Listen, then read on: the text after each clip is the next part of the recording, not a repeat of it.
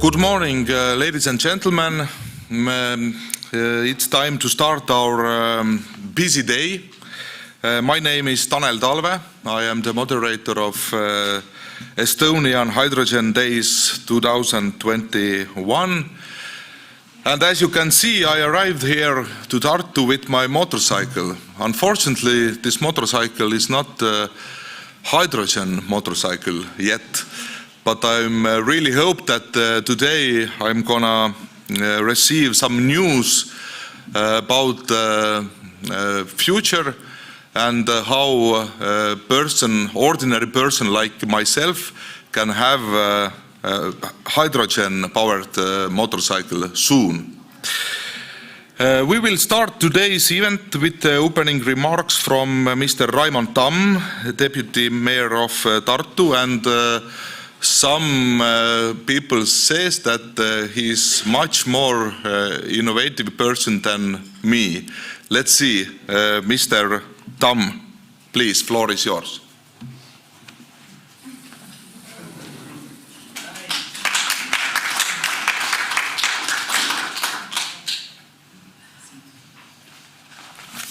Good morning, dear friends of hydrogen. Really glad to welcome you here. I'm glad to welcome all of you to the Estonian Hydrogen Days, both here in AHA Science Center and behind the screens.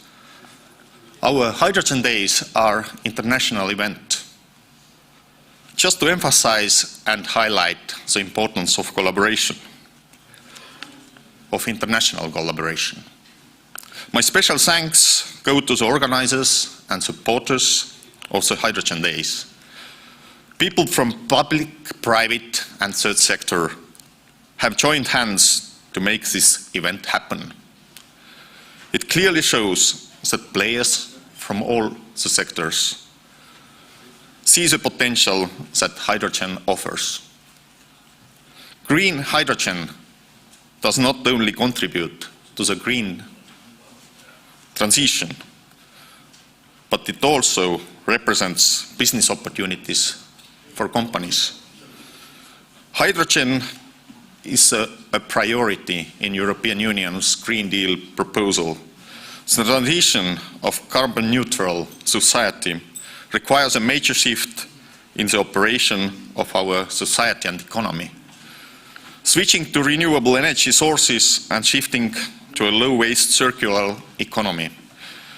Fuel cell and hydrogen technologies offer solutions to all of those challenges. The topic is hot, surely needs to be addressed, and I'm really glad that the event takes place here in Tartu. Sharing experiences might help us to avoid the mistakes made anywhere else in the world. On the other hand, we may learn from each other's positive experiences. During the event, we have a variety of hydrogen-related topics on agenda.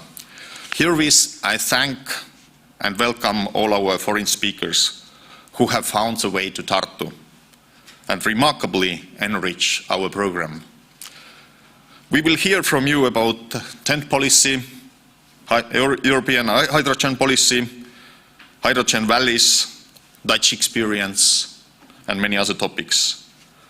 We have here in Tartu participants from Latvia, Lithuania, Finland, Sweden, the Netherlands, France, Poland, and Germany. I hope I didn't forget any of the represented countries. And we also have the honor that our high-level officials are contributing to the Hydrogen Days. For example, Mr. Henrik Hololei from DG Move will speak about aviation in Europe, and Mr. Andres Sutt, Minister of Entrepreneurship and Information Technology, will speak about our national aviation. Today's program mainly focuses on practical using of hydrogen in transportation and energy systems. Tomorrow will take place a Science Day and topics will be handled from the scientific point of view. However, I'm glad that our scientists have also a very practical approach and really do care about putting scientific work results into practice. Tomorrow they will make you a tour of the hydrogen demo center, from green electricity to green hydrogen and everything in between. Tartu is well known as a traditional university city, and we are also called the capital of education and science in Estonia. The University of Tartu was established here in 1632 already. We are also proud to have the Expo as part of our event. The highlight is surely a self-driving bus fueled by hydrogen, the local innovation. I'm also glad about the collaboration between company Auvetec and the University of Tartu to develop the bus. We also have here in Tartu a hydrogen car running taxi service all the week. And also the presentation of new Mirai hydrogen car, which is really looking very nice. And we have the presentation of hydrogen bicycle also here. You can see it here on the stage. We have also hydrogen drone, which will be presented. And the Expo really helps us to bring better understanding of hydrogen to the society. In 2019, Tartu, together with its surrounding region of southern Estonia, were awarded the prestigious European Union title, European Capital of Culture for the year 2024. Our preparations are already in motion. It will be the largest cooperative project in our region's history. I really do wish that similar cooperative project will also be started in case of hydrogen. As the European Capital of Culture in 2024, we are also focusing on environment. Arts of survival is a leading theme of our Tartu 2024 concept. The program acknowledges that the great challenge of our time is the environmental damage caused by human activity and searches answers to following questions. What can we do to slow down and control its impacts? What can small to medium-sized towns do to guarantee our survival on Earth? I see clear links between becoming capital of culture in 2024 and our hydrogen-related ambitions. I believe that art can play a major role in shaping values and the willingness to act. Tartu aims to reduce its ecological footprint through the more environmentally responsible behavior, use of clean energy and modern technology.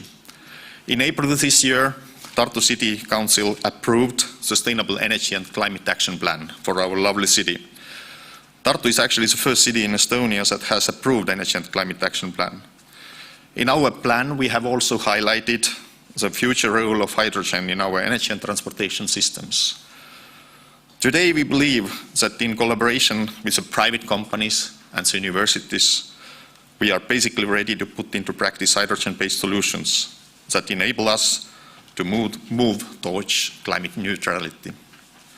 We are able to put into place, piece by piece, all important links of hydrogen supply chain, from production to final use, and the range of impacted sectors, such as mobility and energy storage. Implementation will be the real test. Even the enormous enthusiasm of Professor Enn Lust or entrepreneur Marek Hydrogen Alliksoo is not enough to put Tartu and Estonia on the map of hydrogen world if there is no external support available for implementation. In case of hydrogen projects, the investments into technology are still in most cases not economically feasible in most cases without external support. Several collaboration projects are already in pipeline. In some cases, proposals have been placed, and now we are waiting for approval. In some cases, the proposals are still in preparation phase. I feel that we have the momentum here. I believe in our ecosystem, and I would like to take the advantage of it. I know that we should also be ready to take risks. We also expect state-level initiatives to support implementation and also the courage to take risks. I also have a strong belief in the importance of Estonian hydrogen cluster to develop the ecosystem and support common activities. Recently, we also decided to support the cluster activities from the city budget. We believe in hydrogen and believe in the power of collaboration, and therefore decided to support the cluster. The cluster is important both for moving towards greener future and also for supporting the development of hydrogen-related entrepreneurship. I wish you all useful and interesting hydrogen days. We will continue to work to make Tartu a hydrogen valley. Please remember that you are always very much welcome back to our lovely city. Hydrogen is the future, but the future is already here. Thank you.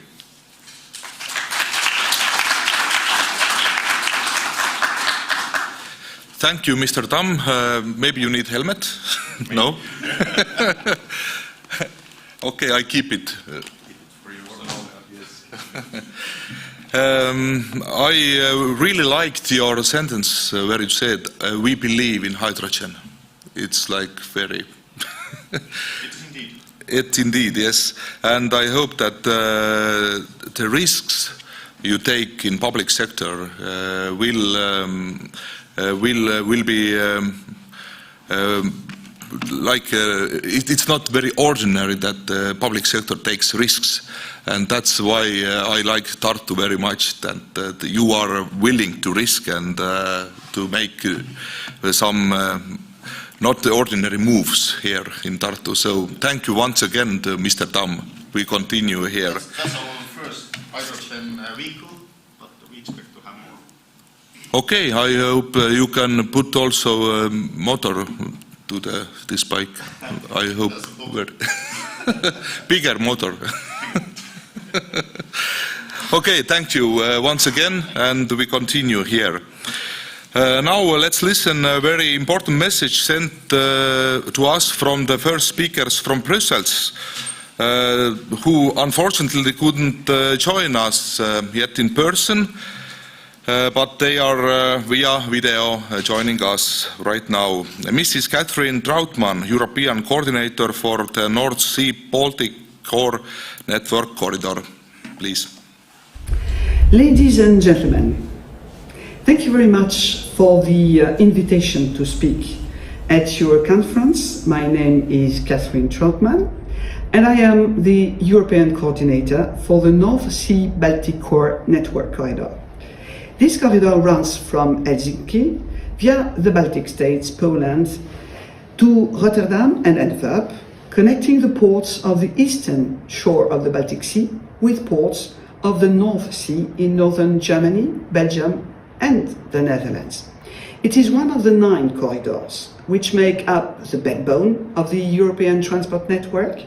In the Baltic states, it is probably best known for Rail Baltica, which is one of the projects of the corridor, but the corridor also includes other modes, of course, of transport, notably road and inland waterway. I'm happy to speak to you today because this conference is very timely for the corridor and beyond. We are seeing a growing interest in hydrogen across Europe. The European Commission adopted its hydrogen strategy a year ago, and we see that several member states complement this strategy with their own strategies, which are adapted to the specific national circumstances. We will have a key driver for these interests in hydrogen, without doubt, with the European Green Deal and our common objective to become climate neutral by 2050. To achieve it, reducing the greenhouse gas emissions from the transport sector is key. Transport is the only sector in which emissions are growing. They eat up the emissions saved in other sectors of our economy. To tackle the decarbonization challenge in transport and the economy as a whole, the Commission will propose new legislation in July. The so-called Fit for 55 package will set the legal framework that will enable Europe to reduce its greenhouse gas emissions by 55% until 2030. All of the Commission's legislative proposals will have to contribute to the overall target of the European Green Deal, that is the creation of a climate-neutral and environmentally friendly economy that leaves nobody behind. This is also the case for the revision of the regulation of the Trans-European Transport Network, the so-called TEN-T guidelines, which the Commission will publish in autumn this year. In my work as a coordinator, I pay a lot of attention to questions concerning the environment and our climate. I want the corridor to be a driver for clean and innovative solutions. The corridor can offer a framework for cooperation and coordination, and it can help advance the coordinated deployment of alternative fuels.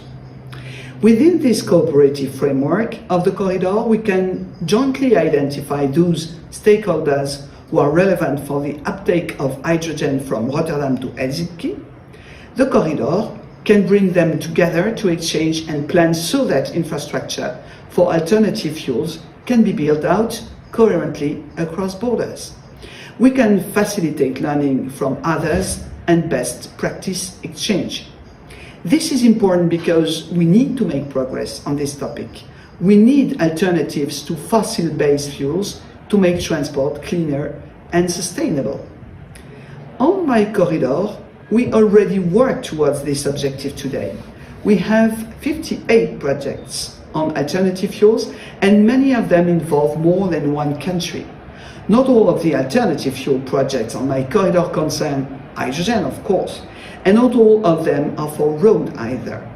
They, for instance, also include charging points for battery electric vehicles and onshore power in ports.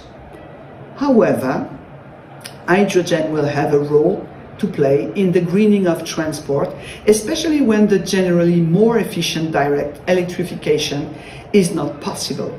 It could be used in ships, for heavy goods transport, and for aviation. It could even be used for railways, for which we have a lot of experience with electrification. Provided that the costs for hydrogen-powered rolling stock come down, and that enough affordable clean hydrogen can be produced, hydrogen might offer an alternative to diesel traction on sections of our network that still are not electrified. Under certain circumstances, it could also be used for the production of synthetic fuels. Of course, to have a real environmental and climate benefit, hydrogen in the transport sector has to be clean. And this brings me to the important link between transport and energy systems. For our transition to a clean and sustainable economy, we will need a lot more renewable energy. A large share of our electricity will be produced from variable resources, such as wind or solar. Once we will have a very large production of renewable electricity generation, hydrogen production can be a flexibility option for the energy system by providing storage for renewable electricity. Offshore wind projects are promising in this regard. The joint exploitation of offshore wind resources in the Baltic Sea could offer new opportunities for the countries in this region. When looking for sources of hydrogen, we could also look at industrial processes which produce hydrogen as side products. This could perhaps be used in the transport sector. We will, of course, have to consider hydrogen imports to Europe. Of course, we must not forget that the transport sector is not the only sector looking at hydrogen in the quest of decarbonization. Other sectors must be willing to pay a higher price for what might become a scarce resource. Hydrogen is a fascinating topic, and I would have liked to join you in person to experience this interesting conference and exposition live.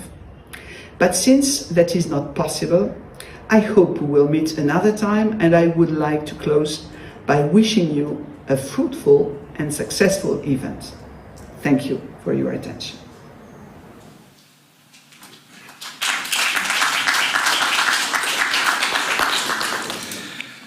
Thank you once again, Mrs. Catherine Trautmann. And we are continuously, unfortunately, the persons are not here, but fortunately we have a video conversations, and our technology allows to join them via internet. Next speaker, Mr. Gregors Pavelets from Hydrogen Europe, gives us also a video presentation, and he is actually on his way here. So let's hope that we can see him in person also today afternoon, and for certain he will join us tomorrow with us in person. But now let's see online video. Good morning, everyone. My name is Grzegorz Pavelec. I'm a Research Innovation and Funding Manager at Hydrogen Europe.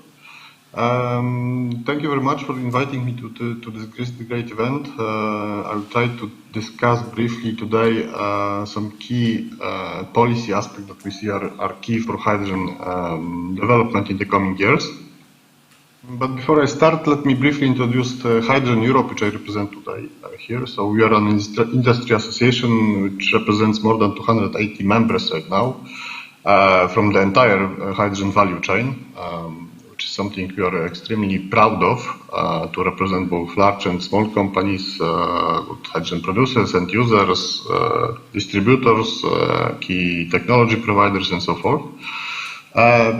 What is important about Hydrogen Europe is also that which maybe sets us apart from a usual industry association, is that we have a vision of our own, and that vision is to enable the development of hydrogen as a way to decarbonize our society.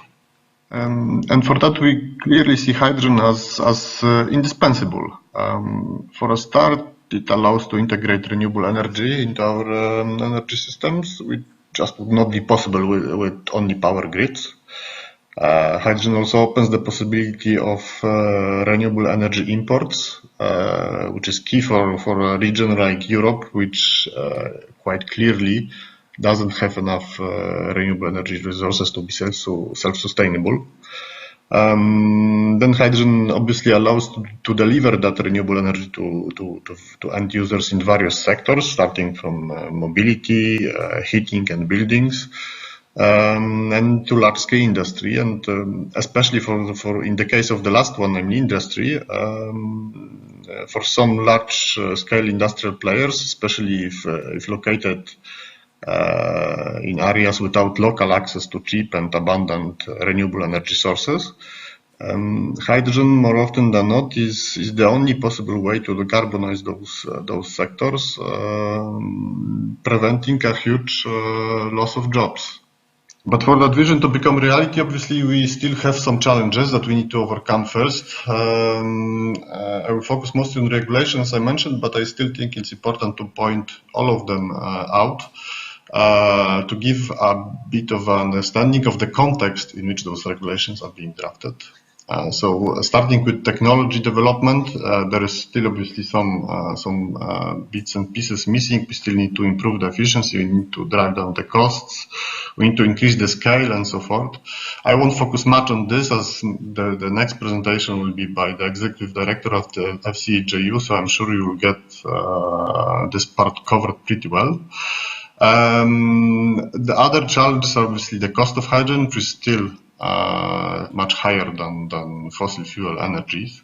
Other than driving the cost down, we still need to make sure that we have the supply of clean hydrogen that is required to decarbonize all those sectors which I have mentioned so far. So obviously Europe is a major producer of hydrogen, but most of that is currently produced based on natural gas, which is obviously not the type of hydrogen we want to use if you want to talk about decarbonization.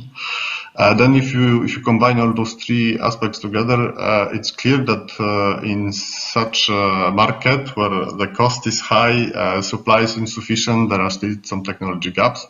Obviously, funding and financing of projects in such a market is still a challenge. And then obviously the fifth barrier, which I will end with, is some regulatory gaps that are in place, or the fact that some regulations are still very much needed in order to move the market forward. Coming to costs now, as I mentioned, currently the cost of producing low carbon and green hydrogen are still substantially higher than where they need to be. So obviously it's possible to find some business cases with green hydrogen that would cost at €5 per kilogram. It's a challenge, but possible.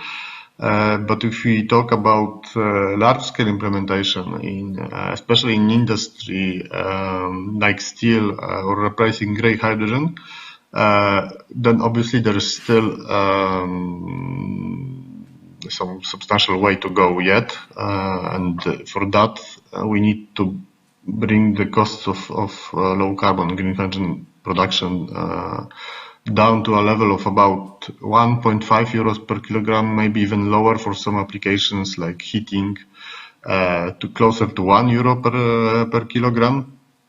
And obviously we are nowhere near that level yet.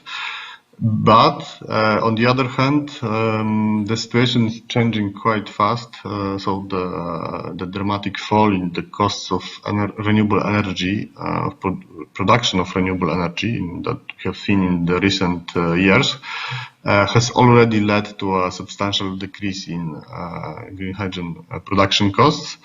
And as this contributes around 60-70% of costs of producing green hydrogen, the fact that it is expected, not only by us, but also by many other institutions and consultancies, and it is expected that the renewable energy will continue to fall down.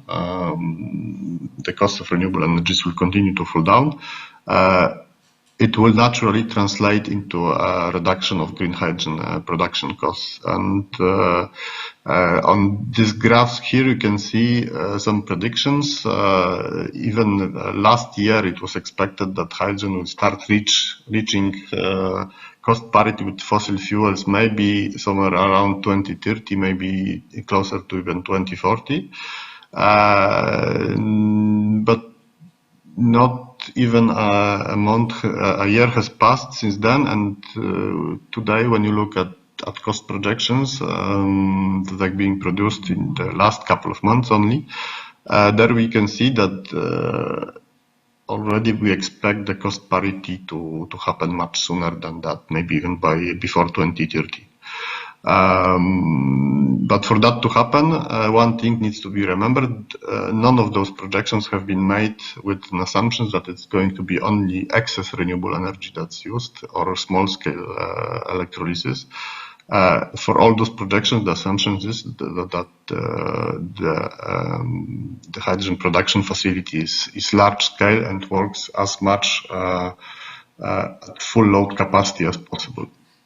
And if large scale is also the prerequisite of those prices falling, then we also obviously need to make sure that we have those large scale projects which enable us to drive the cost of hydrogen production down, and make sure that we have enough hydrogen available to decarbonize industries like I mentioned steel, which for a single plant might require electrolysis capacity of a couple of gigawatts for a decarbonization of a single facility.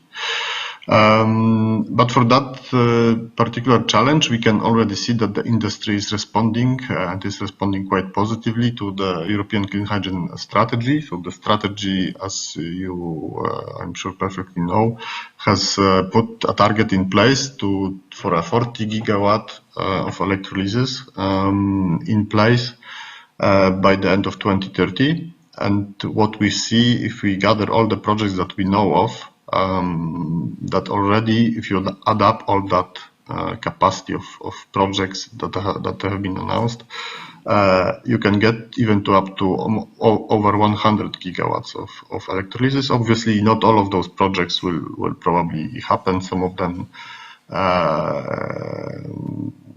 a bit optimistic. Maybe not all of them are mature enough yet. But we clearly see that the appetite from the industry in Europe is there to make sure that we reach the goals of the EU hydrogen strategy. But when you talk about those large-scale hydrogen projects, one thing to remember is that most of them still require substantial public support currently in order to be realized, as the market is not yet sufficiently developed. As I mentioned, the costs of hydrogen production are still higher than fossil fuels, so public support in the initial phase will be necessary. There are obviously, fortunately, plenty of funds that can be used for that. For example, the ETS Innovation Fund, in my opinion, is one of the key funds and one of the most interesting from the point of view of using it to fund hydrogen projects. Maybe in order to deal with a bit of this jungle in terms of various funds on EU level, national level, state level, some regional level, the European Clean Hydrogen Alliance has produced a hydrogen funding compass, to which I'm pleased to say that Hydrogen Europe also contributed to produce that. You can see the link on this on this slide, and I advise you to use it. It will continue to grow and be updated, and the hope is that it will provide some overview of what funding opportunities are there. But just to give you a glimpse of the potential amount of funding that is available for hydrogen projects, here you can see an overview of hydrogen, let's say, ring-fenced budget for hydrogen projects included in the national resilience and recovery plans. Some of those are still drafts, so the values are not yet final, but still already you can see that the member states are following up on their hydrogen strategies with clear commitments, financial commitments to start fund those projects. So coming to the regulatory and policy part, there are a couple of things which I'd like to point out. First is that clearly we see that any policies that are being put in place that aim to impact the market for hydrogen, so maybe some that aimed at stimulation of demand or some production quotas of green hydrogen, etc. All those should be obviously developed in alignment with policies that would enable the infrastructure to be developed. So as I mentioned, for the large-scale hydrogen users like in industry, the only way to deliver those large amounts of hydrogen that is required is by pipeline. So we need to make sure that if we expect companies to use large amounts of green hydrogen, we are able to deliver that hydrogen to them. So that should be obvious. Another point which I would like to point out here is that we should probably envisage a ramp-up period and even a kickstart period for hydrogen technologies, in which we should probably be ready to accept some less than optimal or less than ideal situations or solutions, like blending hydrogen with natural gas, for example, or maybe accepting less strict additionality requirements, for example,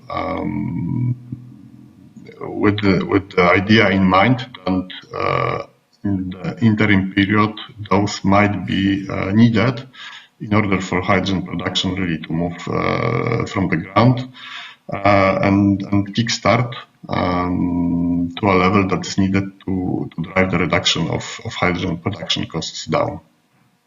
Another key area of say policy requirements that we feel is there and that need to be put in place is a system of guarantees of origin for hydrogen. So as I mentioned, some industry sectors require really large amounts of hydrogen, and those probably won't be able to be produced on site, so need to be traded.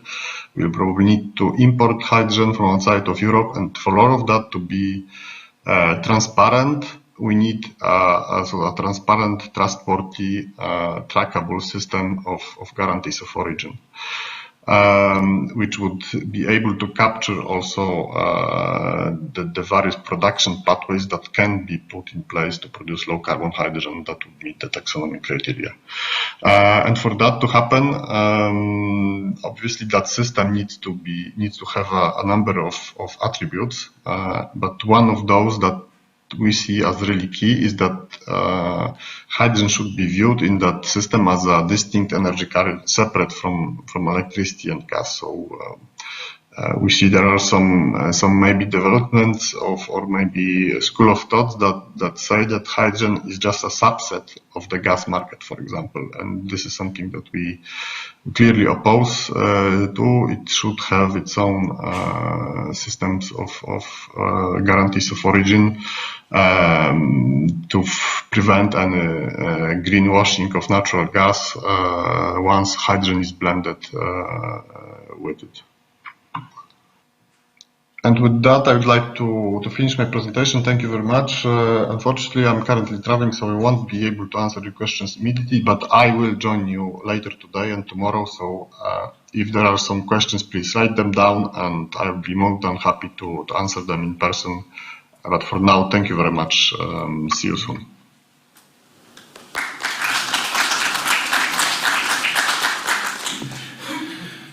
And now I really hope that we have a connection with Mr. Bart Biebuk.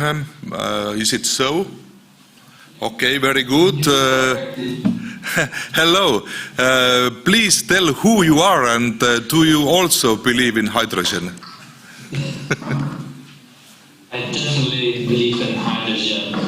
Anyway, I'm Bart Biebuk. I'm the Executive Director of the Fuel Cells on Hydrogen Joint Undertaking. It's a public-private partnership between the industry research centers and the European Commission. First of all, I would like to congratulate you with the Estonian Hydrogen Day. It's a very, very good initiative, which I fully support. And also, I was hearing some previous speaker, and he was talking about a hydrogen valley in Estonia. I can only support that, and I'm really looking forward how we can really together establish such a hydrogen valley. Because the European Commission clearly, I mean, Ursula, our president, she mentioned that she wants to have more hydrogen valleys across Europe. Okay, I prepared a little presentation which I will share now with you. And let's see if that works fine, but it looks, yes, there you have it. Okay, so I will explain you a little bit the state of play of the technologies in Europe and what is next in the future. So as I said, we are a public-private partnership. We have 3 partners. We have the Hydrogen Europe, which is just heard the presentation of. They have more than 270 members, very important, 50% are SMEs. On the other hand, we have another partner, which is Hydrogen Europe Research, which has now about 100 members. It's universities and research centers, etc. And then in the middle, we have the European Commission.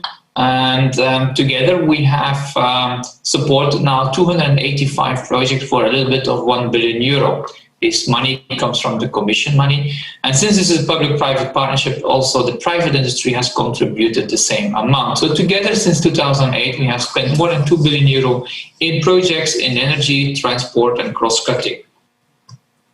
A little bit to show you what we have supported so far in Estonia. I have to say it's not yet so much, but there are quite important companies though in Estonia which are kind of world leading.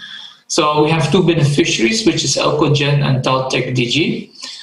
They participated in 6 projects. You can see the names there below. We have supported around 700,000 euro.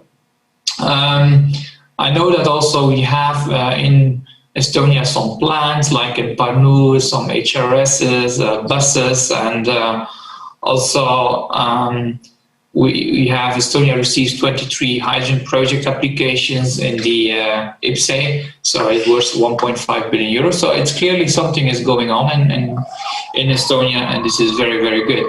At the same time, also, I would like to mention that Elcogen in 2019 signed a 12 million euro loan with the EIB, and this was one of the first companies in the Baltic countries to achieve that. So clearly you're on the good track, and looking forward to see more and more projects in Estonia. What we have done in Europe is we have analyzed, for example, all the national energy and climate plans. As you might remember, each country had to submit that to Europe. We have analyzed them to see the potential of hydrogen. And if we look to the 27 member states plus the UK, we believe that in a very ambitious scenario, because there are two scenarios, like business as usual and an ambitious one. So we can install 56 gigawatts of electrolyzers in Europe. We can create 30 billion euro of added value and around 360,000 jobs. That's a lot of jobs. If you want to know for your country, for Estonia, just go to our website. We have an individual dossier or document per country. As I mentioned, hydrogen valleys, and hydrogen valleys was for us one of the key features to boost the hydrogen awareness in Europe. We started back in 2016, and we are working nowadays with almost like nearly 100 regions all over Europe. And that initiative back then has resulted in 3 separate actions. And the first one was regions that really wanted to go full speed ahead, because for them, they will create a lot of jobs and growth in their region using hydrogen technologies. They assembled themselves in the European Hydrogen Valleys Partnership. On the other hand, we have a couple of regions that were not really yet so familiarized with hydrogen technologies. They had some good ideas, but they were not mature, those ideas. That's why we have started this Project Development Assistance Program. It was a huge success last year, and we are about to finish now this project, and that's why we decided that by the end of this year we will launch another Project Development Assistance Program, really focusing on the EU 13, means including the Baltics region. So really, if you have projects that you want to mature further, we will pay a consultant to help you to bring your project to a level that it's ready to be submitted to various subsidy channels. Also, we launched the Hydrogen Valley as a third action in the course of working with the regions. And as I said, our president really supporting this. A couple of examples of hydrogen valleys. We have today 3 valleys, I would say. The first one, big hit, was a small one, was more like a hydrogen territory. It was in the northern part of the UK and the Orkney Islands, where basically we produced hydrogen on the islands and then bring it on land. The second one was the Hydrogen Valley in northern Netherlands, which we said, look, we want to create this big hydrogen valley in Europe, but similar like the Silicon Valley in the US. And so Groningen won that grant. And what is very important is the sectoral integration, where you have transport and energy and industry and production, storage. Everything is connected to each other and really demonstrated in one region. And so for us, we are very proud, of course, with this project. I know that Patrick Nuben will also be at your conference, so he will tell more details about the Hydrogen Valley for sure. And the third one we just started January this year is a hydrogen valley on an island. We wanted to create the first hydrogen island in Europe. And that island is in Spain, is the island of Mallorca, where again, the same thing, they will create this kind of sectoral integration where we have, again, transport, heating, cooling, production, injection in the gas grid, etc., all being demonstrated on one single island. Of course, we will not stop here. We will have more hydrogen valleys in the future. We will look also to cross-border, because as you can see, each of them is basically in one country, so we would like to see them in cross-borders. What we have done on the electrolysis projects, we have started 10 years ago with 150 kilowatt projects in Belgium, and then we gradually pushed the envelope towards 100 megawatt. In our last call for last year in the European Green Deal, we called for a 100 megawatt electrolyzer. We got 16 proposals, very good ones. 3 will get some subsidy for that, so I'm looking forward to announce them very soon. And of course, we know it will not end here. We need to go to gigawatt scale at the end by 2030. And for that, what we will focus on is building standard modules. We believe that a standard module of 10 to 20 megawatt is a good standard in order to really go to this gigawatt scale. For example, last week, Friday, we have the inauguration of the 10 megawatt in Shell and the Refine project, and this has modules of 2 megawatt. And so we need to go higher in order to be able to build actually these gigawatts scales. We will also work on replacing materials, iridium, for example, and also do further cost reduction. We worked also on transportation. This was H2 Mobility Europe, H2ME project. We have put it about 1,400 cars in the field now. We put it more than 50 hydrogen refueling stations all over Europe, well coordinated, because this was very important that we put them in a coordinated way. What we learned is, especially this type of vehicles, you can see there on the corner of my slide, this kind of range extender vehicles, these small vans which are used very intensively. They have to drive continuously. Such a type of usage such a type of usage is ideal for hydrogen. So we will see a lot of European OEMs like Renault, Peugeot, Citroën, also Opel, going towards such a type of vehicles. We worked a lot on buses, hydrogen buses. I mean, we had 7 projects since 2010. Those projects helped us to reduce the cost. I mean, we were at 1.8 million euro. And now we are at 500,000 euro in the JIVE project. The JIVE project really put hundreds of buses now in the field. And we also know that once we get to orders of more than 100 buses, then we get down even to 350,000 euro for a bus. And that's really competitive to even battery buses. It's even cheaper. You can see that we are in JIVE, we are really rolling out. We have almost all the orders placed. They are being deployed now already in some cities. And what was very interesting is that we generated a lot of interest from other European OEMs. Today we have already 5 OEMs, but much more OEMs will now come with hydrogen buses solutions. The next thing we work on is city buses. There's still a lot of challenge there. We will have a project, we just signed a project which will put 6 fuel cell buses and 2 coach segments, intercity and long distance. We also work on heavy duty trucks demonstration projects. We have 2 of them, H2O and Refuse. The first one, H2O, will put 15 trucks in a tractor and rigid configuration with real customers. We will see them from this year and next year on the roads. And the Refuse trucks is also 15 trucks. These are already started to be deployed. The first one's already in Breda. At the same time, we also work to establish a protocol for heavy duty refueling.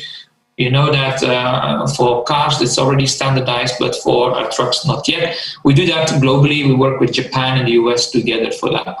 At the same time, the industry has, end of last year, committed themselves to put 100,000 trucks and 1,500 refueling stations by 2030 in the EU. So altogether, we will help them to realize this target. We also work on in the maritime side, as you can see, a bit similar as the electrolysis. We started at 50 kilowatt back in 2013 and gradually pushed the envelope. And now we are at a 3 megawatt liquid hydrogen vessel, roll-on, roll-off vessel. They will also design in this project, the project HiShip, they also design a 20 megawatt concept and also try to standardize the bunkering for refueling liquid hydrogen. We just launched the Global Ports Hydrogen Coalition on the 1st of June, together with during the Clean Energy Ministerial. This is co-led by the IEA and together with the Directorate Energy in Europe. 12 European ports are participating there. Is really to kind of map the barriers that we have to roll out hydrogen in ports, and also to try to stimulate them to work together and to establish these hydrogen hubs across the world. One of the projects that we have is the port of Valencia, and basically all the learnings that we have, they will fly into this project.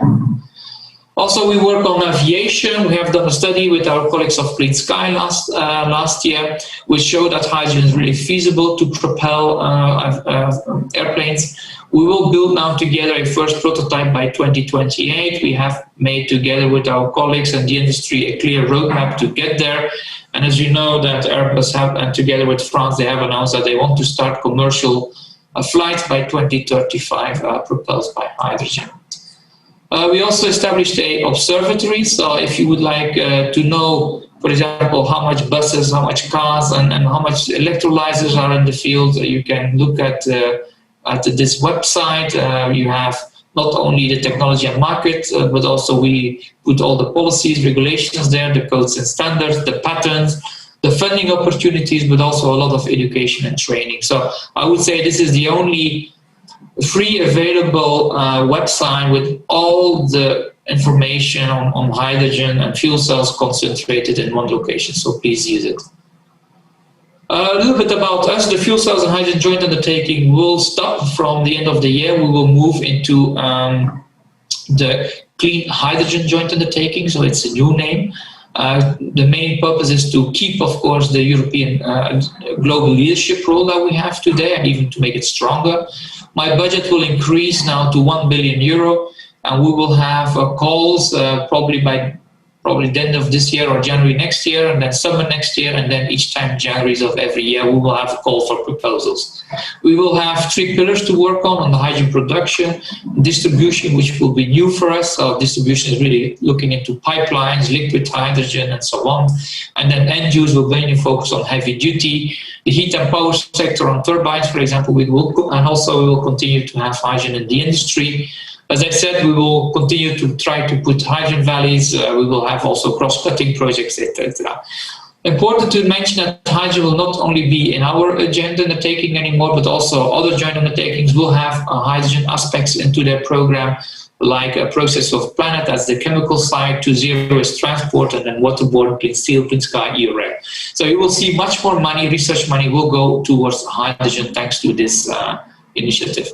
Further, also, we will have 2 advisory bodies like a state representative group and also a stakeholders group, which will represent the various let's say applications that can use hydrogen.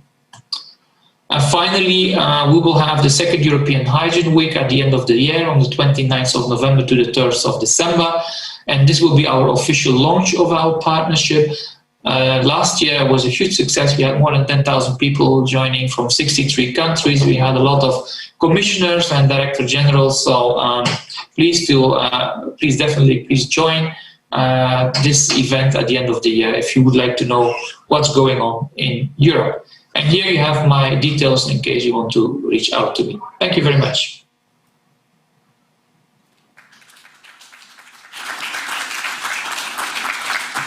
Well, maybe I can ask one question. Do you hear me? Yes. Very good. Elon Musk said when journalists asked about hydrogen power that, okay, let's talk about these fuel cells. Do you think that Elon Musk is wrong, and why do you believe in hydrogen? So let's say, I think Elon Musk, of course, he has to defend his investments. So he decided to invest in batteries, and so that's why he tried to downplay the other technologies, which I believe is wrong. I mean, if we want to reach the European climate targets by 2030, we will need all the technologies. We will need battery cars, we will need hydrogen cars, we will need also biofuels. So it's all a combination of. So in that sense, I think he will also realize that at some day that he needs also hydrogen. I mean, I know that he's working also on these trucks, for example, battery trucks. All the OEMs that I'm talking to, they also realize, they say, look, yes, battery trucks will exist, but it will be a very minor segment, maybe only for intercity driving deliveries. For between cities, big cities, I mean, you will need hydrogen trucks. And we believe that 70% of the trucks will be hydrogen, by the way. 30% might be battery. So again, here is not he's right or wrong. It's about making that both technologies or more technologies will be there to achieve the target. So, yeah. Well, we saw from your presentation that in Europe there is lots of countries where the hydrogen is already like a part of our ordinary life, but there is also lots of countries where they haven't heard about hydrogen, I think, yet. Why it's so? Well, I mean, I wouldn't say that a lot of countries have not heard of hydrogen. I think that's too strong. And we know that all the European countries have signed an agreement back in 2018 in Linz to work on hydrogen. So I think they are well aware. It's true that the speed of implementation is very different between one and the other country. One of my aims is that especially what we see that in Western Europe, I mean, the speed is very fast, and Eastern and Central Europe, it's a bit behind in that sense. And one of my objectives for the next 7 years is really to make sure that also in the EU 13 we speed up this process. It's really necessary. I can tell you that your commissioner, by the way, Kadri Simpson, she's really doing a fantastic job here in Europe. She's really promoting hydrogen a lot. She's supporting immensely this objective. And also she's very sensitive to having more projects in the EU 13. So really, you sent us one of your best commissioners, I would say. It's good to hear that. Thank you once again for joining us. And our next speaker is Mrs. Liis Kasemets, who is an advisor to the Secretary General of the Ministry of Environment.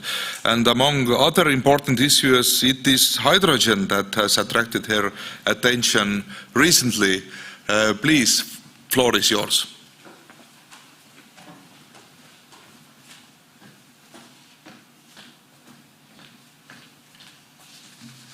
Thank you.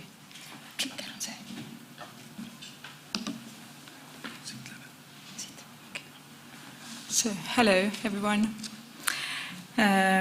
So I'm from the Ministry of the Environment, and just giving you a brief overview of the question of why do we deal with hydrogen in overall.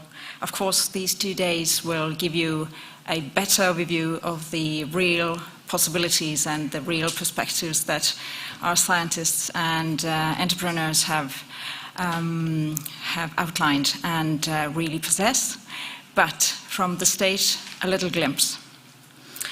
So, as I'm the first one here, I'll have to check whether this works.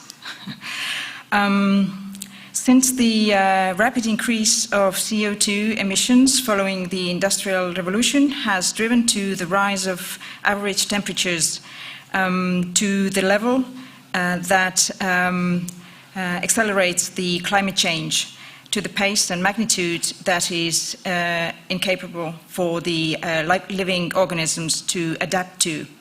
So the countdown today is that the number of species has declined by 60% during the last 40 years. And one of the 8 million species in the world is on the verge of extinction. At the same time, the population of the world has continued to grow with accelerating pace, and the growth of the population number is expected to stop only from the 2100 years after reaching 1 billion from today's 7.7.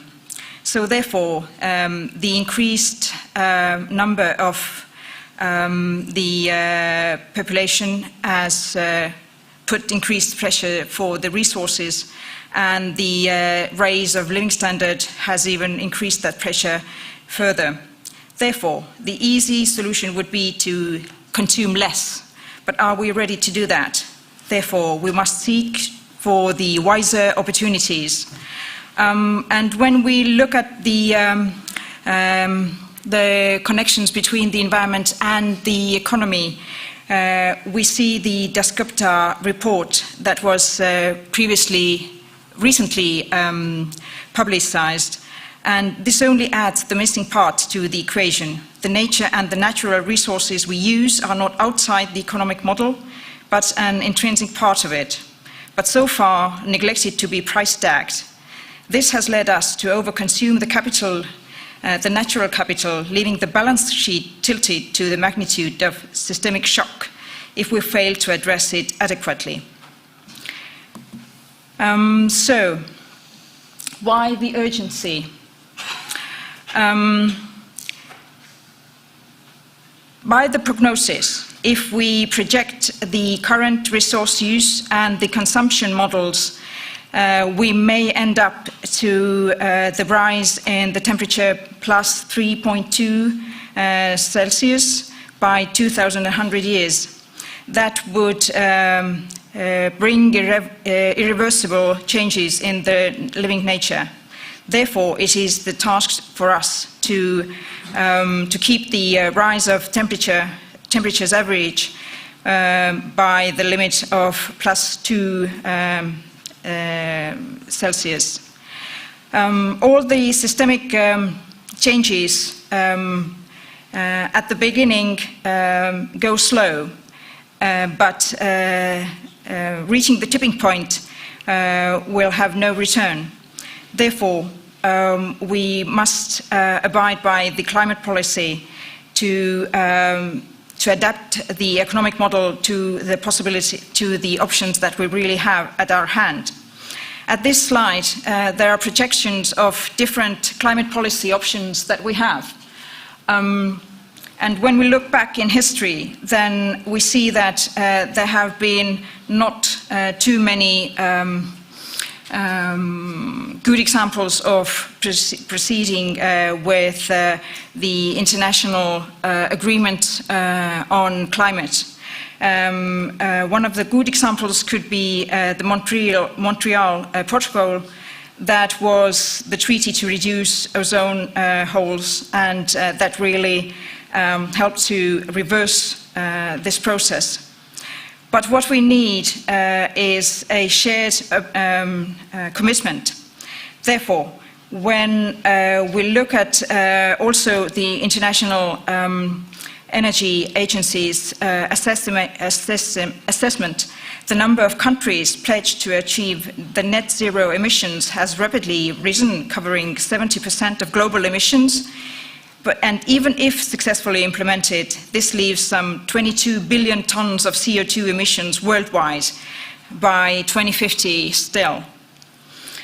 Therefore, systemic change requires innovation, new solutions to new problems. The common name for the shift in industry for many has already been hydrogen and hydrogen technologies.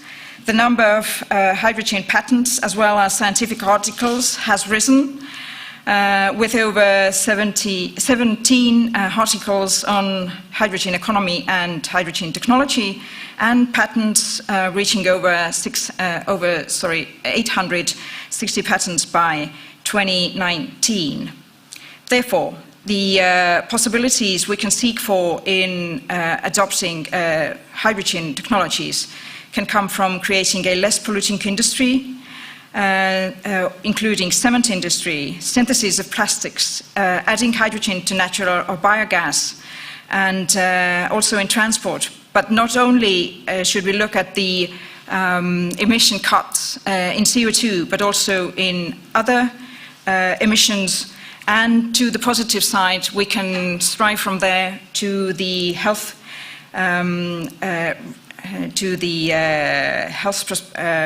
to lowering the health risks. When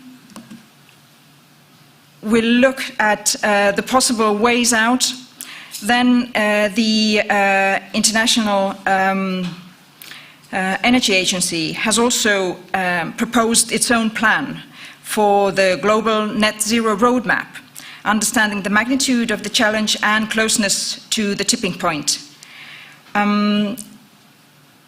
It emphasizes clean technologies and the deep cuts in emissions that could be achieved by step by step, outlining the proposal of 5 to 10 year steps, grouped into waves of change to best identify the difference in the nature in order to achieve systemic change.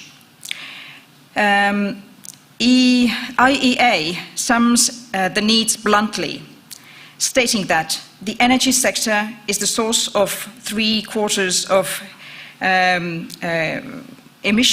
CO2 emissions, and cutting these to net zero by 2050 requires nothing less than a complete transformation of how we produce, transport and consume energy. By 2050, reaching the net zero target would require rapid deployment of available technologies as well as widespread use of technologies that are not yet on the market. The biggest innovation opportunities are outlined concerned advanced batteries, hydrogen electrolyzers, and direct air capture and storage. Innovation over the next 10 years should come not only through research and development and demonstration, but also through deployment. But of course, this needs to be accompanied by the large-scale construction of the infrastructure the technologies will need. Therefore, it is always a balancing game. By 2030, all the technologies needed by the assessment of EEA are there and need to be put into action. The policies that can drive their deployment are already proven, and the decade should be on setting the base for the shift. Therefore, they underline the importance of innovation for this decade, outlining the critical areas such as electrification, hydrogen, bioenergy, and carbon capture, utilization and storage. IEA states that while by 2030, some 80% of annual CO2 emission savings as compared to 2020 in net zero trajectory come from technologies that are on the market already. By 2050, the scale is shifted to some 45 of annual CO2 savings to be coming from the technologies that are still under development currently.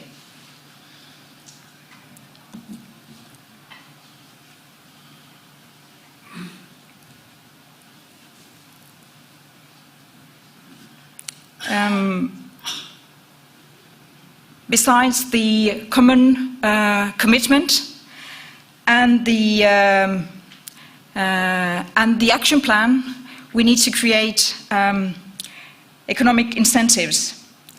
Here I'd like to outline a glimpse of the EU Commission's proposals that is being currently discussed. Therefore, this is not a agreed proposal yet. This will be proposed by the Commission on the 14th of July.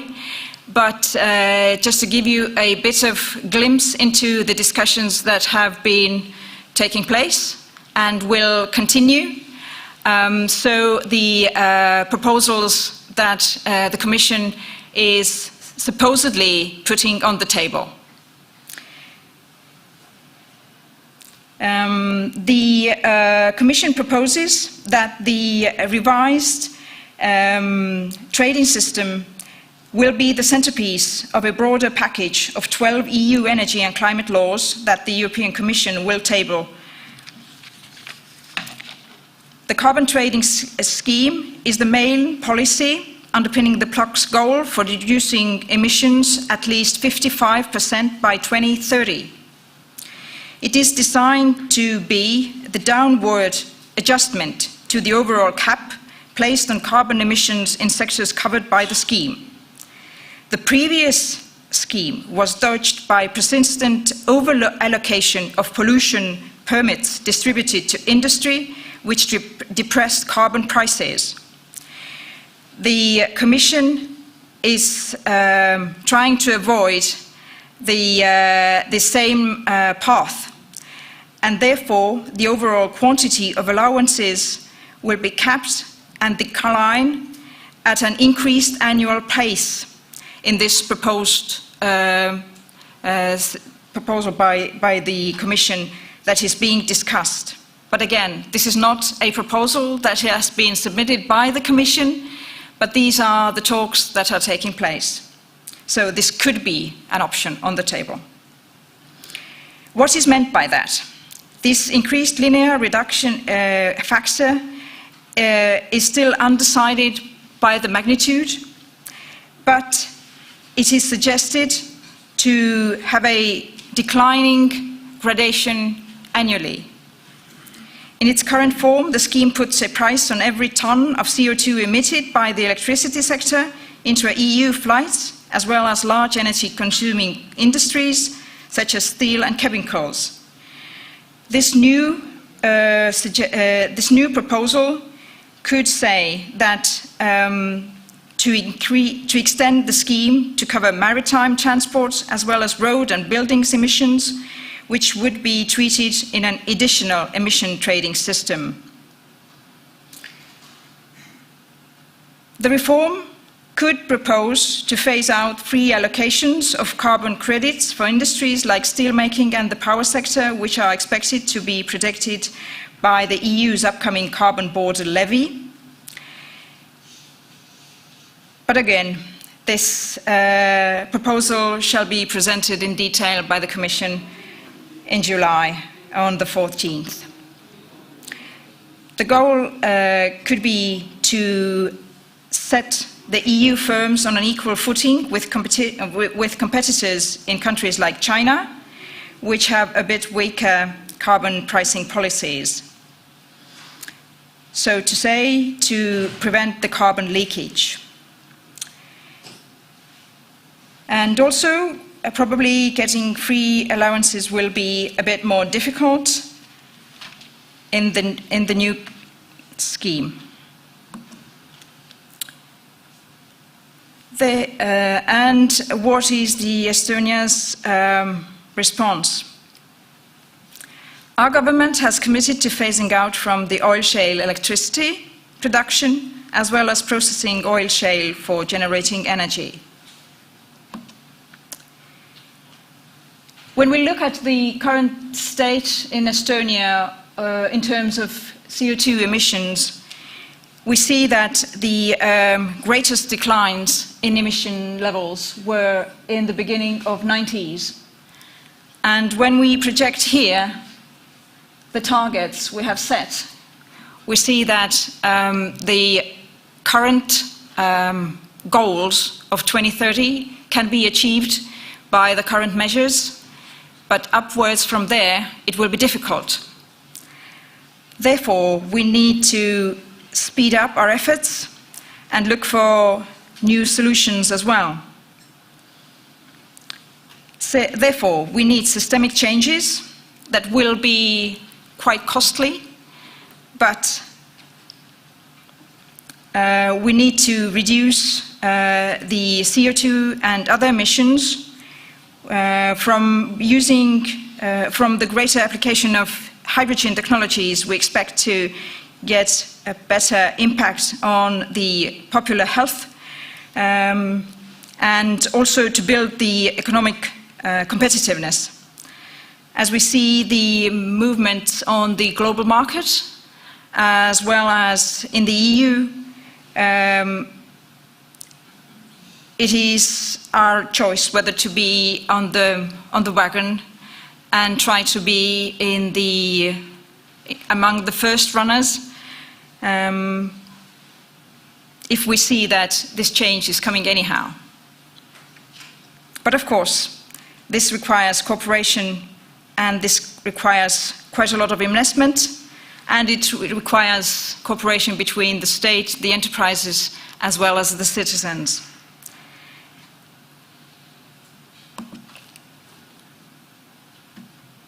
And to add to this picture, as we see that the European Commission is targeting on increasing the goals, then also these targets will be even higher for us as well.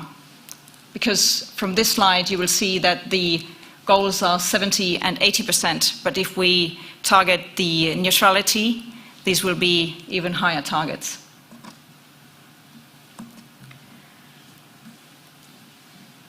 So last week we published a research that assessed the potential of cutting CO2 emissions in Estonia when we would adopt and put into effect hydrogen technologies in different sectors. And there were different scenarios analyzed in parallel. Of course, this is an overwhelmingly positive picture, but gives you a kind of glimpse of what would be the possibilities and the playground from where to choose the targets as well as the options of how to put it into effect. But what we saw from this analysis, the potential of applying hydrogen technologies into Estonian society as well as the economy could lead to cutting CO emissions up until 2.2 or even till 4.4 million tons of CO2 emissions by 2050, and possibly create over 20,000 jobs. But of course, as said, this is the very positive scenario and would require quite a lot of investment. We are set up to put together a roadmap for hydrogen to outline the necessary steps for the development of hydrogen markets in Estonia. And we hope to do it in cooperation with you. And we are targeting the roadmap to outline the needs and potential for adopting hydrogen technologies in Estonia, set the strategic choices where it is most reasonable to develop and use the technologies, identify the counterparts and key activities in Estonia, as well as key partners in the region. So I think my time is up. And I thank you very much. I cut my speech quite a lot, so if you have a question or two later, I'm happy to answer. Thank you.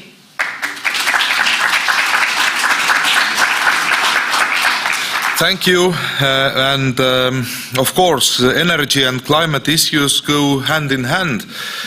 Well-managed climate and energy policies have a crucial role to play, and that's why our next speaker is Mr. Jaanus Uiga, who is the Director of the Energy Department of the Ministry of Economic Affairs. Please.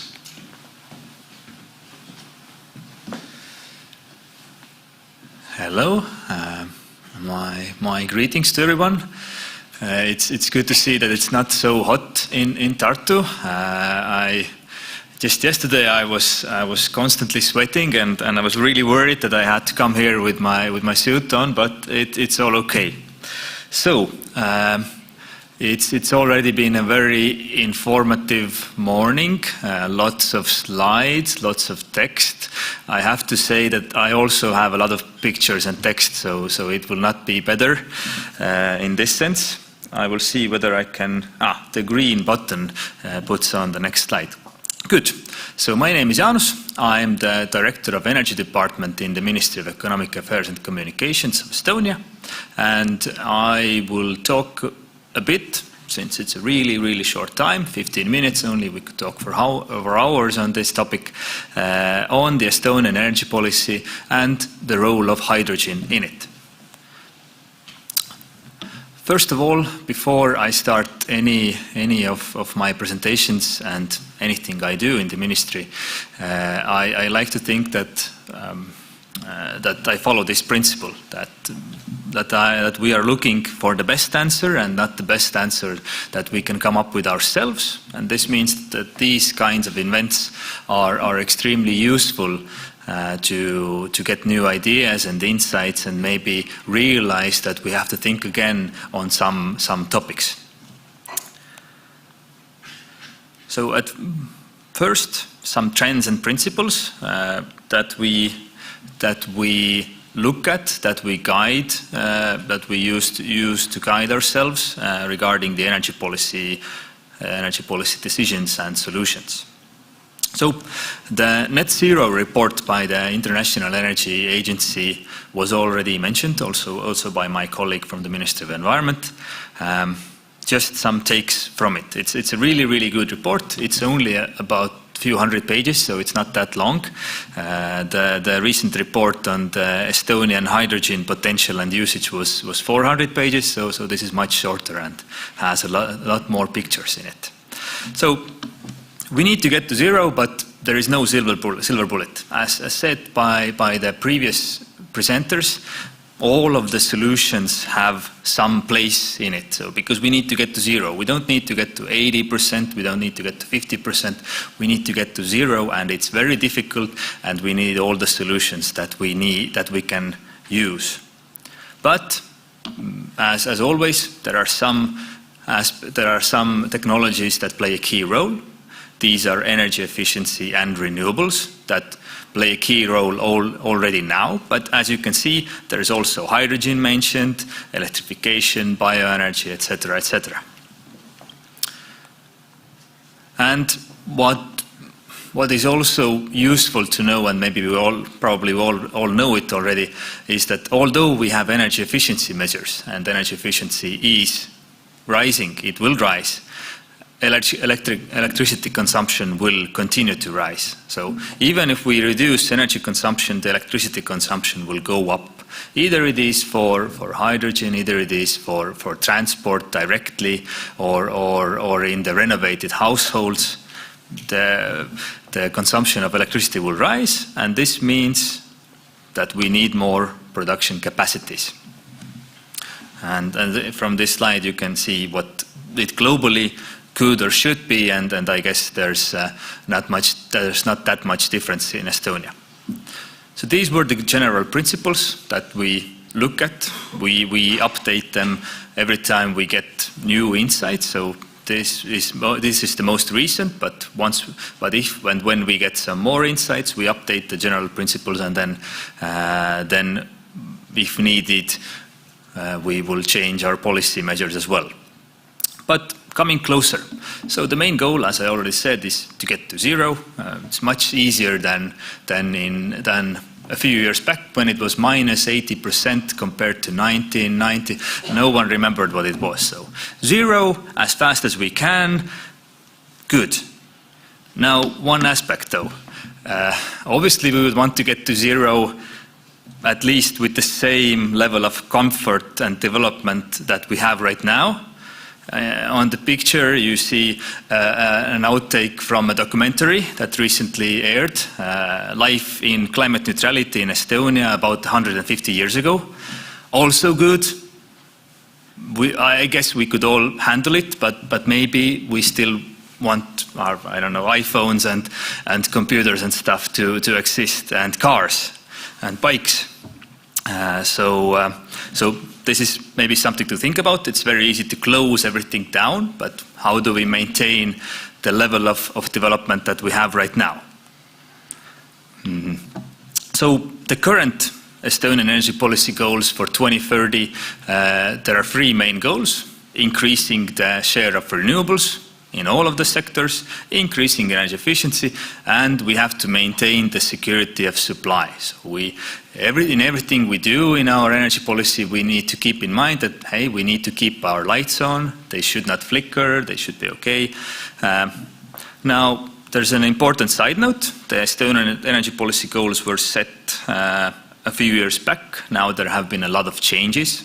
So the climate neutrality, new packages from the European Union. European Union is very ambitious. We are also ambitious.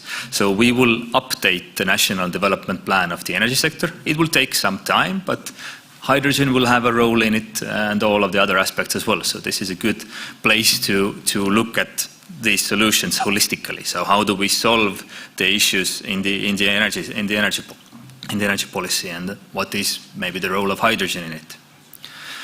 And in our energy policy, we have 3-4 main principles. There are lots more. There's lots more, but these we use to guide ourselves. So, market-based solutions should come first. We don't have infinite amount of subsidies, but if subsidies are needed, and they are needed to overcome entry barriers and some other barriers, and in cases where the direct benefits for the person who makes the investments are low, but socio-economic benefits are high, so in that case the subsidies are needed, but then we should make it competition-based to get the most out of one subsidy euro. And all of the future-proof solutions are welcome. So future-proof in these days means climate neutral. 5 years back it was less climate neutral, but still leaning towards climate neutral. So now it is simple, climate neutral. All of the solutions are welcome, even more welcome when they are market-based and can come to the market by themselves. And if needed, we can help remove the barriers. The barriers don't always need to be monetary. They could be legal, etc., etc. So these are the things that we are working on. So hydrogen. Just a comment on this slide. It's just a comment on how we work in the energy policy. So you move one lever and then the other one moves away from the right position, and there's lots of buttons that you have to push all the time. It is very, very interesting, but no one is ever happy, and there's lots to do. But at least it's interesting. So the study on hydrogen use potential was already mentioned by Elise. Just a link over here. It offered many interesting and useful insights and proposals. What I took out of it, and it's not what I wholly took out of it, just for this seminar. First of all, it's the cost of the technology. That's a key enabler, and well, obviously, if you have to pay less for investment, then obviously it's more beneficial. But also renewables. So we need green hydrogen, not grey hydrogen. We shouldn't start producing grey hydrogen. We need green hydrogen, which is a climate-neutral solution, and for that we need renewables. And if you look at the scenarios, it's for 2050, in the highest scenario, more than 7. We would need to increase our renewable electricity production by around or up for more than 7 times from the current levels. So that's a lot, and that's just for hydrogen. For all of the other solutions, we would need renewables as well. We have transport in electricity as well, and usage in homes, etc. So it's very, very interesting, very good knowledge. And that means that we are working towards the right thing, because we are already working towards greening our electricity system and getting, there's plenty of time, I know, I'm looking, towards greening our electricity system and getting more renewables online. So, just a short overview, quick overview of the current plan. So there's many activities listed, not all of them are listed. So the study on hydrogen potential and use in Estonia, that was, I guess it's now finalized and available. That was finished. We got good insights on it.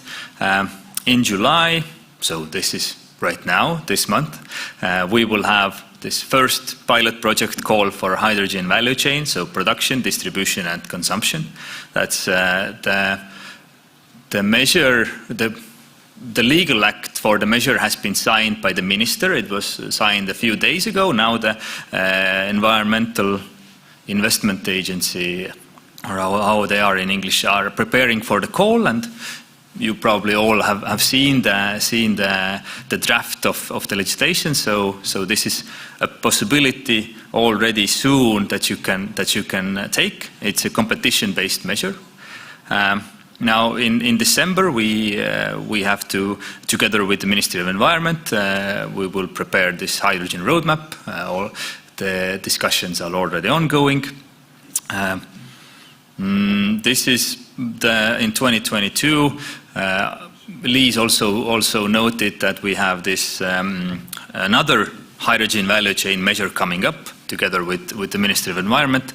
That will be funded from the recovery and resilience package. It was so the RRP, the European funds that were made available to combat the impacts of COVID-19. So this will take a bit of time, because all of the package needs to be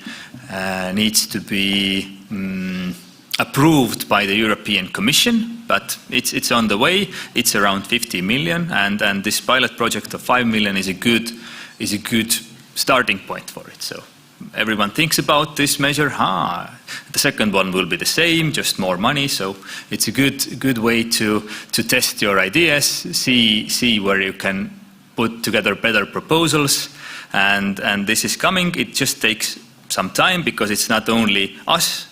It's also all of the other projects in that plan, and they need to be approved. What I missed was that in the end of this year we will have a renewable electricity reverse auction for 450 gigawatt hours of renewable electricity, and in 2023 it will be 650 gigawatt hours renewable electricity auction just to get more renewable electricity online, and from that point on we want to see market-based renewable electricity coming online. Let's see whether this dream will happen. Maybe something on the sea, but not on shore. Let's see. And we need to update our national energy and climate plan. We need to update our national development plan for the energy sector. So there are lots of interesting discussions and fruitful discussions to be held, and many tangible things also happening. It's not only that we make this big plan and there's lots of pages, but there's also real money on the table for good proposals to take. So, coming to conclusions, there is no silver bullet for climate neutrality, and we need to consider all possible solutions. But it's not a problem. It's not some sort of motivational speak. It's not a problem. It is really a new business opportunity. Everyone can, since there are no silver bullets. That means that there is a whole palette of solutions that could be provided, and you know it in advance. So you know it's coming. So it's good. It's a good time to start preparing. And renewables and energy efficiency are no regret investment, and also for green hydrogen they are no regret investment. We need to do this right now, and also think about other possible solutions. And green hydrogen could play a big role in attaining climate neutrality, depending on the cost, obviously, but also, as you can see from the IEA report, it is quite well mentioned. So let's work towards getting the costs down and the green hydrogen into our system. Thank you.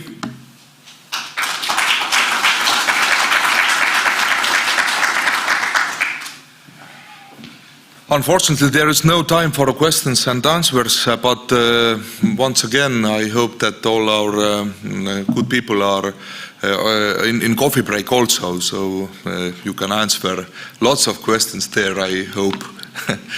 But about this green hydrogen, we are talking about Mr. Sven Parkel is here with us, and let's talk about the green hydrogen, Mr. Parkel.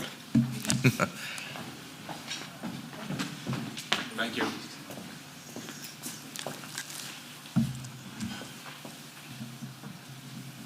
So hi, it's a great pleasure to see you all in person for a change after some time of just looking at the computer screen. So as mentioned, I'm Sven Parkel. I'm here to represent Estonian hydrogen cluster, and I will briefly tell you about how we support setting up the Estonian hydrogen economy. It was a great pleasure to hear already in the morning the opening words of our Vice Mayor, who pointed out already several aspects how cluster is working with different stakeholders and how we support setting it up. So it's really a nice chance to just expand on this a little bit. So let's see, is it this one or is it that one? So which is the big green button? Is it this one? Okay, so the big green button. Nice. All right. So one of the key aspects that how we're supporting the setting up this hydrogen economy is, of course, information exchange. And here are different layers to this. We don't, there's information exchange between different private sector entities, also different public sector entities, and the information exchange between those. So what I mean here is that there could be specific goals that the public sector is trying to reach, and they can come to the private sector and they'll tell what they are needing. So private sector, again, can go back to public sector and say that, okay, yes, we can do that, but we need these kind of support conditions. So this is the information exchange that has to happen, but also we cannot forget the common society. So they have to be aware what's going on, and these kind of fares have to be taken out of the system. So I'd say that entrepreneurship and support of R&D go hand in hand, and here's a good chance to talk about the example of Denmark and how they worked out the wind turbine technology. And here's a similar chance for Estonia to think about what kind of R&D can we support, and what kind of technology and intellectual property can we work out in the upcoming years, so that we wouldn't be just the country who buys in the technologies, but we're also able to export our IP and export the technologies. Of course, trainings and learning is a very important part of this mix, because as in Estonia, we don't have scalable hydrogen economy yet, so it means that there are not too many people who know what it means, who are experienced engineers in the field. So we need to train more people, and we need to teach them how to be a part of this economy. Regional development, I will expand on this a little bit later, but we see that it makes sense to set up clear use cases per region, rather than have one clear general plan for Estonia. So the visibility is required. So on one hand for the common society, but also abroad, because Estonia is rather small and it doesn't make sense to try to develop everything on its own. So being part of a bigger European or global value chains is a very important factor here. Finding international contacts and cooperation, networking, again, goes under the same point. So we're rather small. We need to learn how different regions have set up their economies, their green hydrogen logic. So here this matchmaking and also connections to foreign companies is very, very important. An open dialogue and most of all a partnership. So it's a Cluster is a discussion platform. It's a platform where different stakeholders can come together and discuss the pros and cons, setting up the hydrogen economy. And one of the key aspects how we see the hydrogen economy, setting up the hydrogen economy will work is we're working through full value chains. And when we talk about full value chain, what we mean is that on one side we have energy production, then we have the electrolysis of water and production of hydrogen, and then you have to store it, and then you have to transport it, and then there's the end use. And of course, in the meantime, you can also add value to hydrogen through different chemical transformations. So, for example, e-fuels and so on and so forth. And what is important to understand here is that these different parts of the value chain may need different support for setting up this full value chain, but also in the use case, this could be different. And the support should go to all aspects of this value chain. So, as Jaanus quite well pointed out, there's a huge need for the green electricity on top of just the green hydrogen. So also we should support that, setting up more green energy production. Not all of that will go to hydrogen production, as we know. And when we look at the full value chains, then we also think that setting up a full value chain in different parts of Estonia may have different logic behind it. So there are things you could do in Tallinn that you cannot do in Tartu, for example. And this is a setup that we have thought about how this could work. And here we have depicted 4 value chains, but it doesn't have to be 4 in Estonia. We have to work out the use case for each region, and we have to think about what makes sense for Estonia. In the sense that, for example, Finns say that, okay, so considering the scale that we're about to use for green hydrogen, transporting beyond 100 kilometers, transporting hydrogen beyond 100 kilometers does not make sense. So within 100 kilometers, yes, please produce, we can share it, but beyond that, it does make sense to set up a new production facility. Of course, it depends on the scale, yes, but we should think about the same reasoning here. And we know that there are a couple of regions that are very active. For example, Tartu is here a very active region. I'm really happy to be followed up by Estiko's talk and how they plan to set up the green hydrogen production in Tartu. The northeast Estonia, they have their own logic, so it's an industrial region. And they have to transfer from the oil shale produced energy. So, for example, using the just transmission funds here would help really a lot for the region to actually transfer from this old economy to a new green economy. And then Tallinn is a very vibrant region, so they have maritime solutions, they have aviation solution, their transportation is very active, so they could have, again, a different full value chain. And then in the islands, probably it makes sense to talk about ferries and marine transport. So again, a different value chain to be set up. And we have to sort of work out these use cases and understand what kind of support the companies need in a given region. So the Tartu and Tallinn and Northeast Estonia or any other full value chains are not directly comparable. And that is one message we're trying to get through. So what are our ongoing activities? So as I mentioned, we work a lot with the complex solutions. We're trying to bring together these different stakeholders. It's private sector, it's local government. Currently, the more active value chains have been, of course, the Tartu one. So Tartu is very active, and as you heard from the opening words of Mr. Tamm, Tartu city government is really behind setting up the green economy and setting up hydrogen economy. Tallinn is very active. Also, Northeast Estonia is very active, and here again, the support could come from the Just Transmission funds as well. So this could be a good source how we help this region actually. Of course, the Estonian hydrogen roadmap mentioned both by Liis and Jaanus. So this is a very important roadmap, and this would send a clear message to private sector, to the entities who are setting up their plans that the government is fully invested in setting it up. The discussions have been made. It's been a fair understanding for both sides how we set up this hydrogen roadmap and how we set up the measures and how the private sector can support the public sector to reach those goals.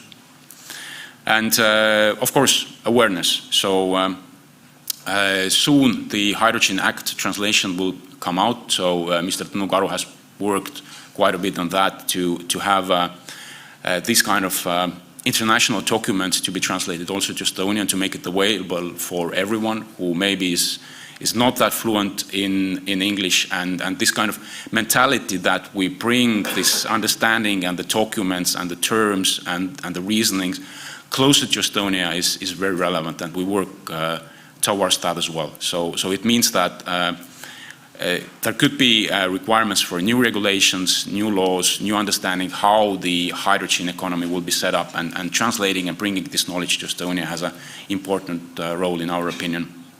And of course, we're organizing events, participating in different organizations of events.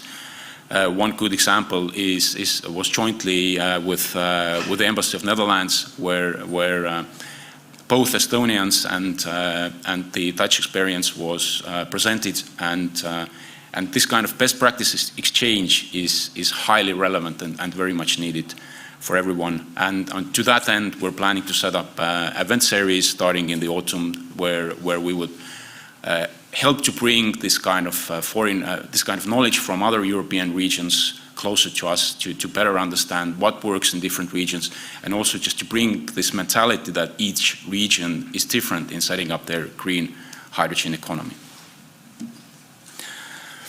So this is just the list of some of the companies that we're currently working with, and you also saw the numbers and understood how this which countries are more interested in setting up the hydrogen economy. So this is sort of one way of looking at it, but there are many other countries. Finland is just a close country, but there are many other countries who are really interested in setting up the hydrogen economy, and we continue to expand our network and work closely for best practice exchange. So please reach out to me if you have any questions, if you have any comments, if you want to join to the activities of the cluster. Please take a look at our Facebook page and go there. And I'm also available here throughout the day. So if you have any questions, any comments, then just come reach out to me and we can have a chat. Thank you.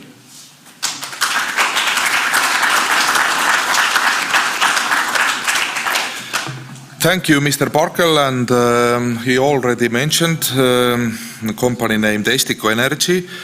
And now we are coming back to Tartu. How to capture the sunshine and to make hydrogen out of it. Mr. Ain Tammvere from Estico Energy is here. And as a local project, this presentation will be done in Estonian. However, for post-viewing, it will be also translated to English. Please. Thank you. Ja, aitäh. Head vesinikupäeva huvilised.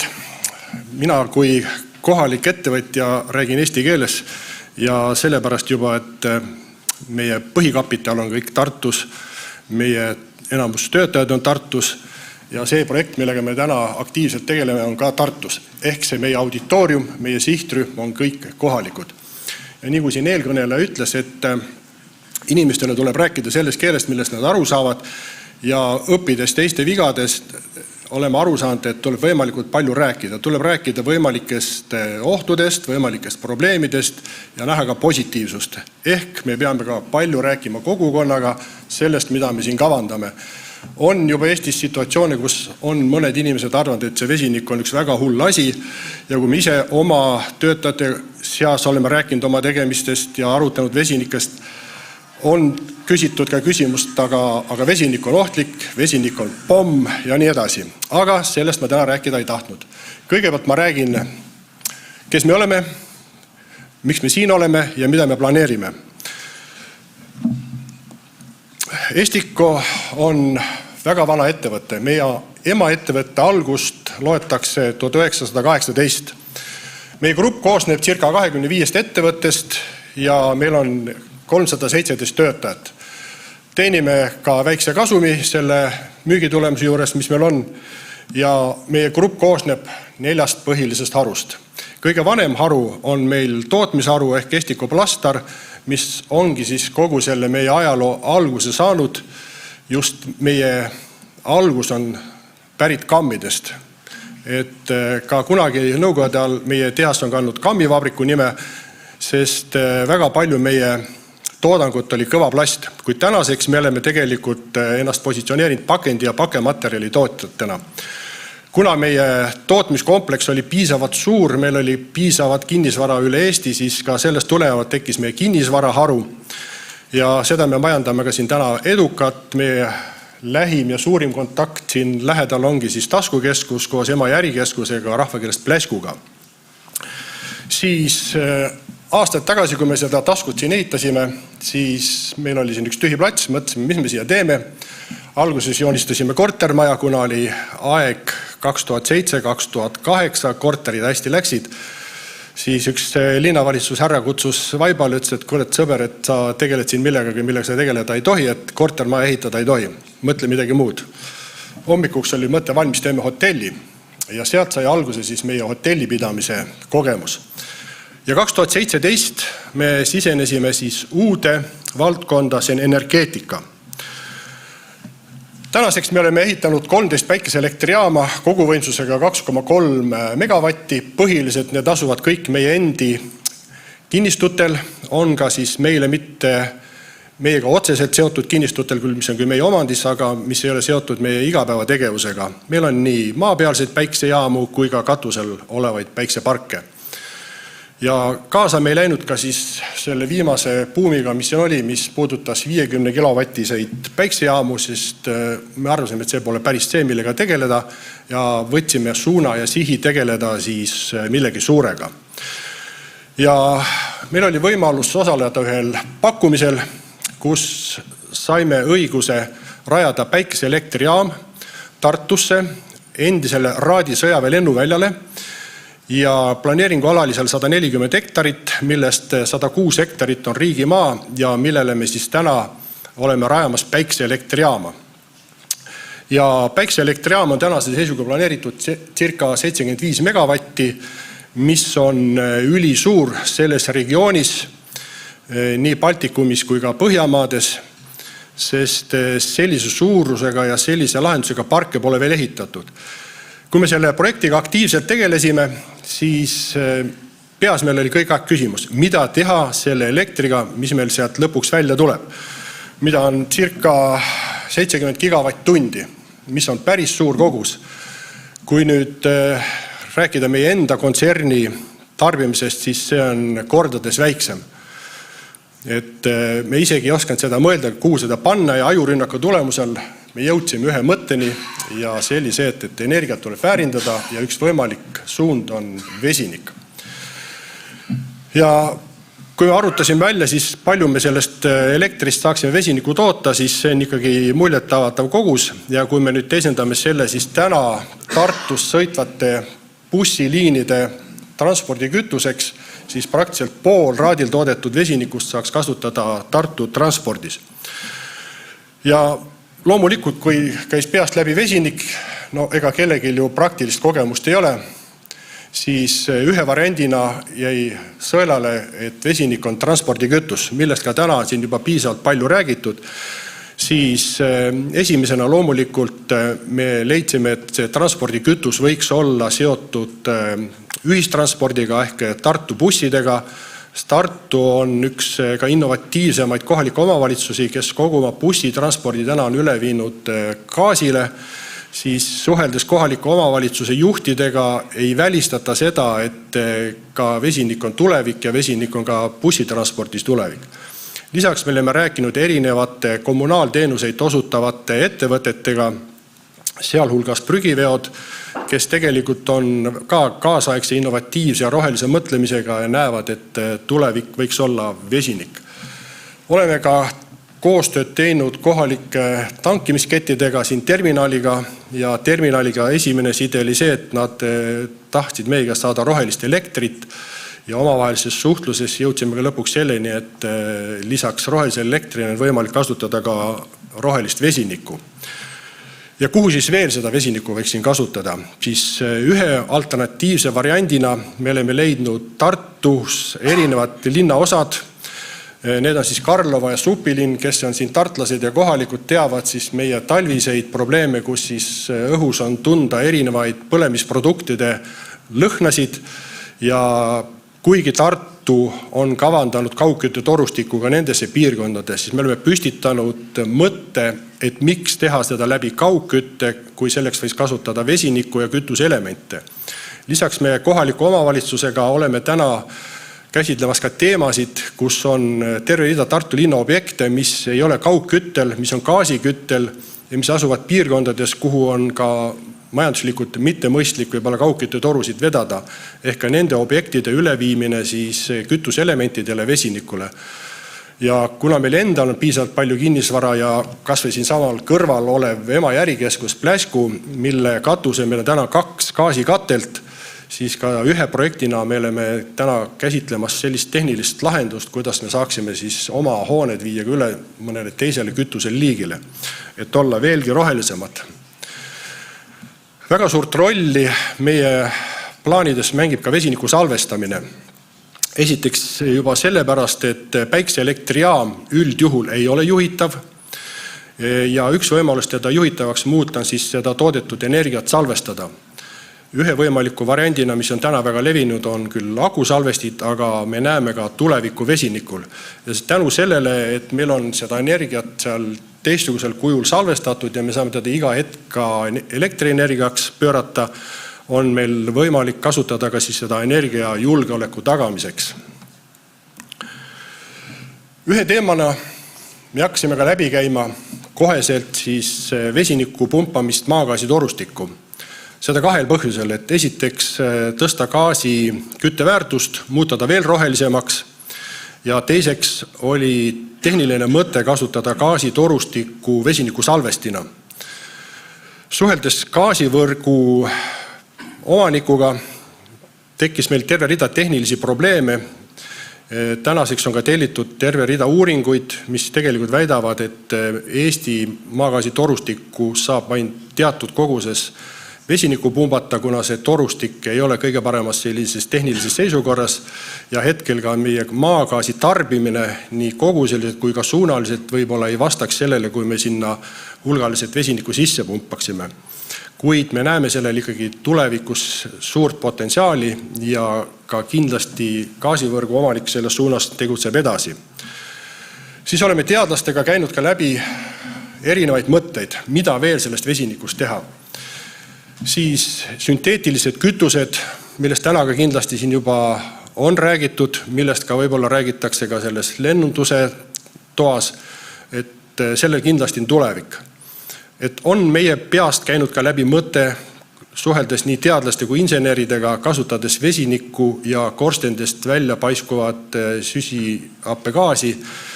Nende sidumisel on võimalik toota väga palju huvitavaid erinevaid keemilisi kütuseid. See on üks teema, millega me koos Tartu Ülikooli teadlastega siin tegeleme, aga see meil ilmselt jääb kuhugi kaugemasse tulevikku. Kui me kõik teame, et Tartu on 2024 kultuuripealinn, siis me püstitaksime täna eesmärgi, Tartu võiks olla 2030 vesiniku pealinn. Kuna meil on selline suurepärane linnavalitsus, kes on innovaatiliste mõtlemistega, ka mitte ainult mõtlemises, vaid ka tegudes, nagu abilinnapea juba sõidab vesiniku jalgrattaga. Meil on olemas Tartu Ülikool, teadusõppeasutused, kus on hulgaliselt teadlasi, kes on võimelised panustama ka vesiniku tehnoloogia arendusse. Lisaks on meil ka palju aktiivseid ja ettevõtlikke ettevõtjaid, kes on valmis investeerima vesiniku tehnoloogiasse. Ja tahaks pöörata tähelepanu ka asjaolule, et Tartu on küll ilus linn ja heade mõtete linn, siis kahjuks raudtega ei läinud meil hästi, Rail Baltic sõidab meist mööda. Kui arendatakse vesinikukoridori, tahaks loota, et meil seekord 2 korda halvasti ei lähe, et ka see vesiniku torustik, millest ka täna siin juba natukese juttu on olnud, võiks liikuda läbi Tartu siis põhja poole. Ja kui me räägime siin ajakavast ja teest, mis meil läbida tuleb, siis tegemist ei ole sirge teega, tegemist on käänulise, paljude kurvidega, suurte väljakutsetega, aga põneva teega. Ja teame seda, et Tartus 2029 peaks olema läbi, õigemini algama juba uus ühistranspordi ajastu, kus siis on võimalus esimesena tegelikult kasutusele võtta suures mahus ka vesinikubussid. Et ees ootab huvitav aeg, väljakutseid pakkuv aeg ja kindlasti on võimalus selles projektis huvilistel ka liituda, sest meie positsioneerime ennast tegelikult vesiniku tootjateks. Kindlasti on meie seltskonda vaja juurde ettevõtjaid, kes tegelevad transpordiga, kes tegelevad küttemajandusega ja teiste energeetiliste probleemidega, siis meie omalt poolt garanteerime rohelise vesiniku Raadi päiksepargist. Oleme ka siin väiksemate projektidega tegelenud ja meil oli siin seoses ühe pilootprojektiga üks teine mõte ja lahendus, kuid hetkel on selle suund natukese muutunud ja ootame nüüd õiget aega, kuna siis oma pisikeste projektidega välja tulla. Nii, ma vaatan, et aega hakkab siin varsti otsa saama, aga kui keegi tahab küsida, siis mina lahkesti vastan. Kui keegi tahab öelda, et on valmis liituma Tartus vesiniku teemaga ja näeb selles oma võimalust ja panust, siis olete kõik teretulnud ja oodatud. Saate nii läbi vesiniku klastri kui ka kohaliku omavalitsuse ja kui meiega otse suheldes. Igati avatud.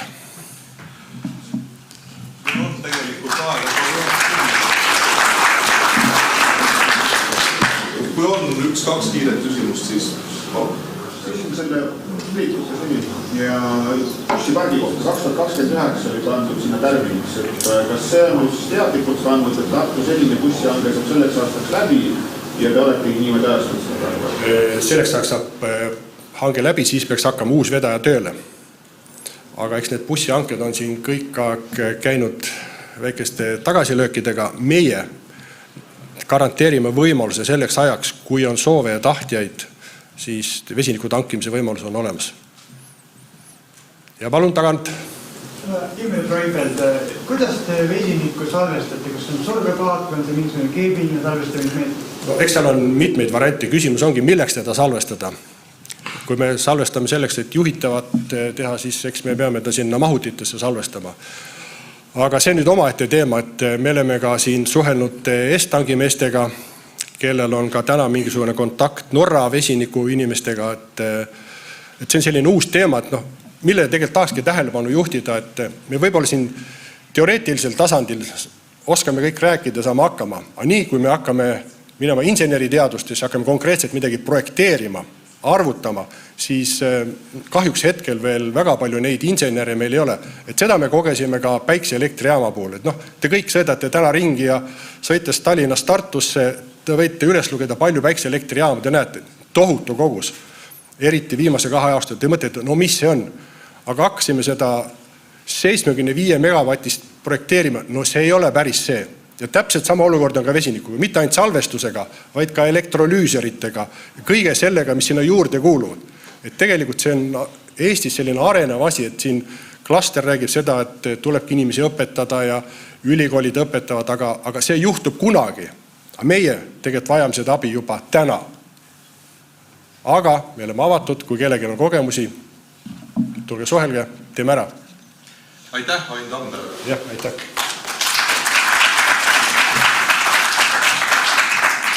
And now in English also we have now a 15-minute coffee break, and we are back in 12 o'clock, and please don't be late because we have lots of interesting presentations waiting for us. So 15-minute coffee break.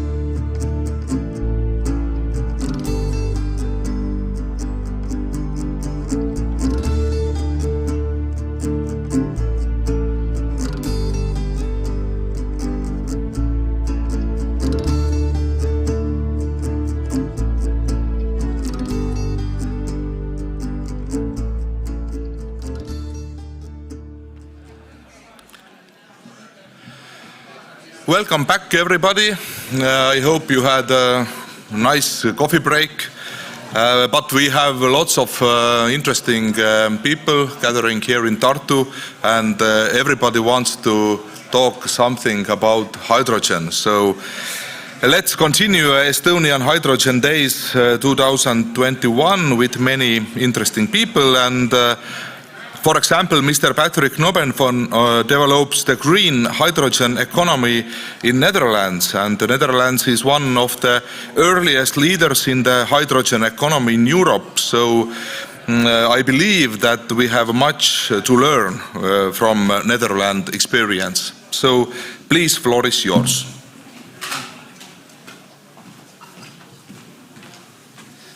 So let's see. It's the green button. Yes. Okay. Well, good afternoon. Thank you for having me. I see some people coming in, that's fine. My name is Patrick Knubben. I work for the New Energy Coalition, a public-private entity in the northern Netherlands. Northern Netherlands is located in the Netherlands. I'll come to the geography later on.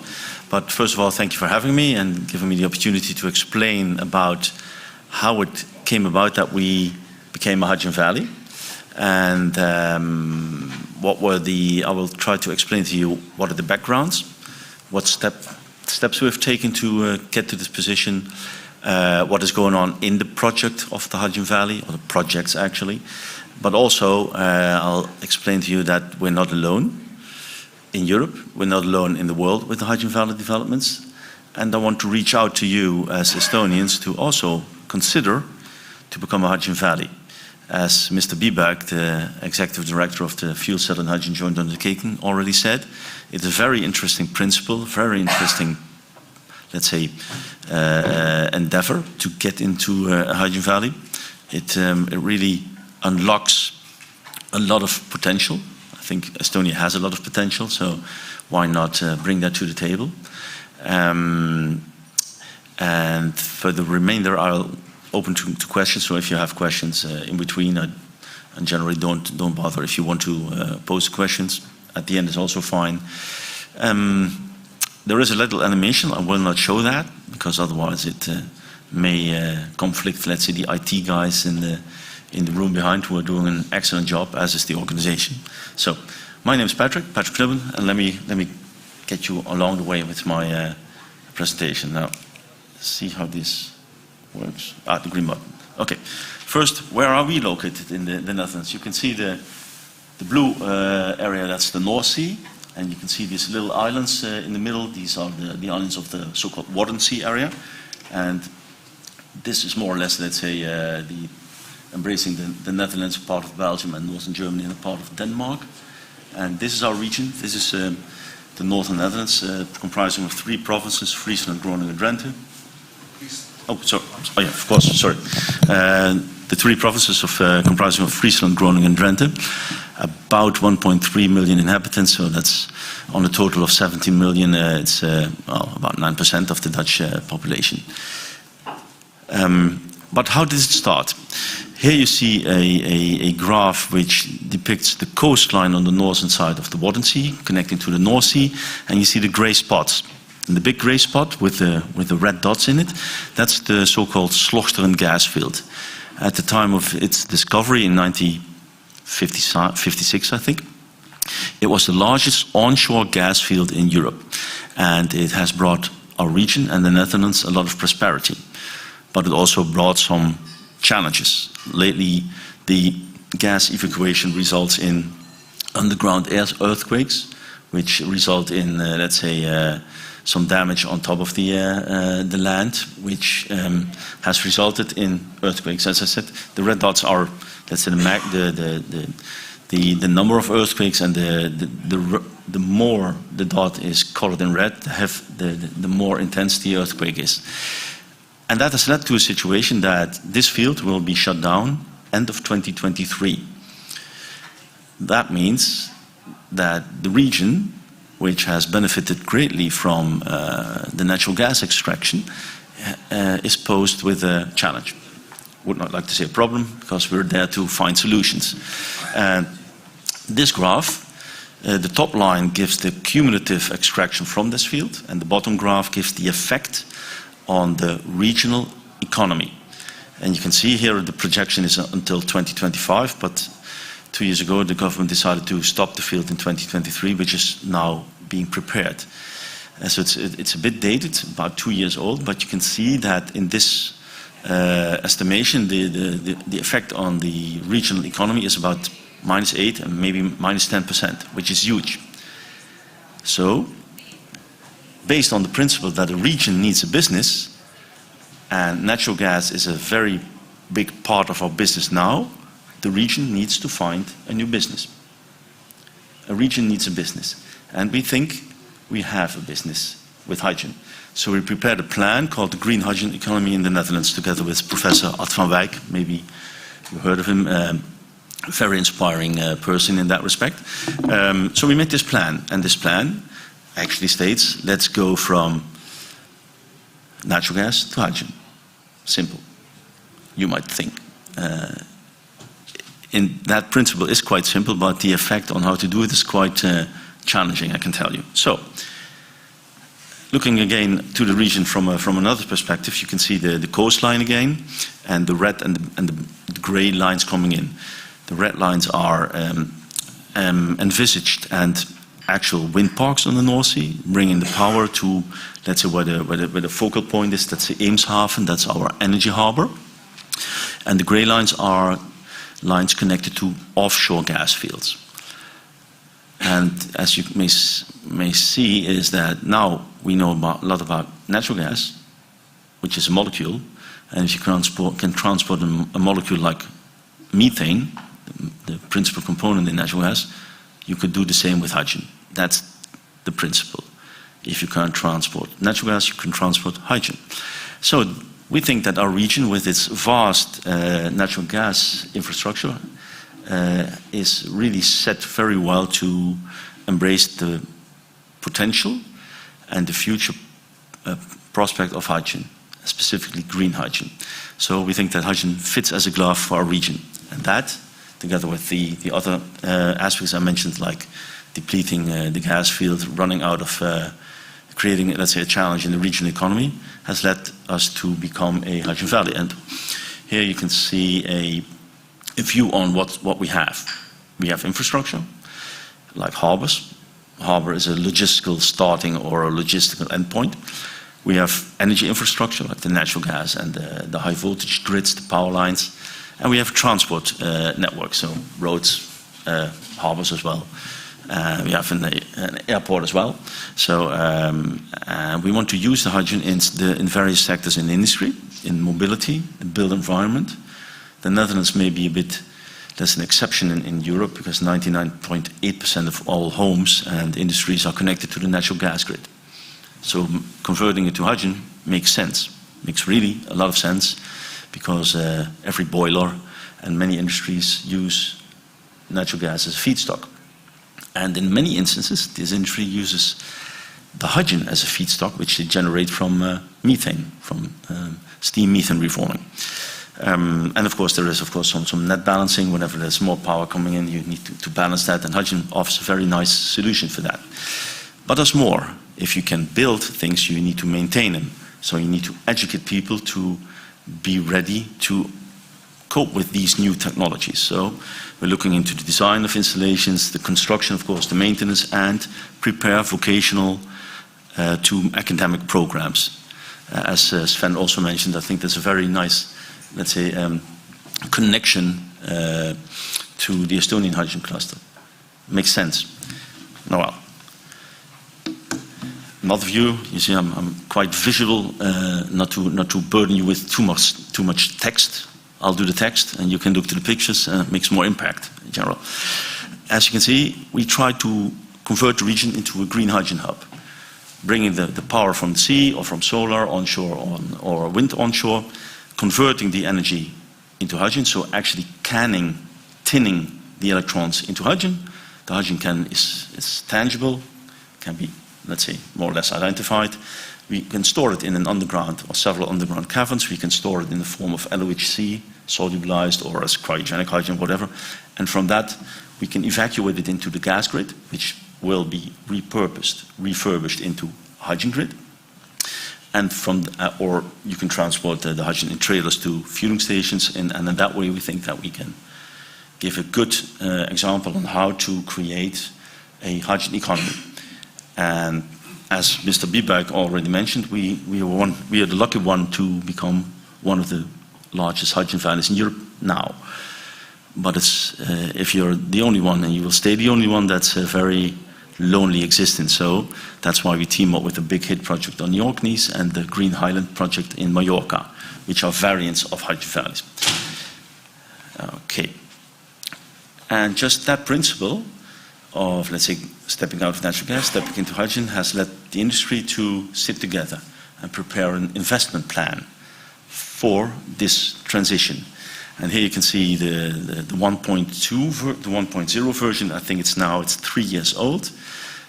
Here the industry is set together and they made up a plan of about 3 billion euros on investment, coping with sustainabilization, so decarbonization of the sectors, putting in hydrogen and electrification, all kinds of solutions. That, together with the previous slides, has led us to make a step to become an integrated hydrogen economy, and even more than that, become a hydrogen valley. And hydrogen valley, I need to explain the principle. It's a defined geography. Like you put a fence around it and you drive through it in an afternoon, and all the elements of the green hydrogen value chain are there or under construction, under development. And here you see a graph made by, I think, Roland Berger, presented in a recent report on hydrogen valleys, which can be, let's say, get off the internet. And I borrowed the picture. It's not so bad because I also worked with them to prepare the project, the report. But here you can see 3 elements. Let's see. And now, and we are here at the moment. So we have some buses, we have some cars, and we want to go there. We want to have hydrogen deeply penetrated into society, into industry, mobility, and the built environment. And this is the roadmap we are going to do, we're going to execute with our project, the Hydrogen Valley project. And in the middle you can see the Hydrogen Valley. That's more to give you an indication that the Hydrogen Valley can be attained. What we've done is, in normal instances, and you can see that in the animation, which I would like you to see, just download it from our website. Normally, projects are developed in splendid isolation. Project here, project there, isolated. And we manage to integrate the projects. So there are links between the project, physical links, and of course intellectual links. So if one electrolyzer produces a molecule, it goes to a pipeline or through a trailer to an industry or to a fueling station or to a suburb where they want to reconvert houses from natural gas to hydrogen. And that has been done with 20 projects. So there are more than 30 interactions, etc. And that has resulted us to become the first hydrogen valley in Europe. And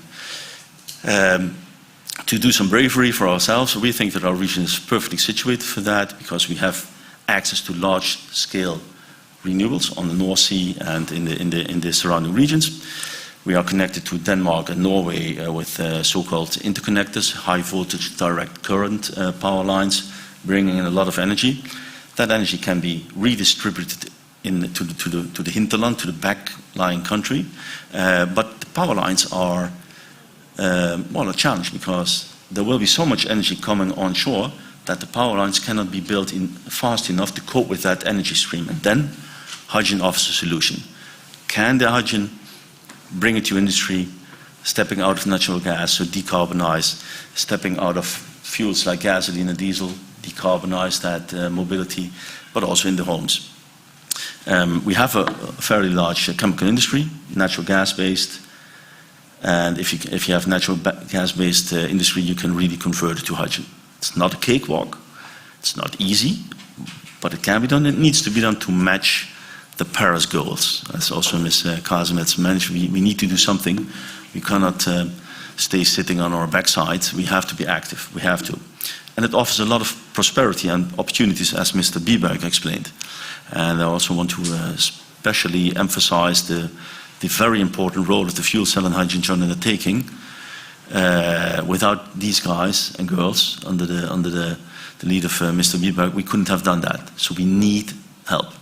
And that's also let's say, calling out to you, we need to work together. We want to reach out, we cannot do it alone, you can't do it alone, nobody can do it alone, so work together. And Europe offers a fantastic platform in that. I think also Mrs. Trautmann emphasized on that, because there are a lot of assets to be used in this game, so to say.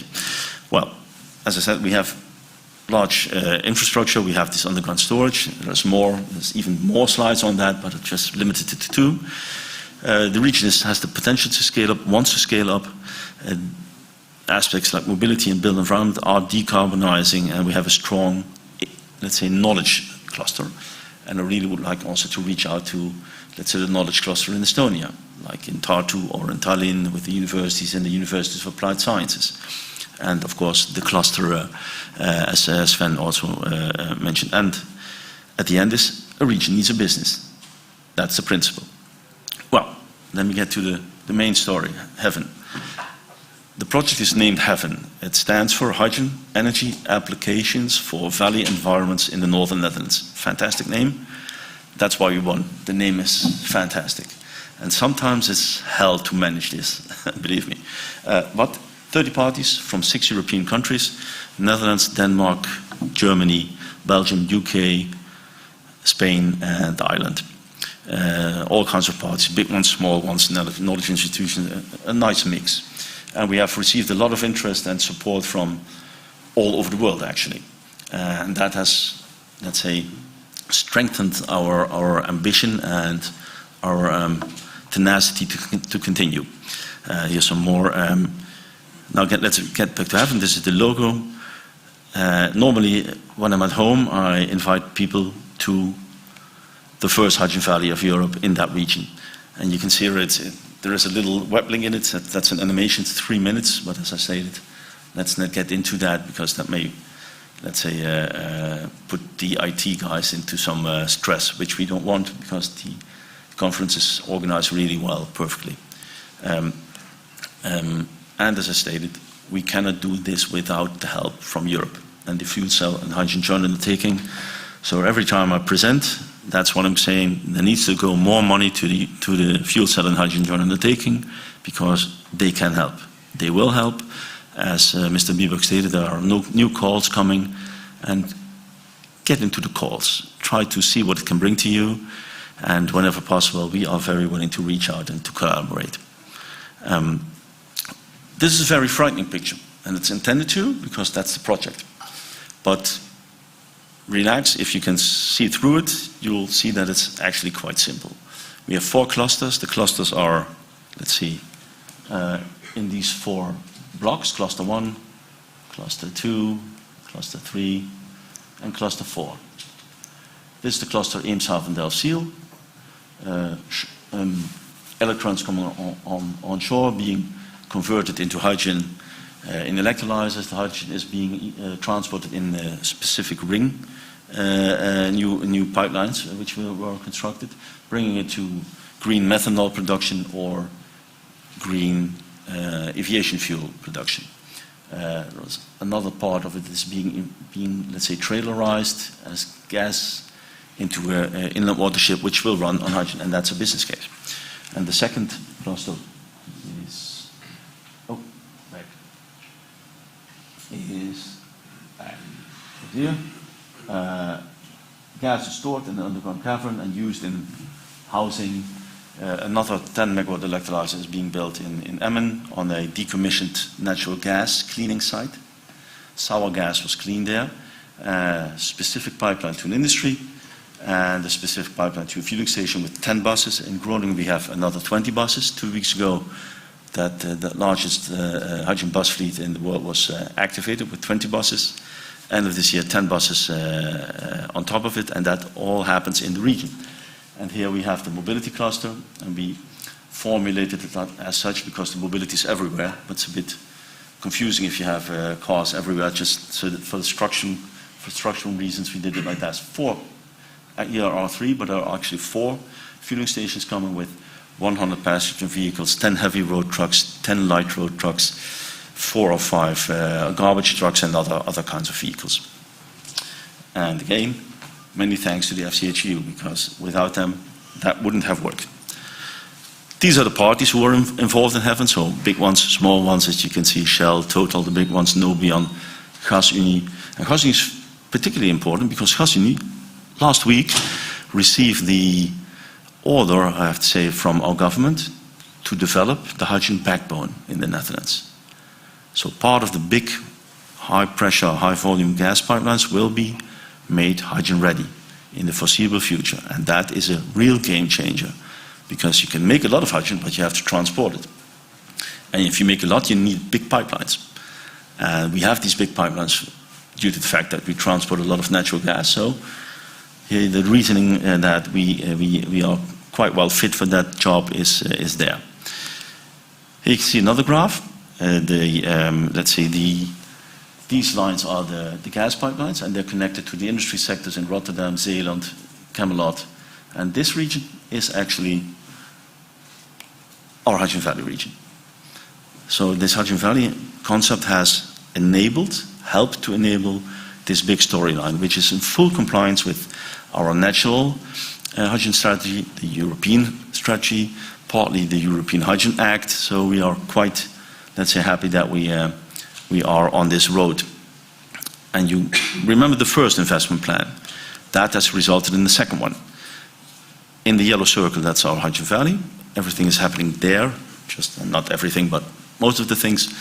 And this investment plan has grown from 2.5 billion euros to 9 billion euros. So this is a 9 billion euro investment plan, partly supported and partly enabled by this Hydrogen Valley philosophy. As you can see, the title in the left is the Northern Netherlands Hydrogen Valley is a blueprint for Europe.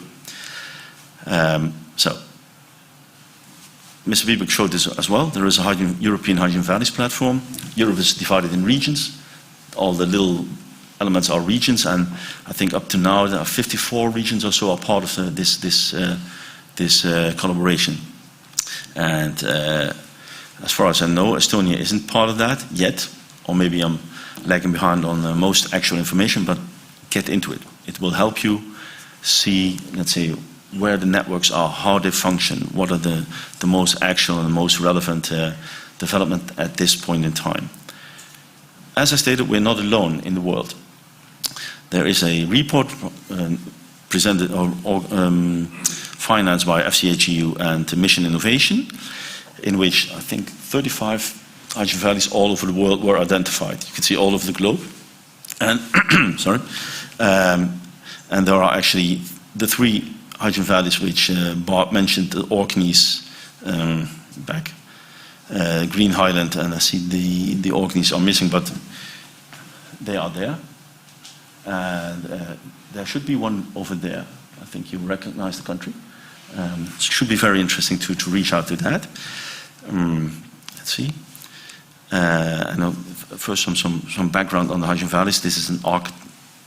We try to typologize how our hydrogen valleys. You've got a small one, a medium one, and an international one, and we are in between the second and the third, because we are looking, for instance, to import hydrogen from elsewhere, because we need so much that we want to produce it ourselves, but to become less dependent on, let's say, lock-ins. I think importing might be interesting as well. And these plans are going quite strong. Here are the perspectives, what we are going to do. That's also again from that report. We are directly listening to Mrs. von der Leyen. She said in her maiden speech on the State of the Union, 17 September 2020, that she wants to see more hydrogen valleys in Europe. And we are particularly proud because we were the first one, so there is something in that, in a recognition phase, but we need to step up. We need to create more hydrogen valleys. We're going to, let's say, investigate whether or not we can create cross-border hydrogen valleys, and that's a direct request to you. We are really looking forward to get cross-border. And if Estonia might become a hydrogen valley, why not get connected? And of course, this all results in more hydrogen valley production, more regional hydrogen valley production, more regional prosperity, more regional jobs, and a green and sustainable future. And this is another graph. The yellow dots are, let's say, hydrogen valleys under construction. I've been so bold to put the Estonian hydrogen valley in it. And the red line is a very interesting line, and that was mentioned by Mrs. Troutman, I think the second speech. That's the North Sea Baltic Transport Corridor. And if you would manage to have fueling stations for hydrogen along that corridor, you could provide the fuel from a region, let's say from a hydrogen valley perspective. For instance, that hydrogen valley could fuel that part, that one, that part, and this one could fuel a part of that one. And of course, if you have fuel and fueling stations, you need trucks. And there was a lot of transport going on that corridor, and there was a lot of transport going from that corridor to ports and being shipped or transshipped elsewhere. So that's what's the prospect. So we could see on how to do it, and there are other hydrogen valleys with logos. These are actually, let's say, preparing themselves, and it's very sensible to get aligned and get into this game. And I do think that Estonia has a lot to offer on that aspect. So that is, let's say, my story until now. I hope I could elucidate some matters to you, and thank you very much for listening, and I'm open to questions.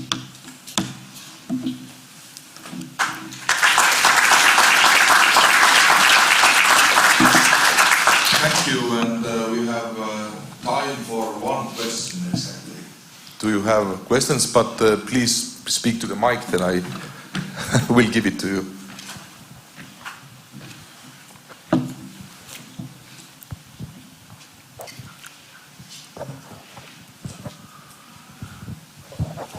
Thank you. I've noticed that the Dutch society strongly supports the green transition. How has the society been able to have so much support for the green transition? Because I think that we need that kind of support in here too, in the Baltic states and some of the Eastern European countries. So I think it's more like a people problem also that we need to solve. So you're referring to, let's say, the societal acceptance on this transition? The societal support and the political pressure towards the politicians so that they would support more of that kind of green transition. Well, yeah, we have the support from the region, and you need to explain what you're doing, of course, because this is not a story which can be told to, let's say, on a bar in 2 minutes. So you need to explain that, of course, to the public, to general public and the specific public. But I think in our regions, maybe it's more specific, but we've been doing this for a longer time.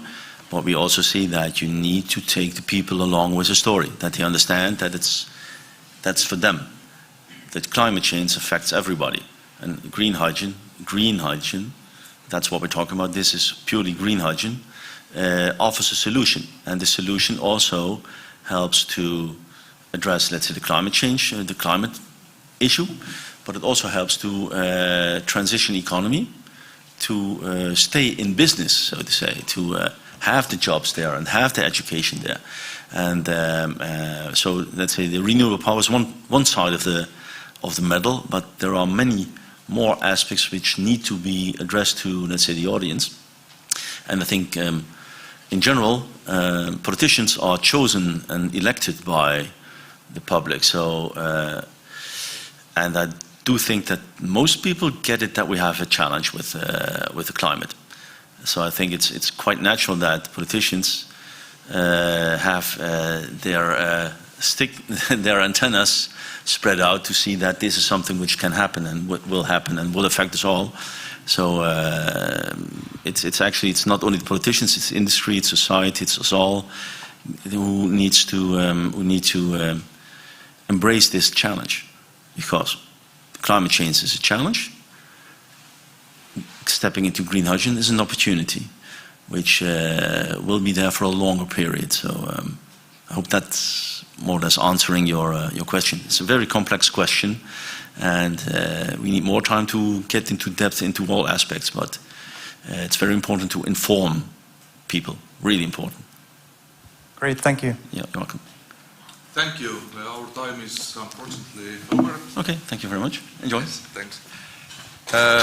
Yes.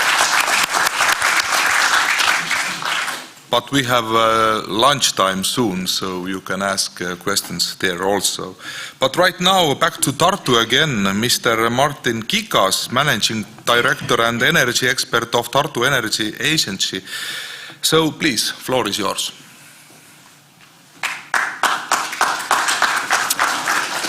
So thank you. Hello, ladies and gentlemen. Good afternoon.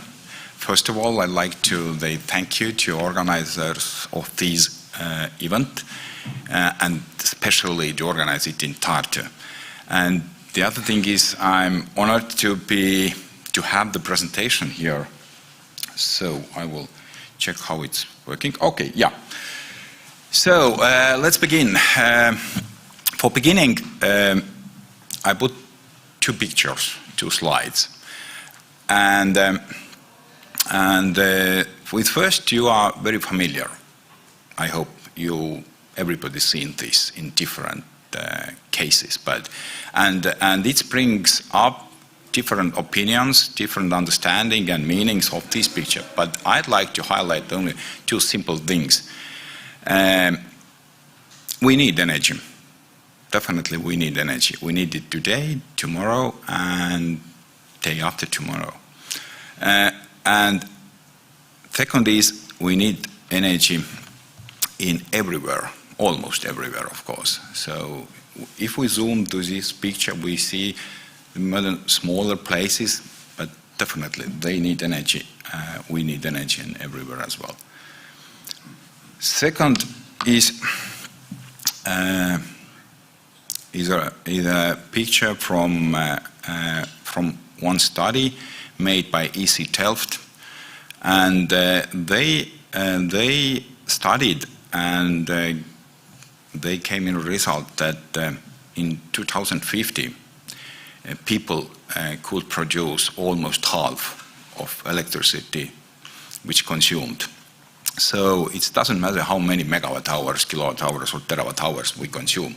Definitely it's half of will come from small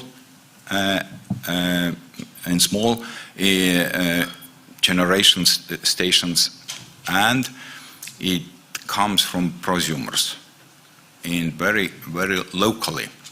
So small and locally, definitely. We can take it as a challenge. Can we do that?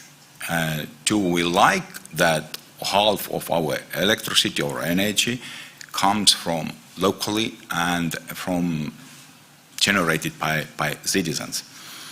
Or can we take it as an opportunity, and opportunity to the hydrogen developers as well? Because half of electricity comes from people. So the cooperation between electricity generations is definitely necessary, because hydrogen needs electricity, and the other way, hydrogen gives the communities, to the people, some flexibility, and that's the most maybe important thing on relations between communities and hydrogen. In our agency, we're dealing a lot of with community and pushing community to be more active on the energy market.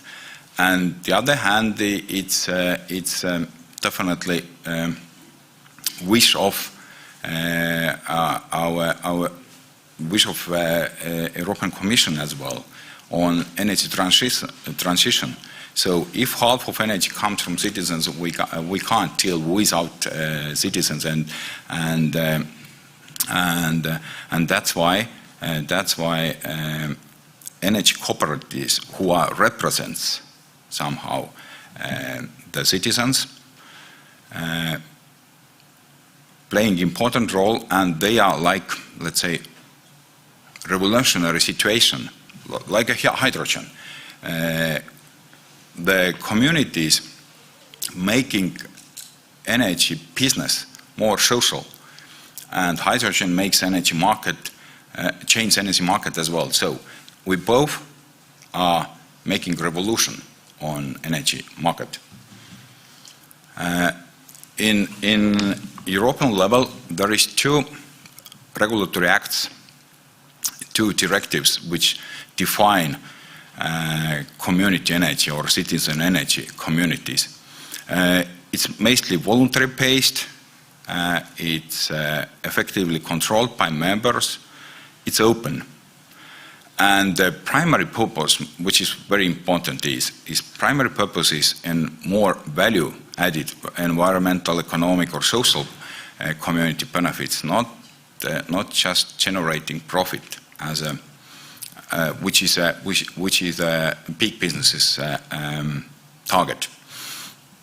So and if we look to other renewable energy directive, it's almost the same. Only difference here is one is a renewable, the other is energy communities, and energy communities are more localized, let's say, but the goal is mostly the same, to have some more values and not only money. So energy cooperatives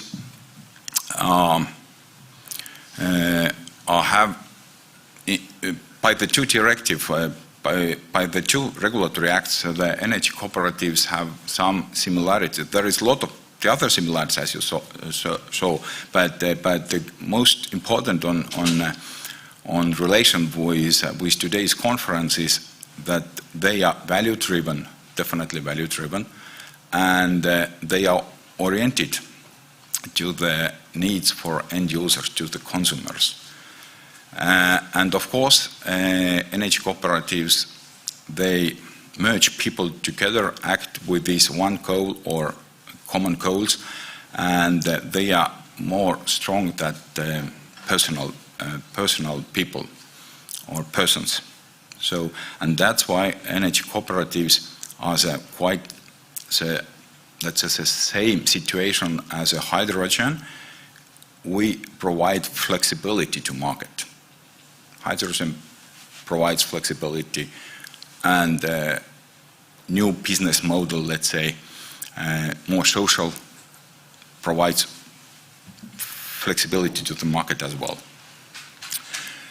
So a role of energy cooperatives can be definitely, and as an end user, as a regular consumer who like to consume more, let's say, demand-based, and have like to get more flexibility on consuming.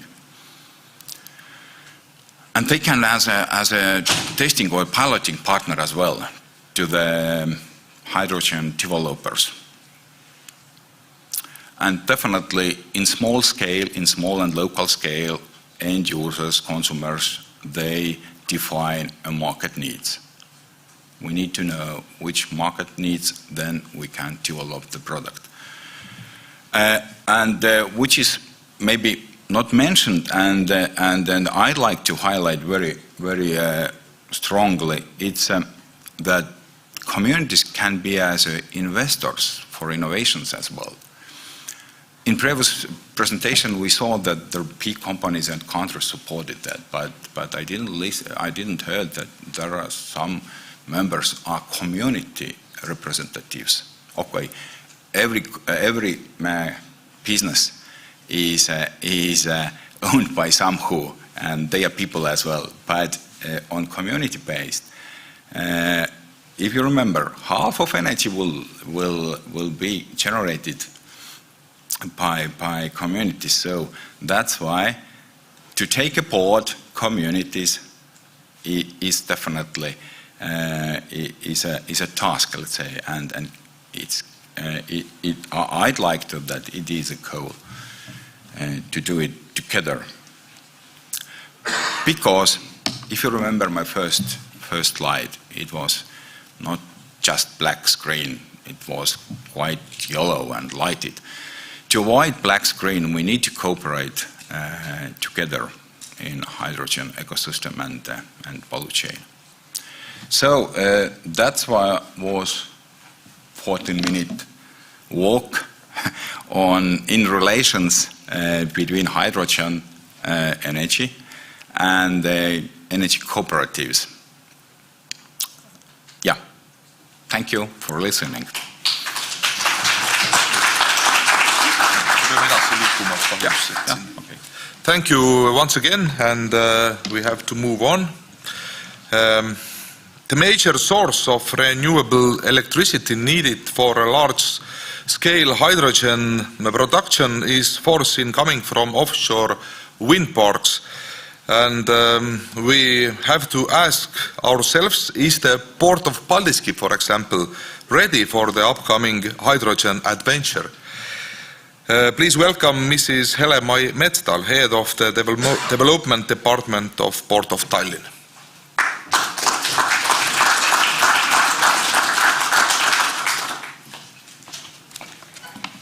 Yes, we are ready. Yes, my name is Hele-Mai Metstal. I'm the Head of Development Department at Port of Tallinn. For a beginning, I will have a few words about our company itself as well. We are one of the biggest public contracting authorities and largest port authorities in Estonia. As a landlord type of port, we own the land and infrastructure and take care of the navigation aid in our water areas, but all the cargo handling and passenger serving is done by our partners and stakeholders, operators who own the infrastructure and serve the passengers. In Port of Tallinn, we have 4 business fields. Passengers, we serve passengers.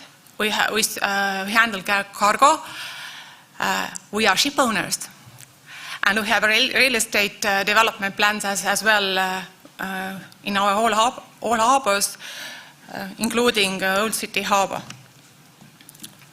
Our harbors are located all over Estonia, and you can see we have 2 passenger harbors and 2 cargo harbors. Internationally, we are very well known in the region and in Europe as well. We have regular passenger lines from Tallinn to Helsinki, Stockholm and St. Petersburg.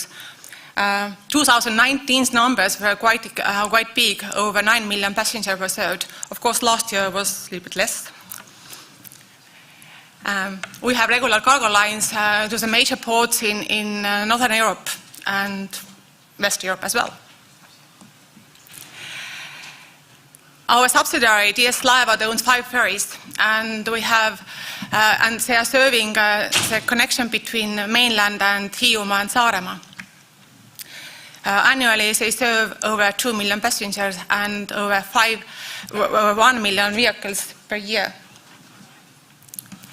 In addition to DS Laevad, we have subsidiaries DS Shipping. We own Icebreaker, which has for icebreaking for other maritime support as well. It is very well equipped vessel called Botnica. And then we have Green Marine, which provides and coordinates the waste management services to ships within the Port of Tallinn premises. Since 2015, actually, it was announced in United Nations Summit Declaration Transforming Our World, the 2030 Agenda for Sustainable Development. We implemented that strategy by setting annual goals and adopting our plans, our action plans, from which one is very important, climate neutrality by 2050. So we started from mapping our carbon emissions. In 2020, with the help of Tallinn Technical University, we worked out the methodology and mapped the emission was done by a Port of Tallinn group. You can see from the slides that actually our subsidiaries are the most biggest emitters from vessels. And in 2019, Port of Tallinn's ports, including operators, tenants and shipping, the majority of emitters is actually from ships visiting the harbors. And I have to say that we measured only the ship emissions within the water area of Port of Tallinn harbours. So there is a big field which should be addressed and introduced for the new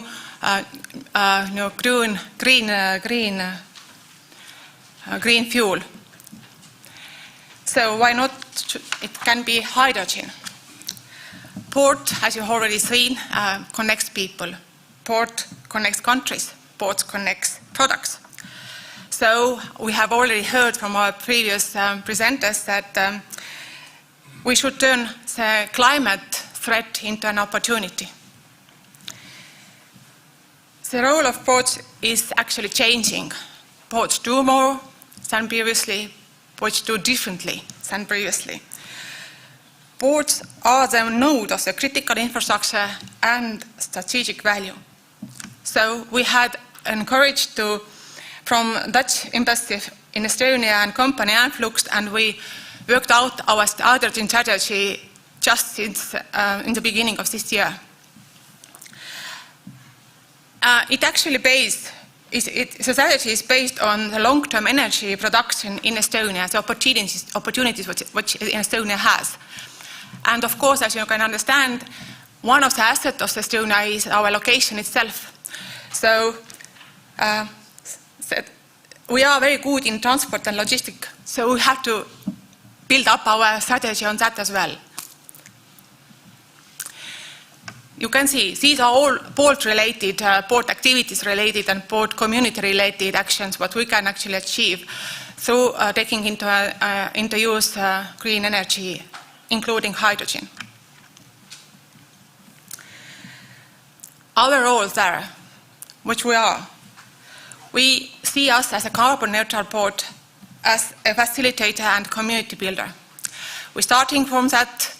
We gather our stakeholders around us, and together we can make Baltic hydrogen hub in Port of Tallinn harbours.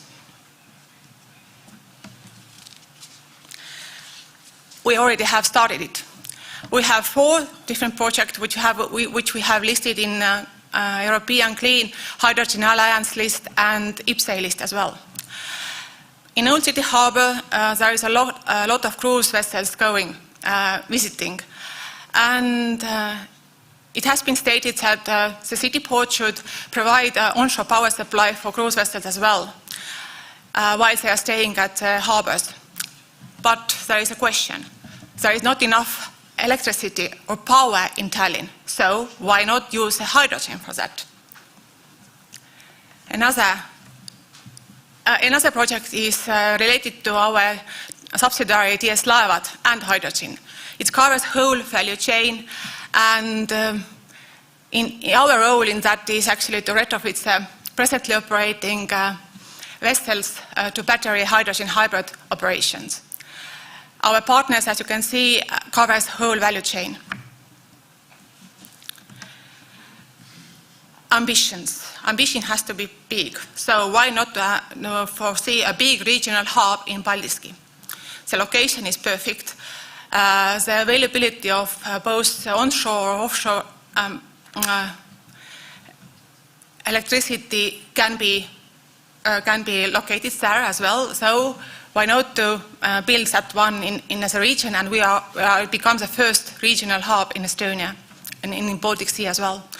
So we have teamed up with Baltigas and Alexela and plan to have some 25,000 cubic meter storage capacity there. But don't forget, we have another harbour as well, called Muuga harbour, and have a local hub there together with Eesti Energia Leevatan, up to 4,000 cubic meters of storage capacity. These are already initial partners what we have already talked about and who are bold enough to show themselves in our partnership as well. But that's not all. We have a lot of unrealized opportunities in the Baltic Sea region, what we can all together make realized.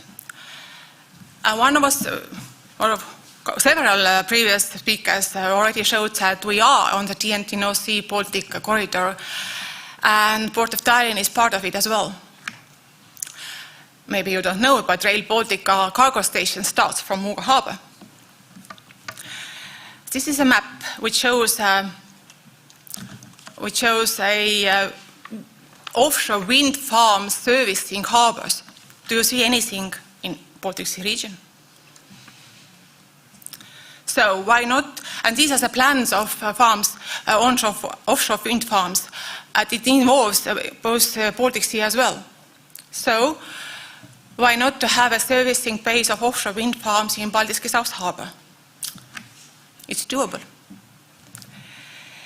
And for further, Patrick already showed us the TNT corridor via road, but this is a via sea as well, so maritime trip. And this has been initiated by Port of Renne. She's here right now to be ready for ship to bunker her green fuel for ship vessels and to attract shipping companies to retrofit or build a new vessel or fleet to use green fuels, including hydrogen. But of course, there is a lot of challenges to address. And within this year, which I have been involved with hydrogen, I've just taken out the most important ones. There are a lot of things, but I think the most important ones, which are actually addressed via international level as well. Of course, the lack of legislation and regulation, and knowledge as well, awareness. State should actually support its hydrogen strategy to the businesses and development to develop the hydrogen value chain as well. Another big question is creating the market. This is a chicken and egg situation right now as well. Nobody wants to take risk individually, but together we can manage to create some risks, and in that sense, a very big role is from governmental level and EU level as well, because they should actually give us an example or share the risk, in order to have this kind of in order to fulfill the Green Deal goals.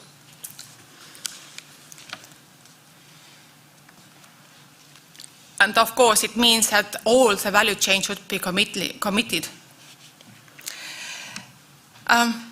Green energy production, that has been already shown that there is not enough energy production right now, and unfortunately the bulk of the planned energy production in Estonia will realize after 2030. And of course, all new things cost a lot. Investing in hydrogen infrastructure requires high initial capital investments. Great influence on the price of hydrogen while the operating costs are less influenced. Therefore, available subsidies have big importance in starting the hydrogen value. So that is a big, clear message. And there is money available if we are teaming up and asking for that. Last week, one of the biggest stakeholders, European Bank of Reconstruction and Development, has shown their interest and support towards our ambition for the green hydrogen. Hopefully that will be done by our major stakeholder as well. So the future is there. And for that I'm concluding by myself. Unfortunately, I'm not able to be here afterwards, so my two colleagues are here who can actually answer in the network round. Raimo, can you please? And Kuldar. Yes. So they are very much involved as well. Thank you.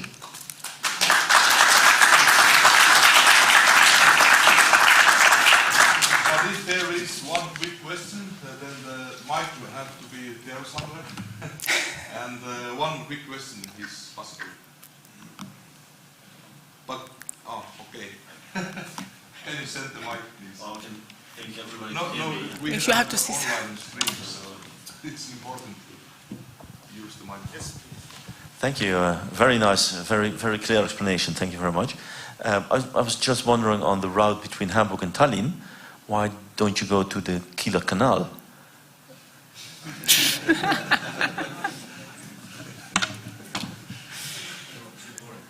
Sorry? Too boring. That's might be true.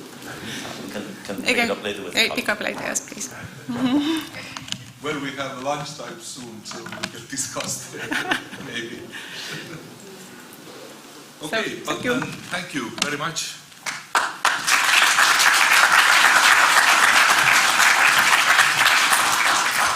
Of course, it's very important in all areas of our lives that the cooperation and international cooperation is very important, and Poland, one of the Baltic Sea countries, is rich in wind resources. Ongoing offshore developments are in progress, and is there a room for international cooperation and knowledge sharing? Please welcome Mr. Toomas Pelts.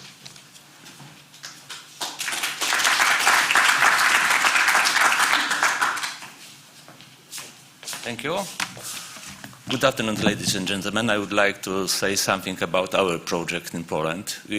Right now is no, because you can see a lot of maps. Always is remarks that no doesn't matter. The hydrogen doesn't exist in Poland. Right now, our number of projects grow up immediately, and I say something about our projects. Be green. Thank you. At the beginning, I say some words about my company, and I show our way to the hydrogen. We are established in 1993. At the beginning, we are a typical management consultancy. But later, during the last 10 years, we are involved in the hydrogen projects. Right now, we are a main company which is responsible for such projects for the key company in Poland which developing such projects right now. Our experience led our initiation of established or cluster hydrogen technology. The cluster right now is working for 5 years. Nexus Consultants, because we discussed about the Hydrogen Valley, together with cluster and our local authorities established Pomeranian Hydrogen Valley. Right now we have these 3 sub-projects. First of all is we try to establish public transport based on hydrogen buses for 4 cities, from Tczew, Gdańsk, Gdynia and Wejherowo. We also proposed such nice project named Highway to Hell. Hell is not the place where you are understanding. Hell is a small city on the Hell Peninsula located in the north part of Poland. And the third project is we establish new short sea ships to connect the Gdynia harbor and Hell city. And based on this knowledge, we established our own projects named Neptun. Neptun is a project aims to manufacture hydrogen. Just a second. Manufacture hydrogen within the premises of offshore wind farm, depending on the selected energy distribution technology. The system can be located on the transformer substation or station because you need the infrastructure for such installation. On the other hand, this provides the opportunities to store and process excess energy which cannot be collected by the national power system. On the other, it provides the opportunity to supplying services ships, which must deliver the maintenance workers performing the planned servicing work on the daily basis in order of the offshore wind farm. And we need to realize the services agreement. The important element is that Neptun project is one of the 3 projects in the world concerning the designing of the transformer substation. But our own solution is that we would like to use hydrogen as a fuel for the servicing ships. The Neptun is in Poland, we established a special kind of law for the offshore. It's subsidized the potential investors for the special kind of prices for the energy. And they have the special kind of regulation to promote our entities to involve and participate in the added value chain. So our project could be a part of such solution. So we promote hydrogen and promote this idea together with our Minister of Climate. Right now, we propose the project of for this project. So they requires the saltwater desalination, the mineralization. We design Polish electrolyzers, Polish compressors for the hydrogen. We use the hydrogen storage facility, and also we prepared something new for what is a bunkering system for the hydrogen. And also is a very important is a system which local balancing energy on the offshore wind farm. Right now we have the results. We have finished the concept design of the ship. We established a factory for the Polish electrolyzers. So right now we built a new ecosystem for the hydrogen in Poland.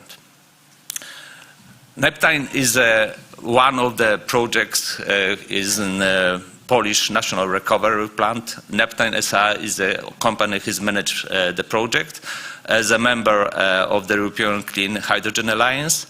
Neptune is the project was submitted the list of the potential projects and aimed at development of renewable and low-carbon hydrogen technologies and solutions in the line with the objectives of the EU's hydrogen strategy. And right now we discuss and promote this project among the investors on the Polish offshore.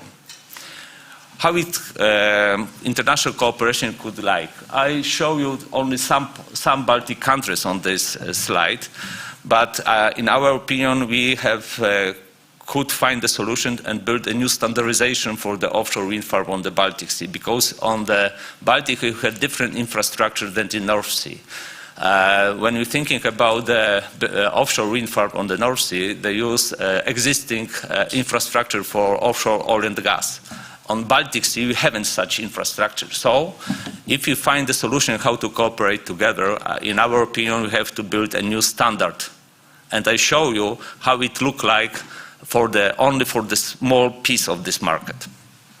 So, when you find such solution, we have to manufacturing hydrogen from the seawater electrolysis on offshore transformer station, opening the potential of the fuel ships and provides the opportunity of development of scope of manufacturing and following. So we need electrolyzers, we need hydrogen compressors, we need hydrogen tanks, we need a hydrogen fueling system for the ships.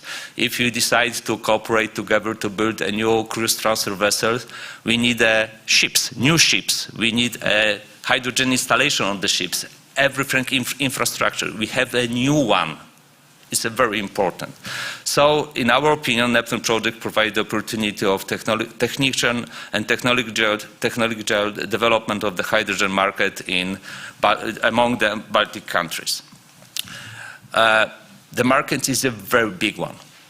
You can see the targets of the European strategy. Right now, on the Baltics, we installed only 2 and 3 gigawatts. But in the near future, we have more than 100 gigawatts.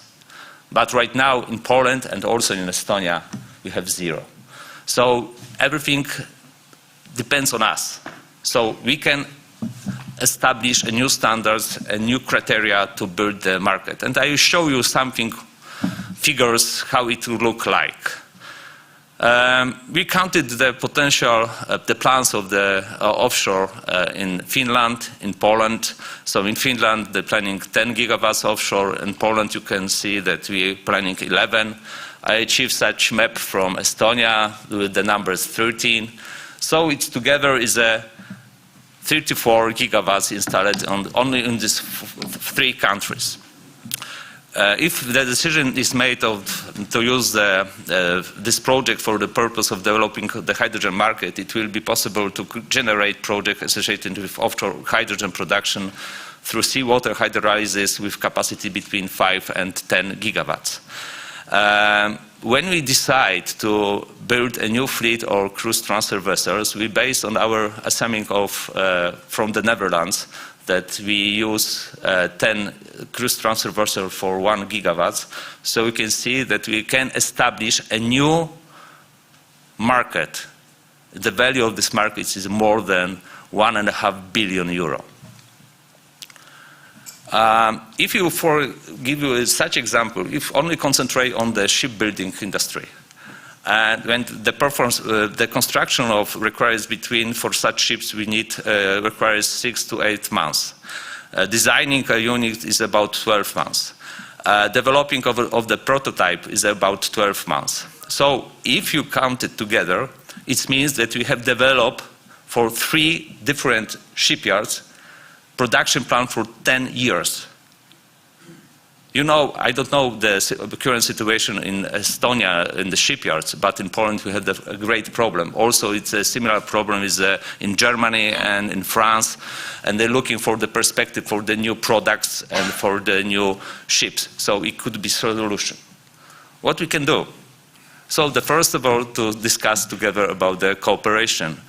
Maybe we can use our project Neptune because it's located in the recovery fund.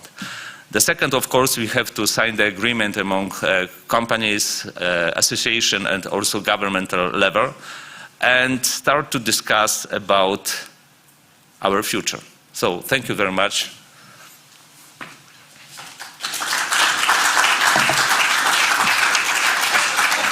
Once again, 1 or 2 quick questions, and please speak to the mic.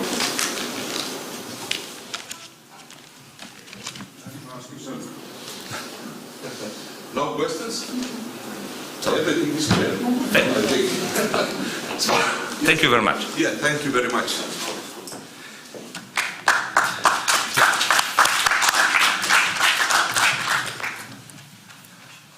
Well, in the morning, I was in the situation that where I could say that hydrogen technology is like cosmos to me. But right now I'm already well educated because it was so educational and good presentations we had here already, and let's hope that we continue to educate ourselves also. But we are going to cosmos right now actually. Hydrogen technologies put the man to the moon already in the last century. This century fuel cells have already reached Mars. Back at home, however, we have a climate crisis. So let's hear what space can give back towards contributing to climate neutrality from Mr. Andrus Kurvits, head of the Estonian Business Incubator of the European Space Agency and board member of Tartu Science Park. Yeah. Thank you,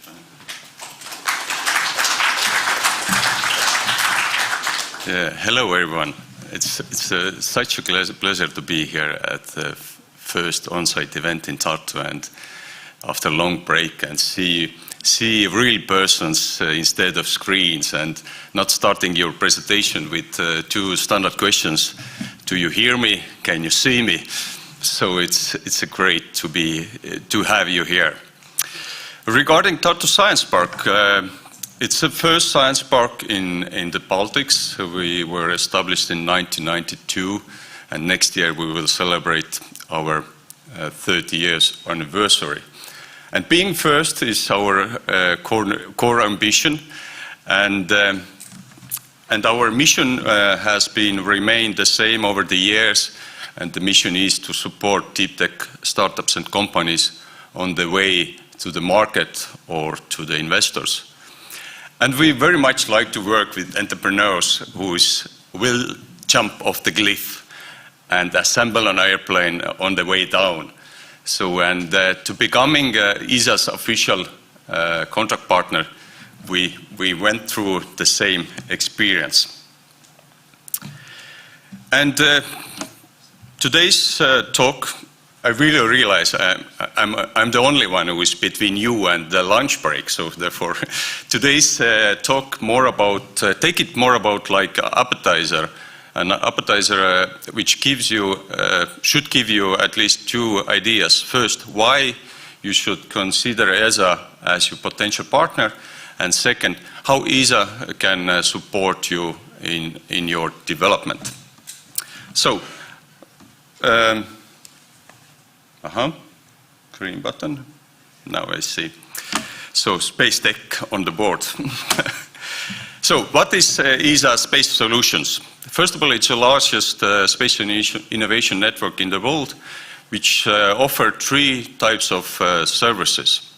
first of all, business incubation for startups.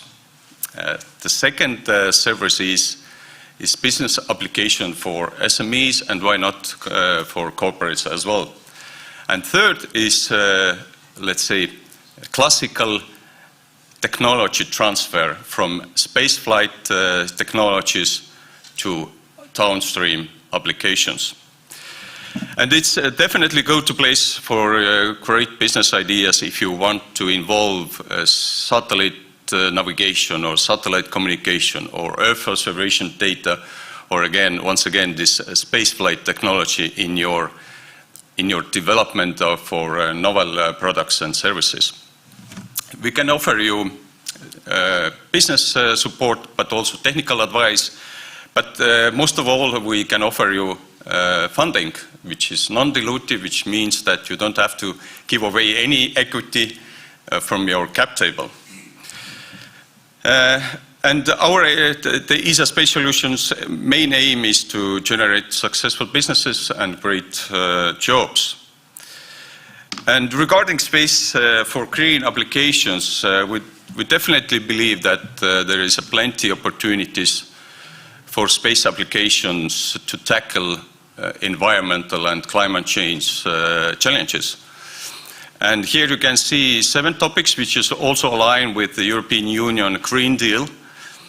And last year, ESA published a white paper about green applications, and you can see the link on the slide. So if you want to get to know more, you can search it and read it. But regarding startups, which is, as Tanel mentioned, I'm also manager of European Space Agency Business Incubation Center here in Estonia. Space Solutions Incubation Network, also one of the biggest in the world. You can see it's covered almost every country in Europe. It consists of 22 incubation centers, over 60 plus locations. And in Estonia, we also, thanks to our partnering consortium, we have 2 locations, one in Tartu and the second is in Tallinn. And so far, the first incubation center was established in 2003. Therefore, we already have supported over 1,100 space tech or data startups. And give you one idea of the companies, maybe you have heard Lilium, who's developing flying cars. So this nice company also went through this incubation network. And what we offer for startups, and saying startup for us is company which is established less than 5 years ago and have novel approach of how to use space tech in their development. And we offer business development support and advice up to 2 years, because bringing novel technology to the market, it takes time. You have to be patient. Thanks to our partners from University of Tartu and Tallinn Technical University, we can offer technical support up to 80 hours. Our startups can use as a big brand, which is also nice reference to have on slide and or selling proposal. We can offer nice international network of investors, and maybe least but not last, we can offer you 50,000 non-equity funding for product development and IP protection. And obviously, network of those 111 startups, which is usually dealing with the same issues and challenges as you do. So an helicopter view of ESA Big Estonia, we opened doors less than 4 years ago. We have organizing 8 selection campaigns so far, received 48 applications, and onboarded 19 space tech startups. And when we started, we agreed to onboard 20 startups. So in autumn call, we have only 1 spot left. Let's hope that we will continue next year. So far we have, at the moment we have 10 active startups, 8 alumni and 1 default, which is happened during the incubation program. It's happened, it's okay for us, because it's very risky business, what we are doing. And give you 2 nice examples of our startups who is using hydrogen technology for their product and services. First of all, PowerUp Energy Technologies. The CEO of PowerUp, Ivar, is over there. You can ask later. But on the picture, they powered a Russian sailor on the way one tournament. And if I'm not mistaken, it was first time when this hydrogen-based electric generator were used on high-performance yacht. Is it correct? That's true. Yeah, nice. Well done. So another good example is SkyCorp, the CEO of SkyCorp also over there, one of the organizers of this fantastic hydrogen week here in Tartu, and you can see their drone also outside the AHA center. Wow, nice proposal. So, but this was more like for startups, but for SMEs and for corporates, ESA Space Solutions can offer you different Kickstart calls. It goes up to 60,000 euros. I can show you later one example. Also visibility studies with invitation to tender in certain domains, and obviously there will be much higher stakes, and also your ownership will be much higher. But you can also initiate your own goal or direct negotiation with ESA, and therefore for that you have to go through activity pitching questionnaire and start this negotiation with ESA, and this is also have happened already in Estonia when our companies have started the direct tender process with ESA. And the main idea is still the same, to onboard space tech or data to novel downstream applications and tackle those environmental problems here on Earth. And one example of Kickstart activity, the call will be open in October and closing in November. You can see it's tackle social and environmentally friendly mobility with following topics.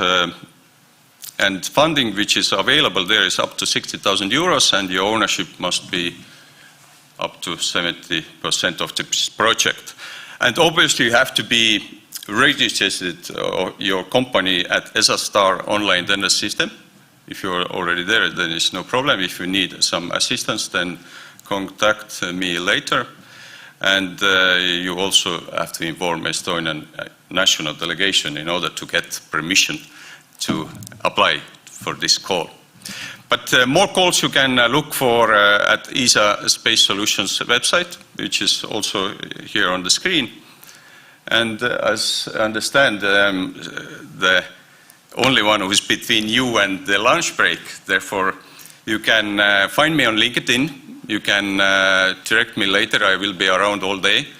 Or you can send me an email so we can have a conversation later. So keep in touch. Thank you very much. Yeah. Well, I have one question before we are going to lunch. You talked about flying cars. What about flying motorcycles? Do you have any news? Because I am ready. Maybe this is a nice opportunity for you to bring something. To apply. Yeah. Oh, okay. Yes. Nice. You're always welcome. New business are coming. Thanks. Yeah. Thank you very much. And it was true that now we have 1 hour lunchtime. Please come back 2:30. Then we continue our interesting event. Thank you.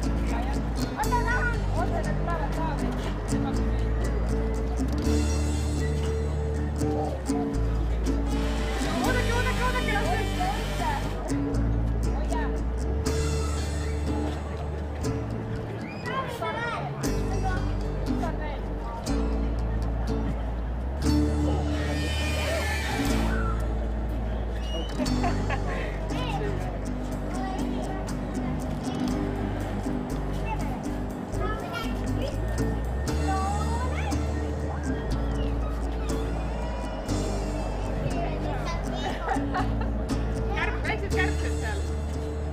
Võta ääre pealt ka võtma, vaata see.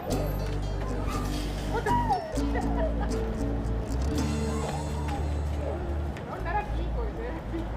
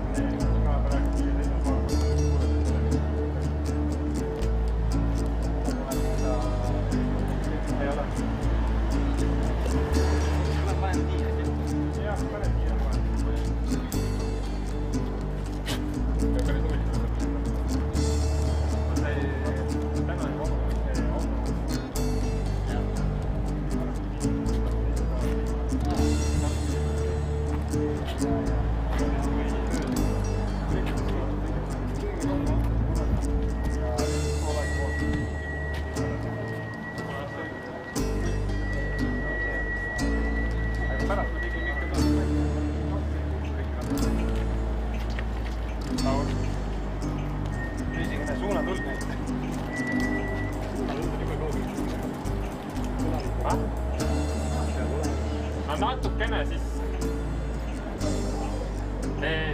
sulle uks on ka väga hea, aga tule natuke korra niimoodi.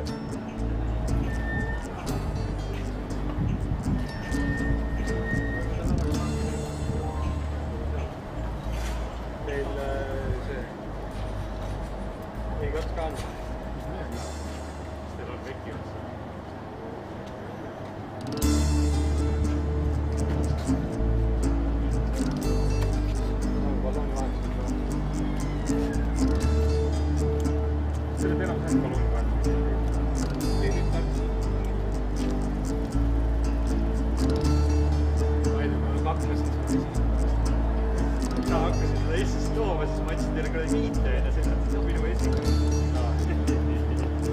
Neli ballooni, see oleks mõte 2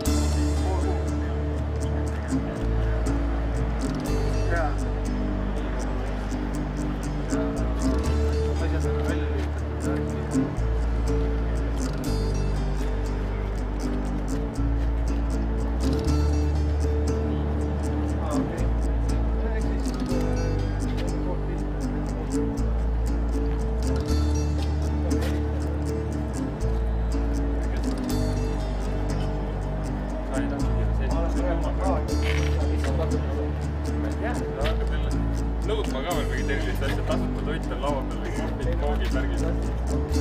Kasutud mahtud ütlesid, mine sisse vastu, kui meil sööd.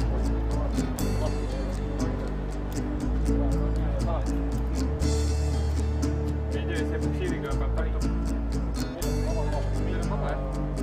Koju.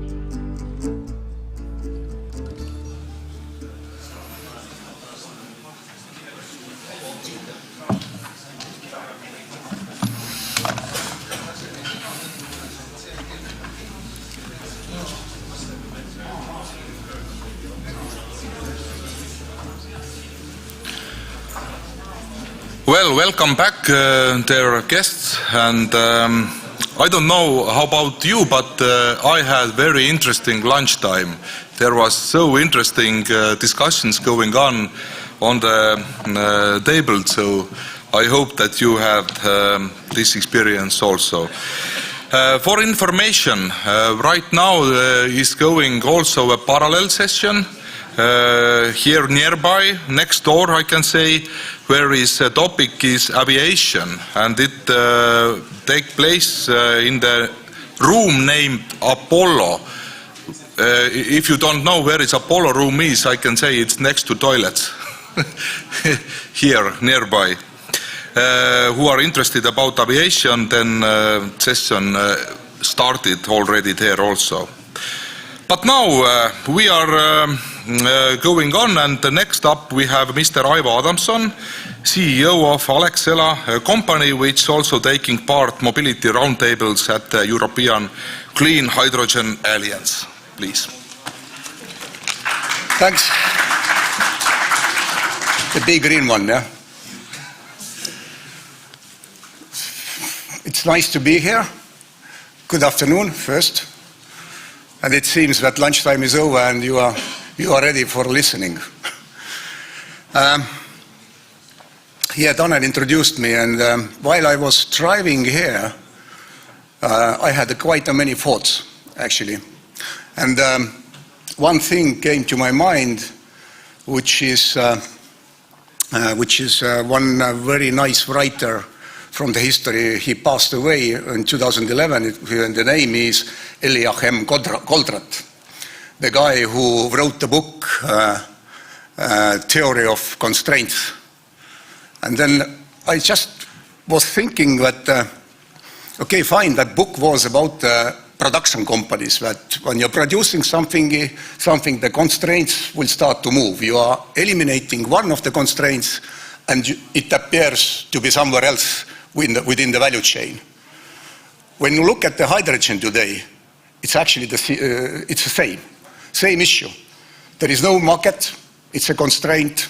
There is prices up, energy prices up, high, it's like a constraint. But the word constraint doesn't mean negative. I actually think that this has to be actually opportunity, not a negative issue. Constraints make us stronger. You are fighting with them and doing the business. About Alexela Group, not a long story. Our main focus is in the logistics and distribution, also the operating the gas station, selling the electricity, gas. We are in a shale oil production and in a metal business.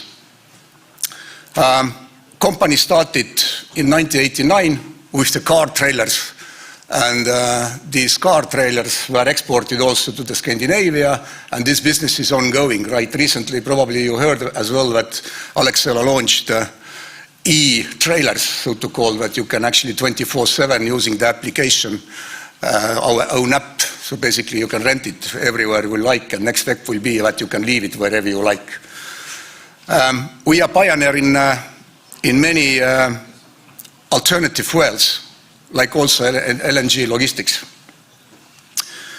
There are three pillars in our business. There is energy, there is a shale oil, and there is a metal industry. Yes, that's true, that we are proud that we are like a fourth largest by turnover.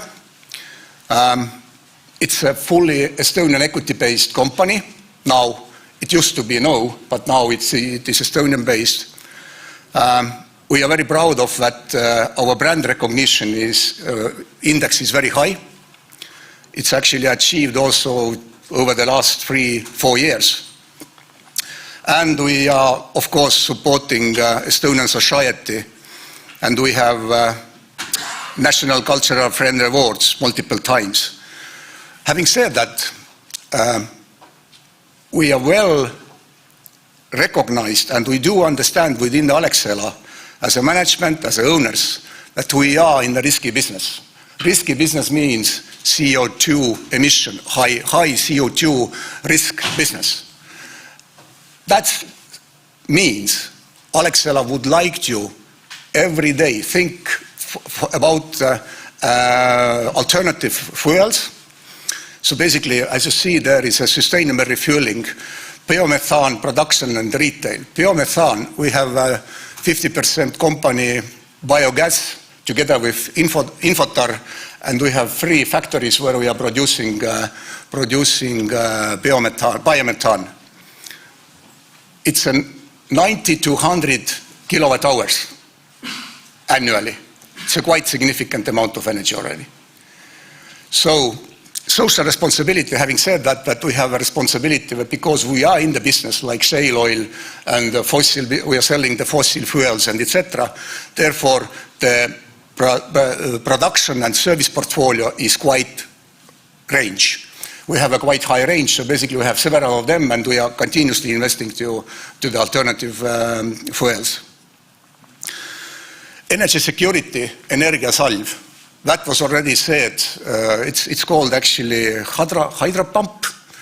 Alexal is planning to develop the hydro pump, and in the light of that, so basically we see as well that could be the source of producing the hydrogen. Hydro pump having the power, plant power, 500 megawatts. So basically, which could be used for a hydrogen production. Path to green, success story. As I said, the biomethane is already there. There is 4 years ago we implemented first CNG station in Võru. Now we have many of them, so basically, and as you know, Tartu city public transport is using biomethane here, produced in Oisu and in Ilmatsalu. Well, as well, LNG is used within the Alexela group. We have our own logistic company who is actually using LNG. We have plans regarding LNG stations. Currently we have 1. We will have a second one as well in Paia, in Imavere, and we will have 3 more alternative fuel stations regarding CNG. First is at work and pipeline. All these 3 first ones were mentioned already by the Hellemai, or Hellemai, yeah, from Port of Tallinn. So basically, truth is that yes, we are lucky that we are cooperating together, and this one of the projects which is related to the cruise ships, and that they should actually during the stop use only not anymore the diesel engines or generators, but rather green electricity. And one option was that it could be either the direct line, electricity line, or it's produced from the hydrogen. All these 4 projects which I mentioned there, they are IPCA submitted. The second project is the whole chain, was also mentioned by Hellemai. So basically, this means that we are together with the TS Laevad and Estonian Energy trying to cover the full value chain regarding the transport, regarding the producing and logistics. So this is also submitted already as an application. Hydrogen terminal. This is what I touched when I said about energy security in Paldiski. It also mentioned by Hellemai, so well, I see that that's going to be technology-wise quite substantial step. I mean, to produce such an amount of hydrogen and transform it later on back to the electricity, it's going to be quite challenging, but technology, how to actually make that storage happen, is really kind of challenge. Then, of course, we have a small-scale retail solution. That's nice cylinders, hydrogen cylinders cabin. We are working together with the Power Up. Power Up is taking the lead on that project, and I know their ambitious plans to install close to 800 cabins across over Europe. basically these balloons or cylinders could be used for yachts, for camping vans, etc. Why not actually, when I'm coming on the next slide, when I show you the upcoming forecast regarding electricity prices, then it might be alternative even for a small consumers in households, that they can actually in the peak hours very much use it, depending on what price those hydrogen cylinders will be taken. Yes. No, this one. Electricity prices, prognosis, back to the reality. This is our forecast, actually up to the 2023. And even if probably you'll notice that even nowadays electricity price already above 50 during the night as well in that region. Therefore, I consider it as well as one of the challenges when you start to think how to produce the hydrogen. Again, this is one of the constraints. And when I'm talking about, let's say, hydro pump, what we are planning to build in Paldiski, that we are considering in our business plan that during the night when the electricity price is low, you can actually produce the hydrogen to the terminal, etc., and then afterwards utilize it. So basically, if that will be the case, it might actually change the world. I mean, in terms of all our plans. You need more money, you need more resources for that. So, but this is reality regarding our region. And now if you look at the EU, then think about these plans, what they said, that hydrogen should be produced only from the green energy. I'm considering again this, if today is 2020, the green energy production was around 2.2 terawatts. And overall electricity production for Estonia was slightly above 8 terawatts. Now, if you look at this 2.2 and the consumption even getting higher in Estonia, when we launched our electricity chargers for electricity cars, and there is a forecast that 2030 there will be 85,000 electricity cars used. Now start to think, okay, I'm not talking about another constraint, but we don't have infrastructure yet. But there are issues with the car producers. But think about if these cars will be actually start to move at the same time or somewhere, and they're consuming as well the electricity, and we are planning to set up the 320 kilowatt power electricity chargers. That was also a message delivered before lunch, that consumption is getting higher and higher, which is normal. It's not the problem, it's a normal evolution. Therefore, I think that at the end of the day, my takeaway for you is that besides of these two, I think that we need to deal with these constraints and move those and deal with these constraints in the right time, in the right value chain moment, in the right place. That we need to take care of much bigger picture than only simplify that hydrogen is CO2 zero emission. Well, that is end of my story. Thanks, and let's be considered that let's hope that our projects will be successful. Thank you.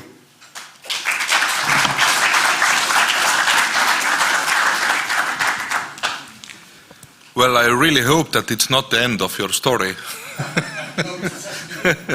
It's the beginning of your story, yes. One of the reasons that I don't have a hydrogen motorcycle is that there is a lack of stations where I can refuel my motorcycle.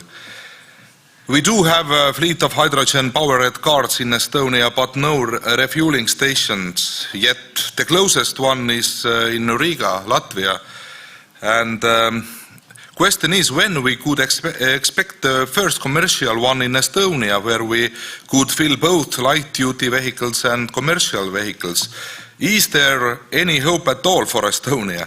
Mr. Jörgen Õigus from Tartu terminal will answer that, I hope.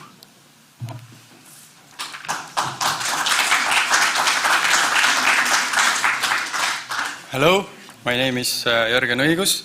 I'm the retail sales department head in Terminal Oil Group. And as Aivo had experience driving here, me also, since it's my first day of my vacation, I came here with the Bolt scooter, so I have never been so worried about Tartu city roads, and I can assure you they are great.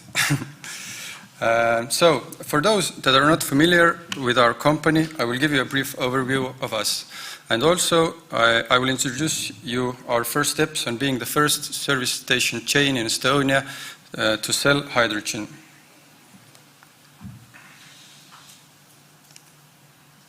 See roheline? Suur roheline. Okay. So, Terminal Oil Group is actually very experienced in Estonian fuel market. We evolved from the old Tartu oil depot, which was built in Kärkna, near Tartu in 1968. And that has been our home ever since. Our main activities are storage, wholesale, trade, and transportation of petroleum products, and retail sales of liquid fuels and other goods at our service stations. As you see on the picture, until 2014, we were mainly occupied with wholesales and transportation. And if we look at the numbers, then we had one fuel terminal right next to Tartu, one service station next to the reservoir park, and 3 fuel trucks. But in 2014, we made our first steps in retail sales by opening new service stations and also started pushing harder for state procurements. So let's fast forward to today. This year, 2021, Terminal Oil consists of 2 reservoir parks. We have 11 fuel trucks, 30 plus service stations, and 250 employees. Our sales have grown more than 300% in 7 years. The speed of growing is impressive, and most of Estonia is already covered with terminal stations, and we have many in progress. We have opened already 3 stations this year, and will open at least 3 more.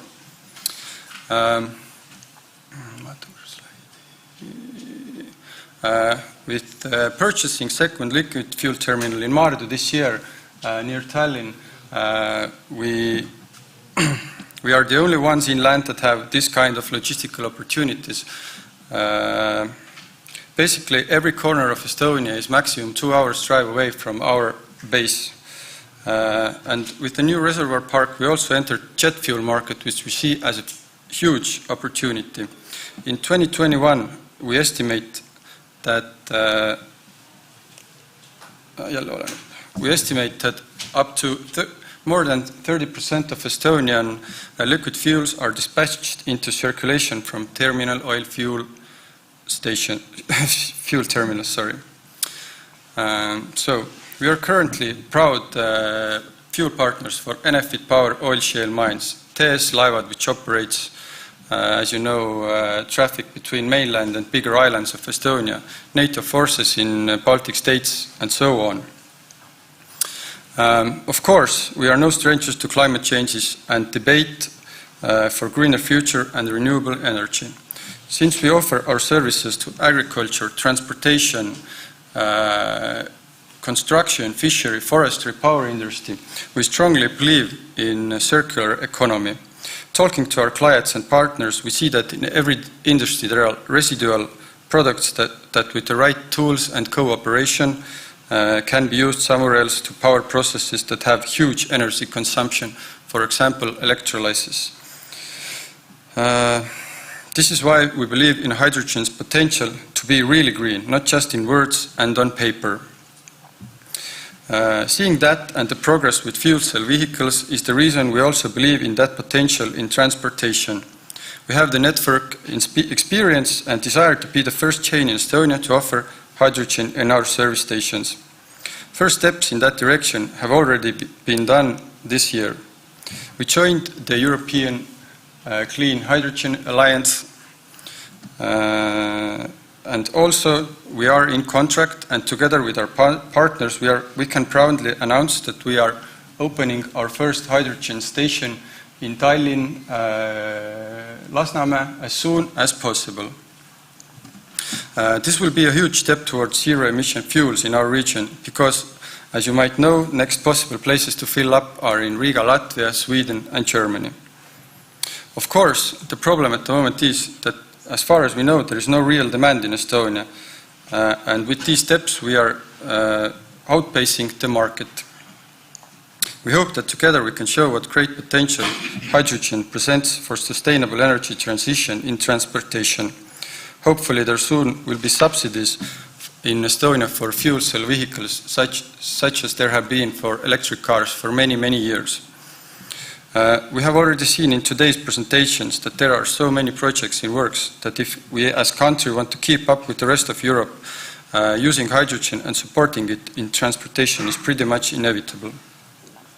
As you can see from the picture, we hope to have 3 hydrogen stations by 2024. One that I talked about in Tallinn, one in Tartu, Raadi, and one in Pärnu. Why these stations, you might ask? Of course, these are all the biggest cities of Estonia, but more importantly, all the stations are located in suburbs right next to highways. So this way we have placed our stations in tent corridors and are also ready for the time heavy-duty trucks are using more and more hydrogen. Preparing for this is important because, as you know, electric batteries have range problems, and as it was said in the morning by Mr. Piebuk, I hope I pronounced his name correctly, it is estimated that around 70% of transportation of goods between bigger cities will be done on fuel cell trucks and the rest on electric batteries. So, as you can see, Mustakivi and Pärnu stations are both on Via Baltica, which connects Helsinki, Tallinn, Riga, Kaunas, Varssav, and Raadi station in Tartu helps connect Riga and St. Petersburg. As we heard at the start of the day, Tartu as a city has a vision to become Hydrogen Valley in our region and hold the movement towards renewable energy, cleaner environment and zero-emission transportation. So that is why we especially are looking forward to the project in our Raadi station. As was mentioned before by Mr. Ain Tammere from Estico Group, we are cooperating with them and hope for a great synergy also with the city. We envision to show how the circular economy can and should work in our region. Understandably, the due date on this project is far beyond 2024, but basically what we want to do is that Estico will use all of its leftover solar energy for electrolysis, store it as hydrogen, and we will use it to fill up fuel cell vehicles right here in Tartu. We think this project has great potential and can be a landmark for showing how we can move towards a greener future in our region. So that concludes my presentation.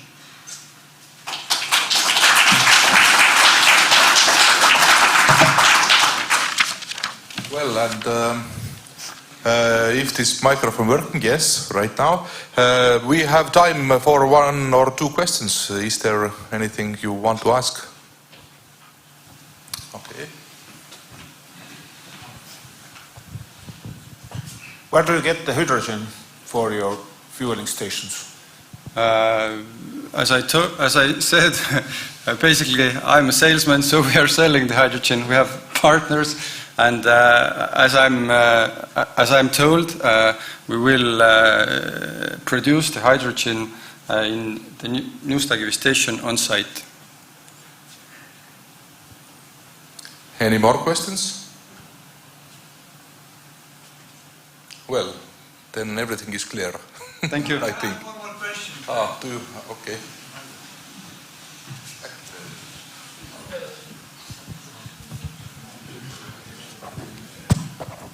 Yes, so you said you'll produce the hydrogen locally. How will you produce the hydrogen? What's the method? I can look it up and give you my business card and answer you an email. I can't answer that. So you don't know whether it's going to be green or whether it's going to be gray yet? Of course, green, yes. Green, okay. Well, okay, thank you. Okay, thank you very much.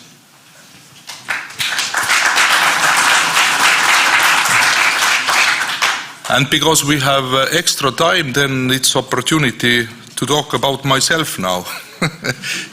It's okay. Okay. Yeah, very good.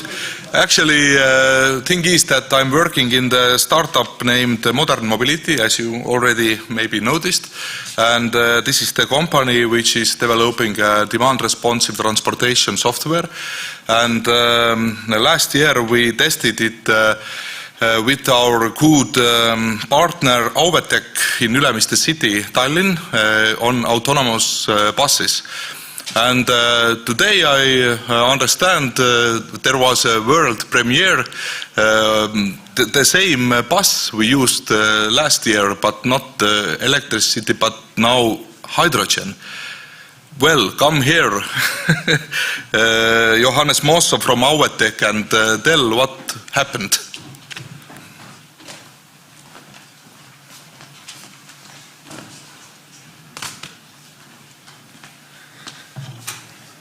Thank you very much. Yeah. So yeah, it was good to hear that I'm not only one on the first day of vacation and giving a speech about our company. So my name is Johannes Mosso, I'm CEO of Auvetech. And what we are doing, why we're doing. We are seeing that overall 1/5 of overall global CO2 emission comes from transport. And quite a lot of part of that is regular road passengers vehicles. And we are seeing that we have got a solution for that. So our idea at the moment is to build the world's most flexible autonomous shuttles to solve the last mile transportation for early adopters of innovations.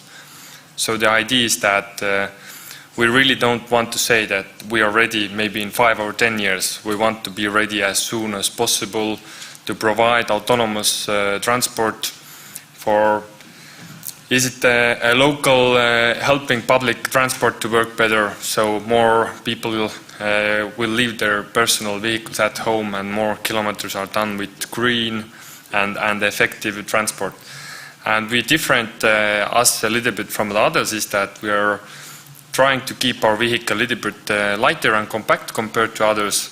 And also because we have at the moment in the really fast changing world, we have our own production and development site, then we can be flexible and also affordable thanks to that. So this is how we have been working in the last years. Now we're seeing ourselves in the phase 2, so we are proving our concept. We have been operating in different areas in Europe and really now trying to go more in the scalability and trying to get expansion in our business. So this is a really fast overview about the specification of our vehicle. It's driving up to 8 hours at the moment with the battery-driven vehicle, up to 25 kilometers per hour. This is a really sector where we're trying to keep ourselves, maybe in the future up to 30 to 35, but really we don't want to compare us with large OEMs like Daimler or BMW with really big car manufacturers. We are trying to keep us in the last mile sector, and that's why also the speed and the overall technical capabilities, we are trying to keep it strictly there. And also the weight of the vehicle, the 1.2 tons, it's just compared with the competitors who have almost 2.5 tons. It gives a lot of possibilities in the safety because the vehicle stopping time compared with others is almost twice as that. And also very important with this kind of transportation that the wheelchair accessibility and also teleoperation connectivity, which means that in many cases we can drive fully autonomously, but if there are any parts where the vehicle really can't handle, then the teleoperator can take over. And we are trying to get up to 10 vehicles and with one teleoperator, which we are seeing is a really high grade efficiency level to get. This is also really good why we are located in Estonia. We can see quite good gravel roads to test our vehicle. We have driven in snowy days, really warm days like we have today. Quite funny was last year to drive on the first stage of WRC Rally, as it is on next week also, which again showed our capabilities to our main competitors. We are trying to keep our service as a full scope capability also at the moment as much as possible. So if an end client comes, then we can provide together all the possible areas with our partners to get a business which you can work already today. So these are the areas where we have been operating. We started in Taltech University because the first vehicle was a cooperation project with Taltech University.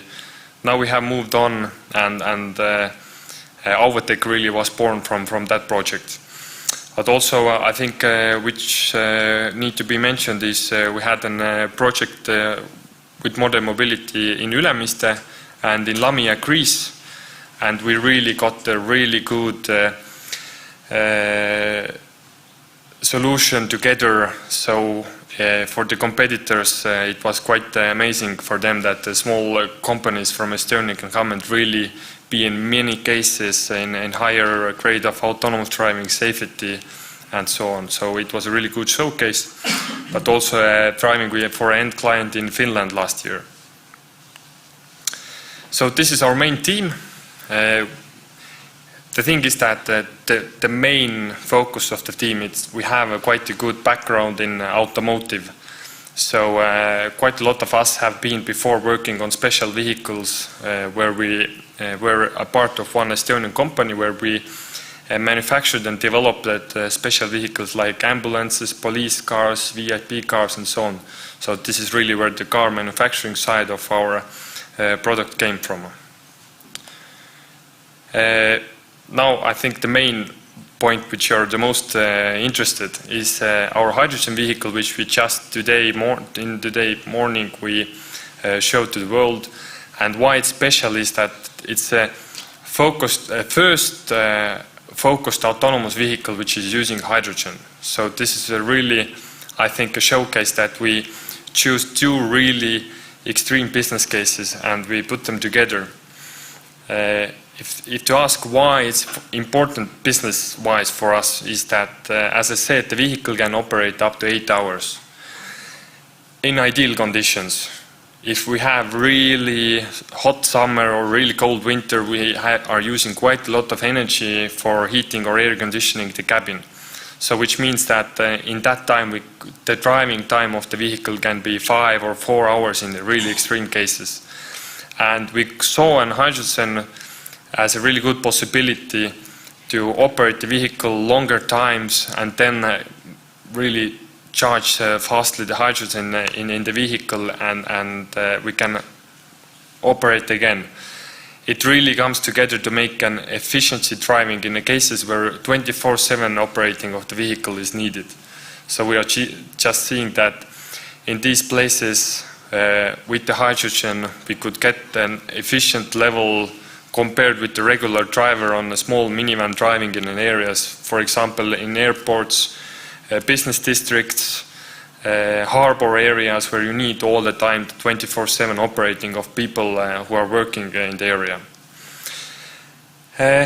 Maybe a little bit about the supercapacitor. With that project we have had the same idea, but again the concept is a little bit different, because in there we have one vehicle which can be operated for half an hour compared with hydrogen 8 hours, but again the charging time is up to 15 seconds. So for example, if we have an areas when we're driving maybe 20 minutes or in one round area, then every second round we can maybe charge the vehicle in 15 seconds and then go on.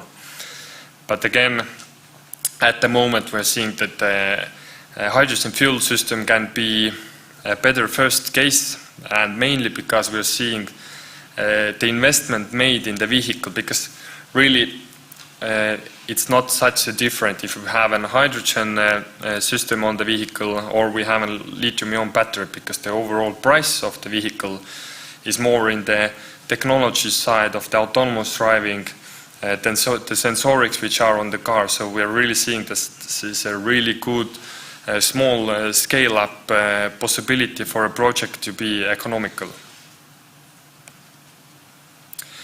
This is our more the flexible side, that if some client comes into the house and said that we need some airport transport platform, then we can do it. We have a couple of possible projects coming on in the near future, so hopefully you can all hear about that. Yeah, that's all. If you have any questions, then I'm ready to answer, and also afterwards in a coffee break. Thank you.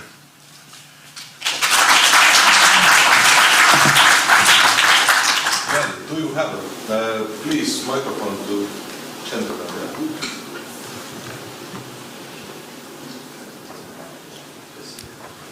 Yeah, thank you very much.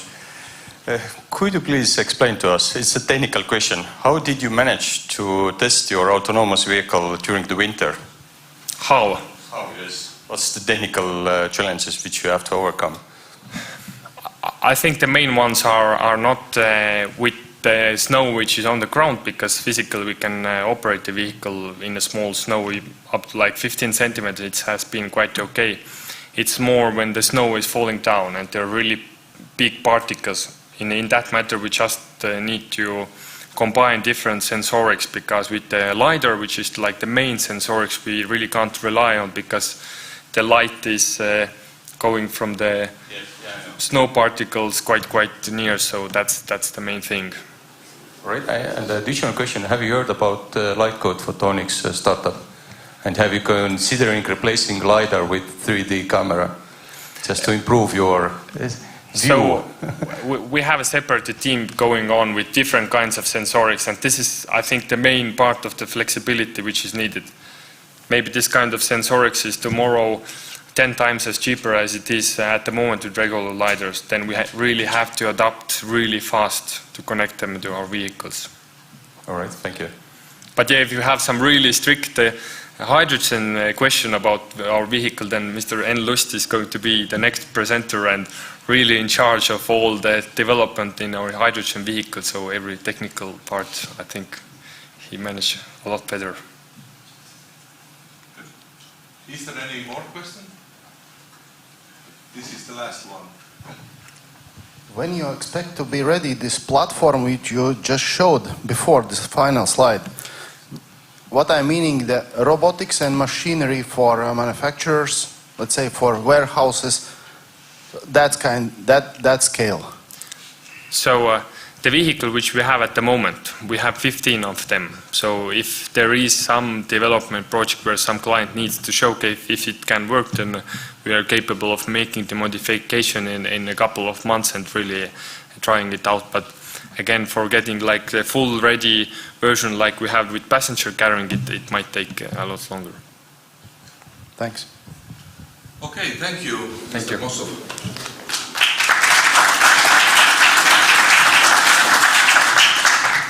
And now, ladies and gentlemen, next 15 minutes we continue to talk about hydrogen in transport.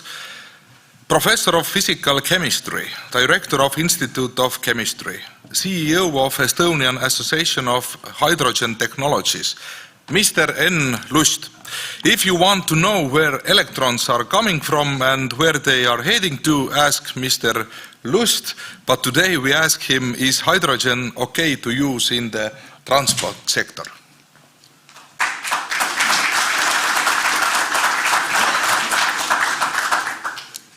Okay, good afternoon. How are you? Already you are tired, yes? Okay, no, it is not the case. Of course, it's my very great pleasure to have a floor and to discuss about this, what we are doing. And as a short introduction to tomorrow's days in chemistry. You have 15 minutes. Yeah, I know. Big microphone. Yes. Okay. Okay, I'm sorry. Yeah, I have to.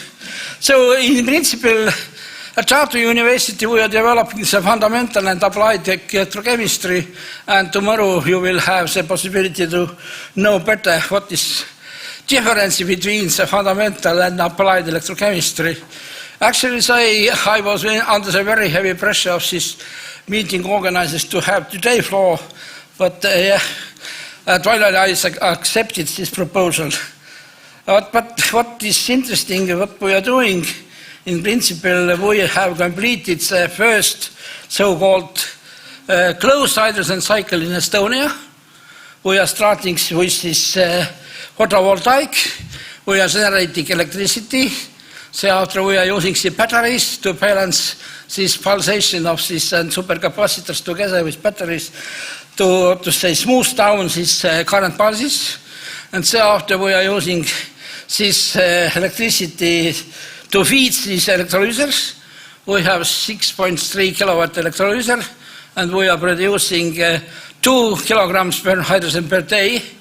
So after we are storing this hydrogen in these hydrogen storage systems, and now we succeeded to have the agreement from Tartu City to install the 300 bars hydrogen compressor, and so after we have the possibility to reuse this hydrogen to power this polymer membrane fuel cells or solid oxide fuel cells. So during the last 3 years we are not buying hydrogen from Estonian Aga or Indegas or in any case, but we are producing this hydrogen ourselves. And now we have practically possibility to feed these cars, but we don't have license on it. But in the technical, it is of course already, Mr. Mosso said that we had the common project with Auvete to build this self-driving hydrogen-powered car.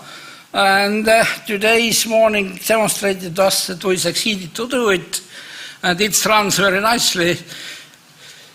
Even the president of Estonia and the mayor of Tartu and the ministries used this possibility to feel the feeling if you are using the hydrogen car.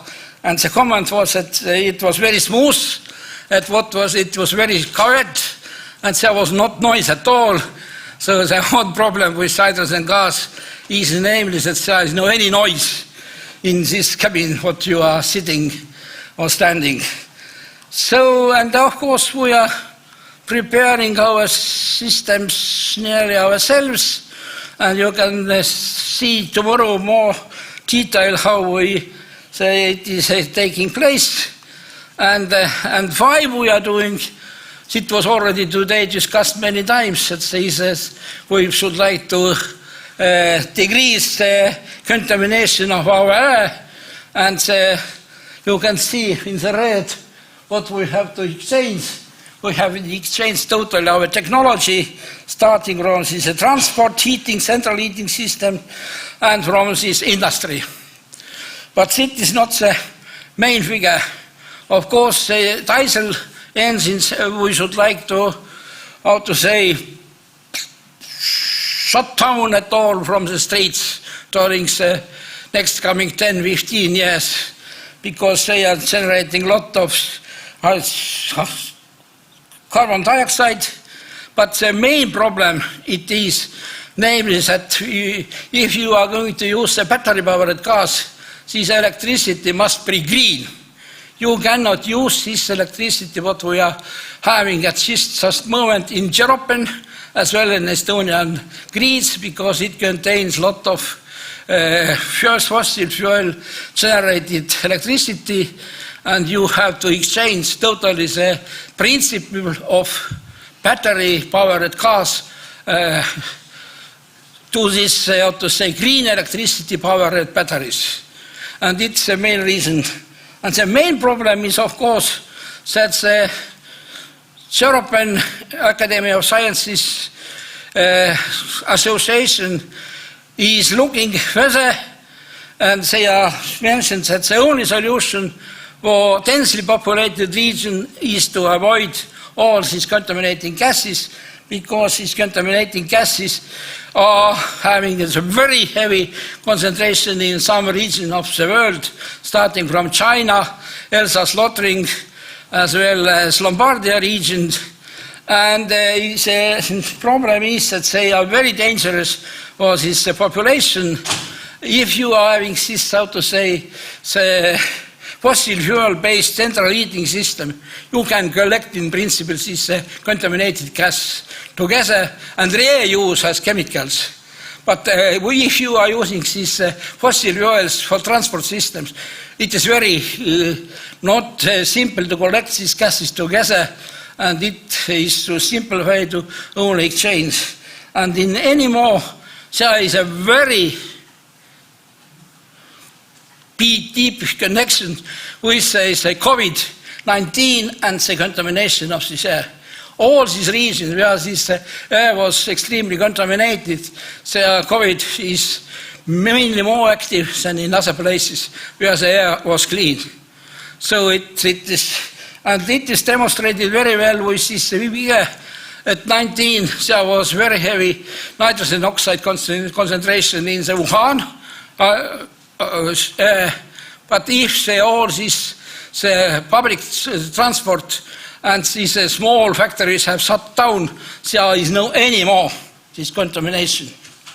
And the nitrogen oxides are very dangerous, namely, and they are initiating these infarcts, insults, and so on. What we have, all the cycle is practically ready. We have a very nice fuel cell powered cars. At least 3 of them are nearly serial production, and the Mercedes-Benz and Mercedes group, Daimler group, and the Ford and General Electric, they are going to the market very soon as well. So the cars exist. What we have in Europe, we have already the very high density of these hydrogen fueling stations. And it is calculations that if there is a distance between the hydrogen fueling station is less than 150 kilometers, and already it's okay, we don't need more densely located hydrogen fueling stations because they are so effective. And of course, what is going on? The building of this hydrogen station is coming on and coming on and coming on. It is nearly exponentially increasing. And what is important, you need cheap electricity. You need very cheap electricity to generate this hydrogen. And a very good example is from this Department of Energy and Caltech analysis. They made the analysis for this hydrogen and wind power station what have been built during the last 20 years in US. And in some cases, you can have 1 megawatt hour electricity with a price lower than $6. And the medium, for this Central American region, it is $22. It means that if now you are going to use this electricity to generate the hydrogen, then the hydrogen price is lower than $0.5. It means that the diesel price has to be lower than $1 because this energy equilibrium basis. And what there is always discussions that the buses are very expensive, we cannot use this. No, they are not at all so expensive.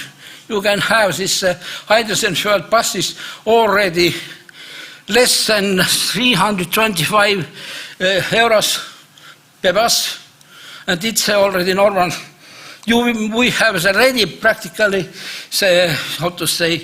heavy-duty machines, because in America, differently from Europe, these heavy-duty machines are generating more than small cars. In Europe, the small cars is generating this 50% of contamination, but in US, mainly the heavy-duty machines, they are generating this.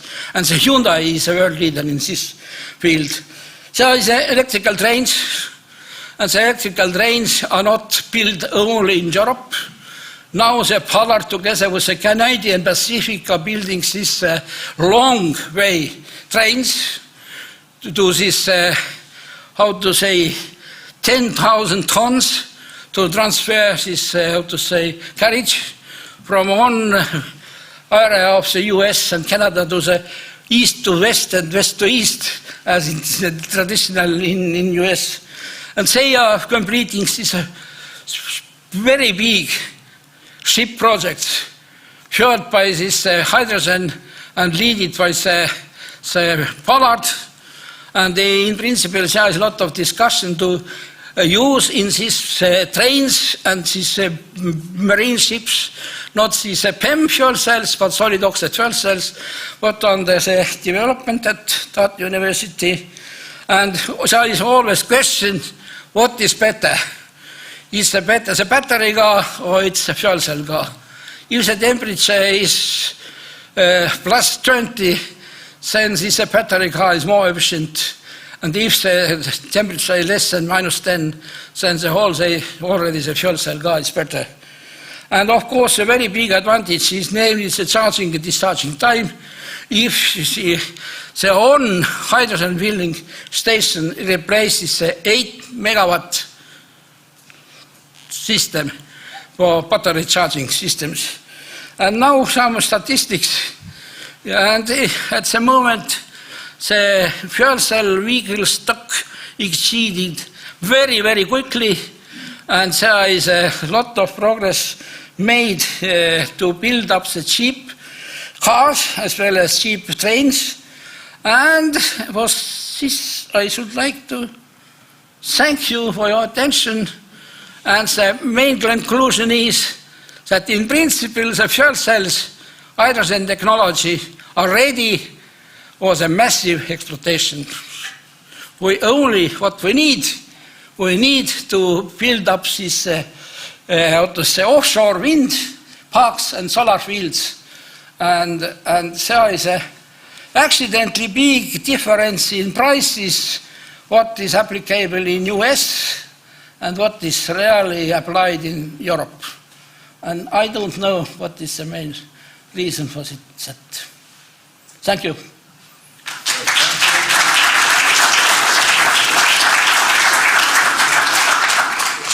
Well, I'm a little bit surprised, but there is time for questions. I said you did a very good job. So please use the opportunity to ask Professor. Don't be shy. Yeah, please. Please tell us a small secret. 50 kilowatt hours per 1 kilogram of hydrogen, which pressure it is? Sorry, it is the pressure depends on the device what we are applying. If we are using the small gas, then the pressure is 700 bars. If we are applying the buses, then it is 350. Yeah. And but the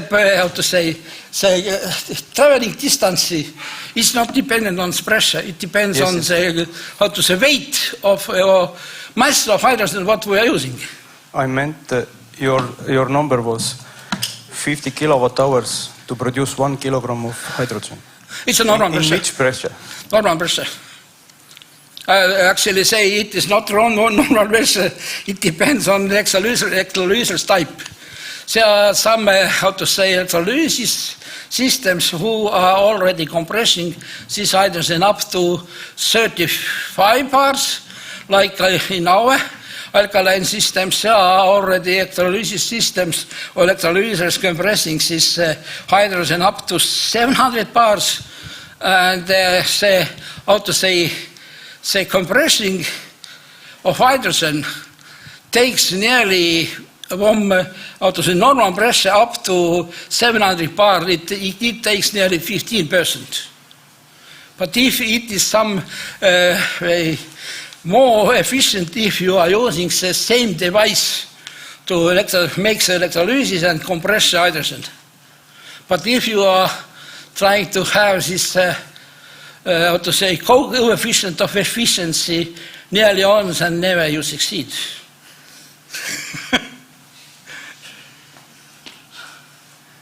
Well, any more questions?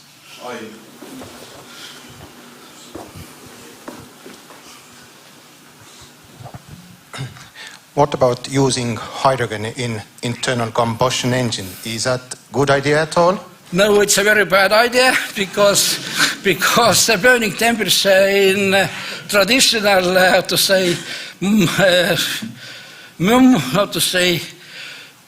heat engine, it's 200 degrees higher than to burn the methane.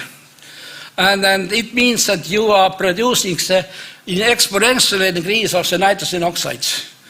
And there is a very big problem with these peaks for applies this compressed natural gas in these very big ferry boats.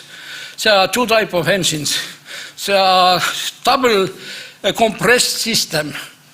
They are very good, actually saying, but there is only 30 ships what have been built in using this modern,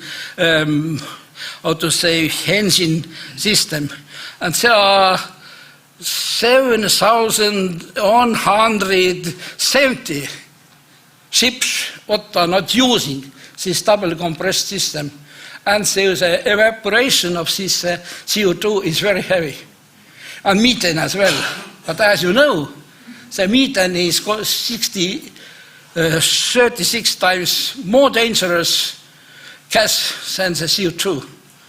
So in any case, we have to must not use this methane in old-fashioned heat engines. And that's it. May I have a last question? In past, you have told that H2O, or water vapor, is also greenhouse gas. Is that correct? Yes, it is. And at the same time, you are saying that fuel cell electric vehicle is emitting only water. But the fuel cell car is emitting 3-4 times less water to travel 1 kilometer than your heat engine. And it is very simple. And they actually saying this is a very good quality water, and there are now projects to collect this water vapor on the spot, not to evaporate it at all into the atmosphere.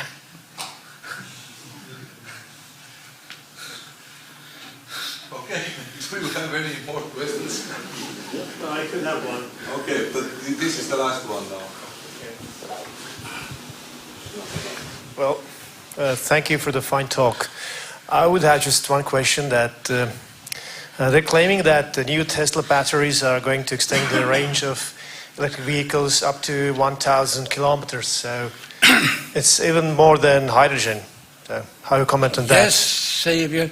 But the main problem is that if you are traveling only 50 or 100 kilometers per day, and you have this last Tesla model, then you are losing a lot of energy because you are not using this 1,000 kilometers per day. Only there are maybe 10% of cars that are traveling so long distances in a week at all.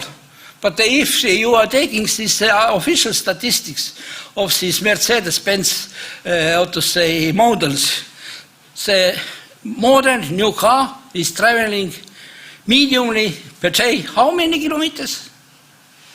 12 to 15 only. And why you need this car what is able to travel 1,000 kilometers then when you are not traveling only even 100 kilometers per day? You don't need these cars. And there is some project in US that are going to build two types of cars. So-called city cars up to 100 and 150, 200 kilometers, and long-distance cars. And the long-distance cars you can take alone. This not to have it own. So there is different solutions, and it's crazy from the efficiency point of view, energy. If you are having this car, what is able to travel 1,000 kilometers, and you are using only the distance up to 50, 100 kilometers. In my mind, of course, you can have another viewpoint. Well, thank you. Yes, thank you very much, Mr. Lust.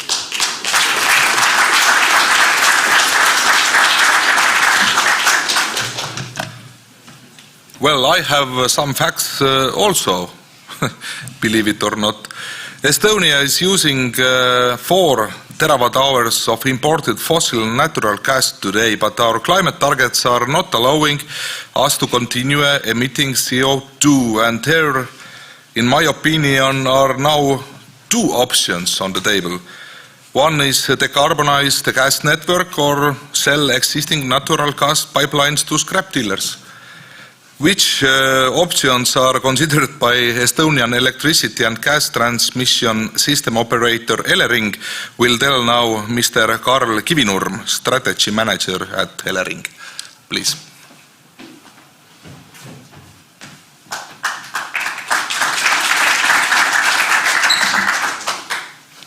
Thank you. It's a pleasure to be here, and good afternoon.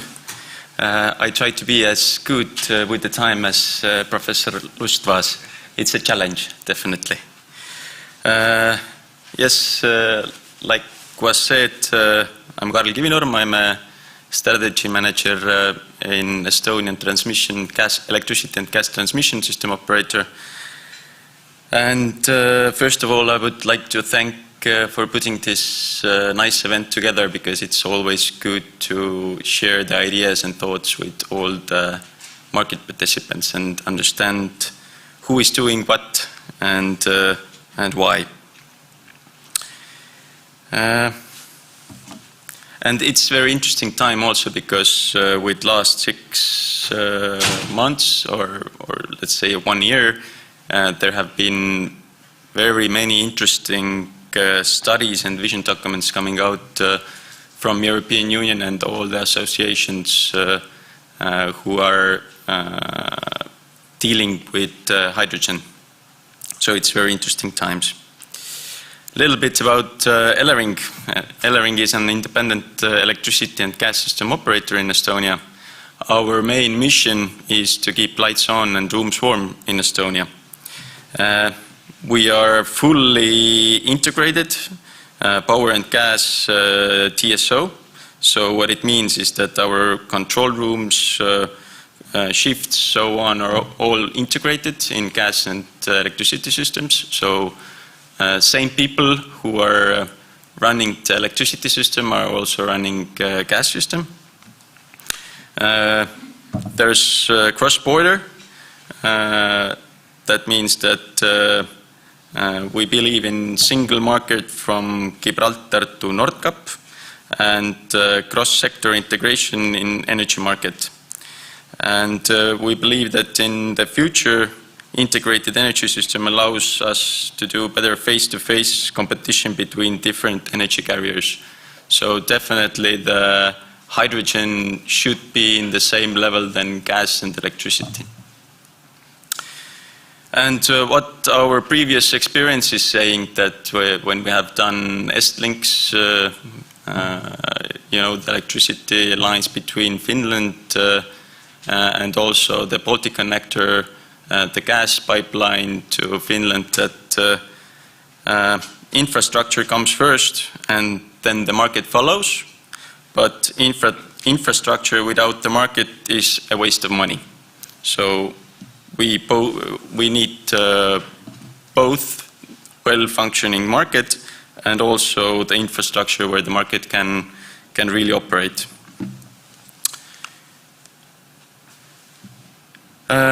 Today we have heard a lot about EU climate policy. Just to give a little introduction to my own thoughts, then just the main objective to make the European Union climate neutrality by 2050. And in European strategy, there's 3 pillars to climate neutrality economy. Integrated energy system. It means unified and more efficient integration in different energy consumers. So electricity, heat, transport, industry, all of them trying to use the same resources. Electrification. So growth of RES production is definitely in electricity increasing. renewable electricity consumption in transport, industry and heating of buildings definitely is growing. Clean fuels, so there's emerging biofuels, green hydrogen, renewable synthetic fuels also. So actually the hydrogen is definitely enabler for other synthetic, renewable synthetic fuels.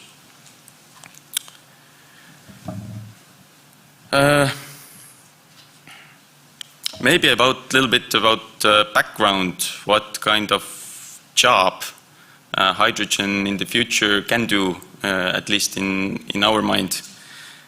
We definitely have to get used to the idea that all electricity in our region, at least when I'm talking about Estonia and northern part of Europe, largely in the future is going to be produced from wind.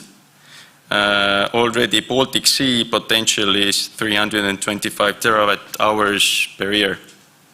So there's definitely a large potential for us. The change in production assets is not a distant future. In the northern countries, there is already 2020 approximately 70 terawatt hours of wind. If we think about 400 plus terawatt hours is their market together, so it's a very large portion. And when we think about it also that Finland has taken the climate goals that they want to be climate neutral, not 2050 but 2035, then this is also a very big game changer. And when we talk with Finnish market participants or even TSO, then they're definitely indicating that 1 to 1.5 gigawatt new onshore wind is coming to the market with next 10 years every year. So definitely the wind boom start to rise. And what they're also saying is that it's without subsidies. So this is definitely a game changer. And why is it so? They just have in the north very big areas that are competitive land areas. And now I get to the point where the what kind of job the hydrogen could play is the flexibility.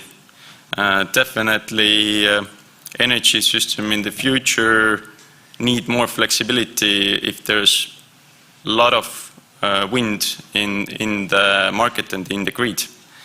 Long-term flexibility, long-term storage, the rest production is intermittent. We need definitely also power in the minutes and hours when the wind is blowing and sun is not shining. So definitely storage is one logic, and also the short-term flexibility when there's going to be some kind of failures in production or variable demand is going to be higher than expected. So in these both scenarios, definitely hydrogen is also a technology what can provide input.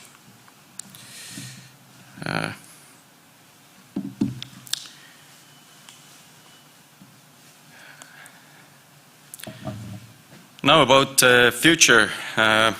Elering is participating in a consortium with other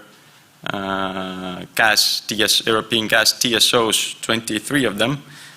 There's also, I would say, infrastructure companies and TSOs, and it's from 20 different countries.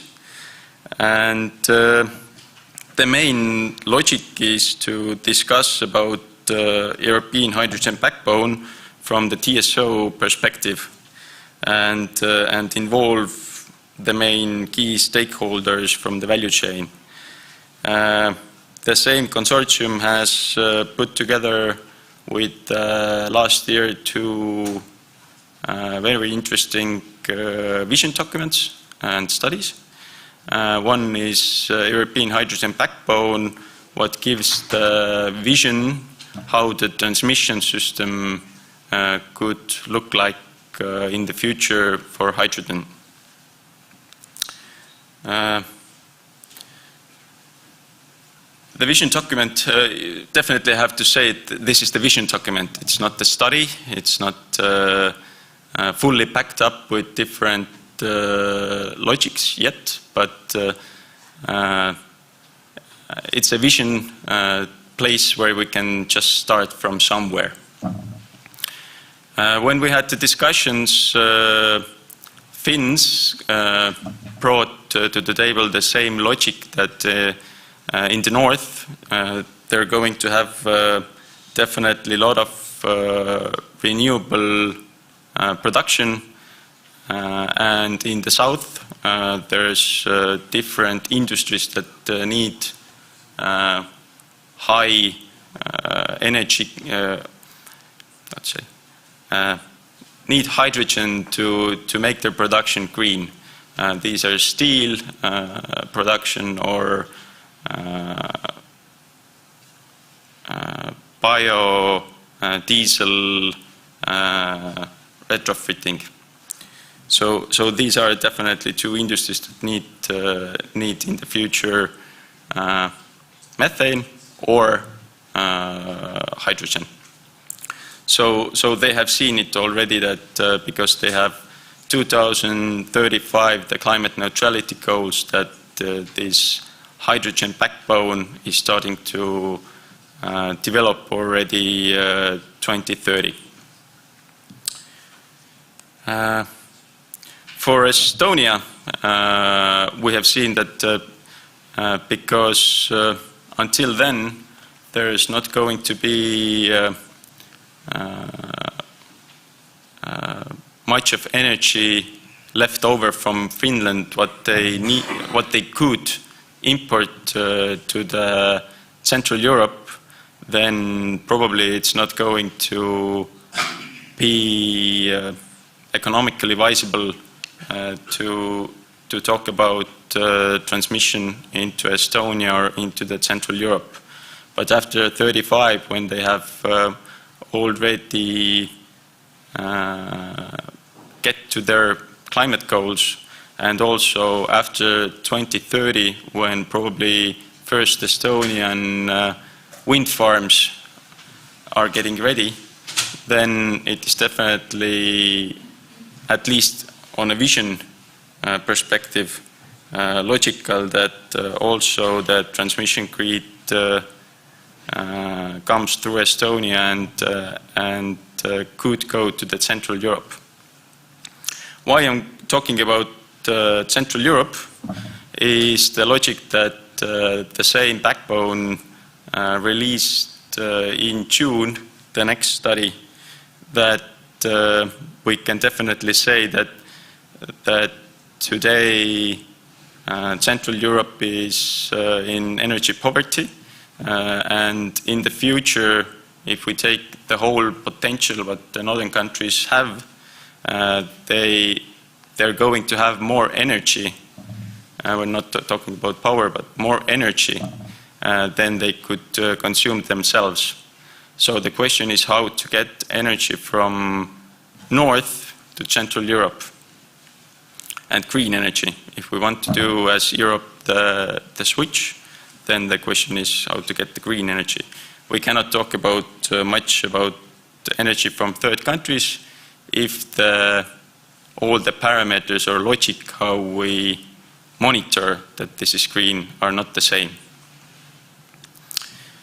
And the study tells us 2 main things. Like I said, the first is that still Central Europe has the need for more energy than they can produce themselves, and the other one is that the pipeline, long-distance pipeline transportation cost is definitely cheaper than any other transportation compared with that. If we take the ship transportation, of course we have to consider that we're talking about long distance and very high volume of transport.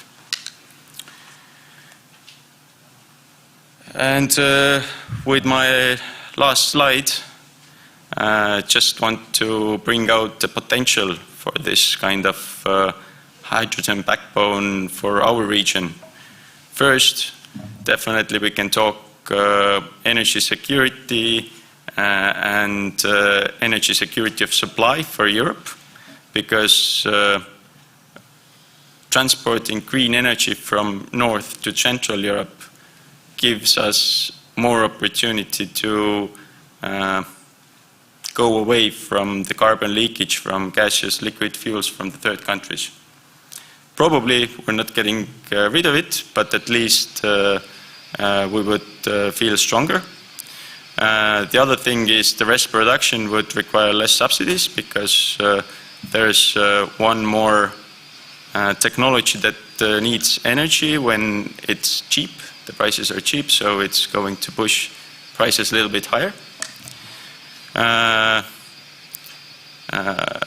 would recommend to read also the, I borrowed the graphic there from Nordic electricity vision. So there is actually, it's very well explained how this logic would happen. So I recommend to read it.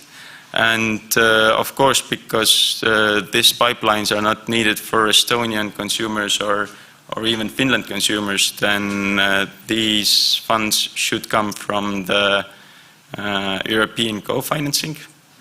And the last, the transit infrastructure also enables the development, the hydrogen consuming industry also in the region or even in Estonia.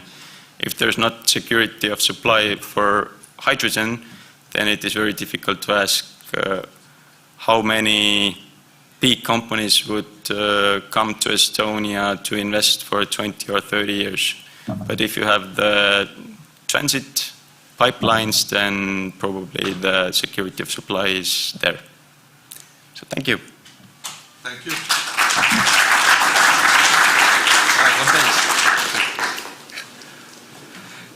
Next we have Mr. Erik Kuus, the CEO of Atrado and the man responsible for Estonia's first hydrogen refueling station. Is that so? Yes, thank you very much. Let me first check where's the big green button here. Yeah, right. So yes, good afternoon everybody. Thank you very much for having me here. My name is Erik Kuus and I'm representing actually myself. So the company name there is just a kind of legal entity in order to recover VAT from the cars and the dispensers I bought. And this was probably the reason also that why I was invited here. So that we're among with the big players, big companies and the big plans. So I have a little bit experience in this dispensing and transportation or distribution of the hydrogen here.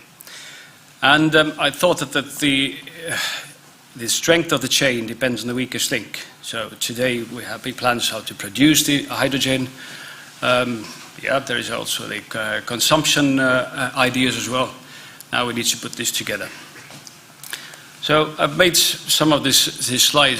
Sorry for the slide, actually. My marketing department, they have a graduation this weekend, so she's not helping me. So what is actually the dispenser or this Estonian tankuro or the kalonka? So it's a very simple device. Means that from one hand you need to input the hydrogen, you need to pump it up quite high pressure with also controlled environment, and then you have just a nozzle and then the hose in order to connect it to the vehicle. On the other hand, we know that the hydrogen is flammable and it's also high pressure. So there's already quite a strength standards that that need to be applied in order to be a safe side. So the most simplest dispenser is in a picture, is also on the yard here. And with these, it's possible to also refuel a hydrogen vehicle. And also on the left side, you see that this particular one was also used to refuel the first UK-made hydrogen train.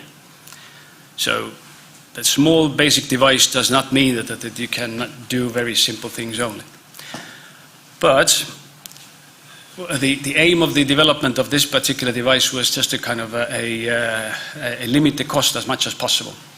But also, this doesn't give you all the advantages. So with this device, it's a direct fill, so it doesn't contain any internal pressurized, let's say, storage whatsoever, which means that when you connect it to the vehicle, it starts pumping up, and it will take it can take an hour, and still the tank is like a half full or half empty, depends how you look at it. So therefore, adding a kind of internal sort of storage, which is pumped up even higher pressure, like almost 1,000 bars, that already reduced the refueling time, because now it's cascaded, means that you just open the valve and the gas flows to the vehicle. And that enables to refill the car completely. But yet there is one more kind of improvement possible, to put a chiller between it in order to reduce the temperature of the hydrogen, because hydrogen has a very specific feature that on the pressure it does increase the temperature. So in order to again guarantee the safe refueling, this type of chiller or a cooler is added.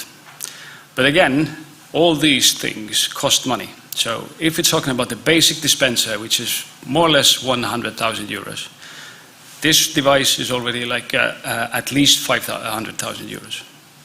So now, also referring to the previous speakers, that investing into this industry, or let's say infrastructure right now, without clear view who is the consumer, is a waste of money. I wouldn't call it waste of money. It's just a maybe stupid way of using money. And now the second part is also the distribution. There are lots of discussion about the pipelines and production on site. Yes, indeed, it's possible. But again, if we start practically look at what is feasible, then let's call it that is my personal opinion. So on the left side, you see that there are the different ways how to produce the green hydrogen. So it has to be a natural resources, not fossil. So it's the electrolyzer that's producing it, and the electrolyzers just pump it in a kind of stable pace. This passenger car can contain up to 6 kilograms, buses 35 kilograms, and the larger vehicles, well, up to 50 kilograms on board. So having for these, and considering today there are only 3 passenger cars registered in Estonia, so why on earth we should put the electrolyzers here and there? So therefore, now I'm also using my fellows who made these pictures together. So for distribution, today it's kind of like a portable cylinder packages or cassettes used, which are completely enough for refueling the kind of a passenger cars if the number of vehicles is very small. If the number is increasing, it's possible to use a sort of like a larger containers, which can carry like up to 300 kilos. And there's also a kind of tank trailers available, which can carry almost 1 ton. So this is, production one site, and then we distribute it with this means. Yes, it's inefficient, but like everything in a very kind of like early phases, we have to try these various things. So these are like practical examples of these sort of containers. Well, some of them actually look quite nice, so that doesn't mean that they have to be very ugly. And that's also the tank trailer. But these also that the price goes up, and again without the proper consumption, it never pays off. So that's why that's also kind of courtesy of Spanish company Calvera, which is heavily promoting this approach, and then this has been applied also in Spain. So I know that the Estonians are very keen to invent something very good. Every bicycle needs to be invented here, but I would recommend that maybe we follow somebody who's done it already. So the first step is that when we have a very little consumption, we just use the truck, which is doing a sort of milk run and distributing these canisters or the containers, the small cassettes basically. They drop the new one, pick up the empty one, and off we go. When the consumption is increasing, you can also add the number of these cassettes there in order to have the kind of like a larger buffer, and which lasts longer. Further on, if the consumption is already too large or too much that the truck maybe have to come every second day, maybe that becomes also a waste. So therefore, we're going to introduce these larger containers. And finally, when there is already enough consumption that there is a point to produce it on site, then the electrolyzer should be installed on the spot. And this is the map of the hydrogen stations, refueling stations in Europe. The green dots mean that are in operation, the red dots mean that that's temporarily out of operation, the blue one, I don't know what's that. And you see that it's all in Germany, somehow. And within the very short period of time, they have introduced, the plan is to introduce 100 hydrogen refueling stations within this year. Germany went quite like a bold. For them, this type of, let's say, the jerry canisters, as I call my dispenser, is no-go. They have the full scale with the chiller, with the internal buffer. So the question is, how did they do it? And the answer is here. Don't have to read it through. Basically, the story is that they put these guys in Germany. They put together their forces. They basically established a sort of like a consortium, where, let's say, in the first glance, the competitors actually joined the forces, and they started to build all this. But there's also another party. The whole program is also co-funded by the government, who had also a long-term plan. So therefore, I believe that here, again, we should not, let's say, trying to invent the wheel, but let's go the same way as the largest economies and the successful economies have done. And this is basically conclude my presentation. Thank you very much indeed. Just in time. Do you want to drink coffee or ask one question? Or we can do both. We go for a coffee and then ask the questions there. That's a good idea, I think. Thank you very much. My pleasure. Now 15 minutes for coffee, and then we continue. Very interesting people are coming, skeleton and so on. So let's be here in 15 minutes.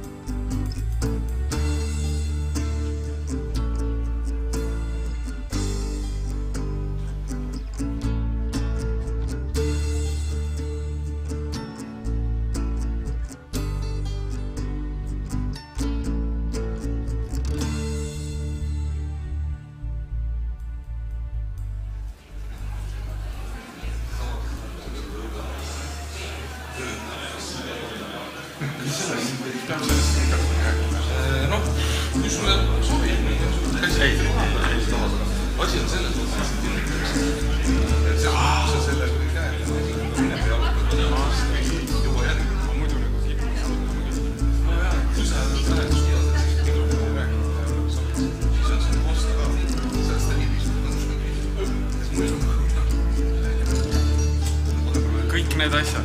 Oota, millisest nupust ta siin? See on roheline. On edasi ja see punane on tagasi, kui vajad tahad. Aga üldiselt jah, vaba käega. Aga ega mis see ikka ma olen.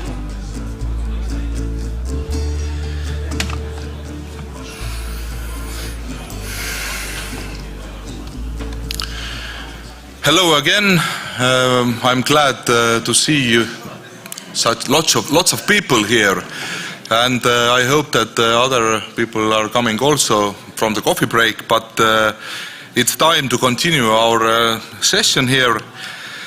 And I think that world-leading skeleton technologies does not need a long intro, so I think that I'm gonna say just that the program director, Mr. Egert Valmra, is here with us, and please, Egert, floor is yours.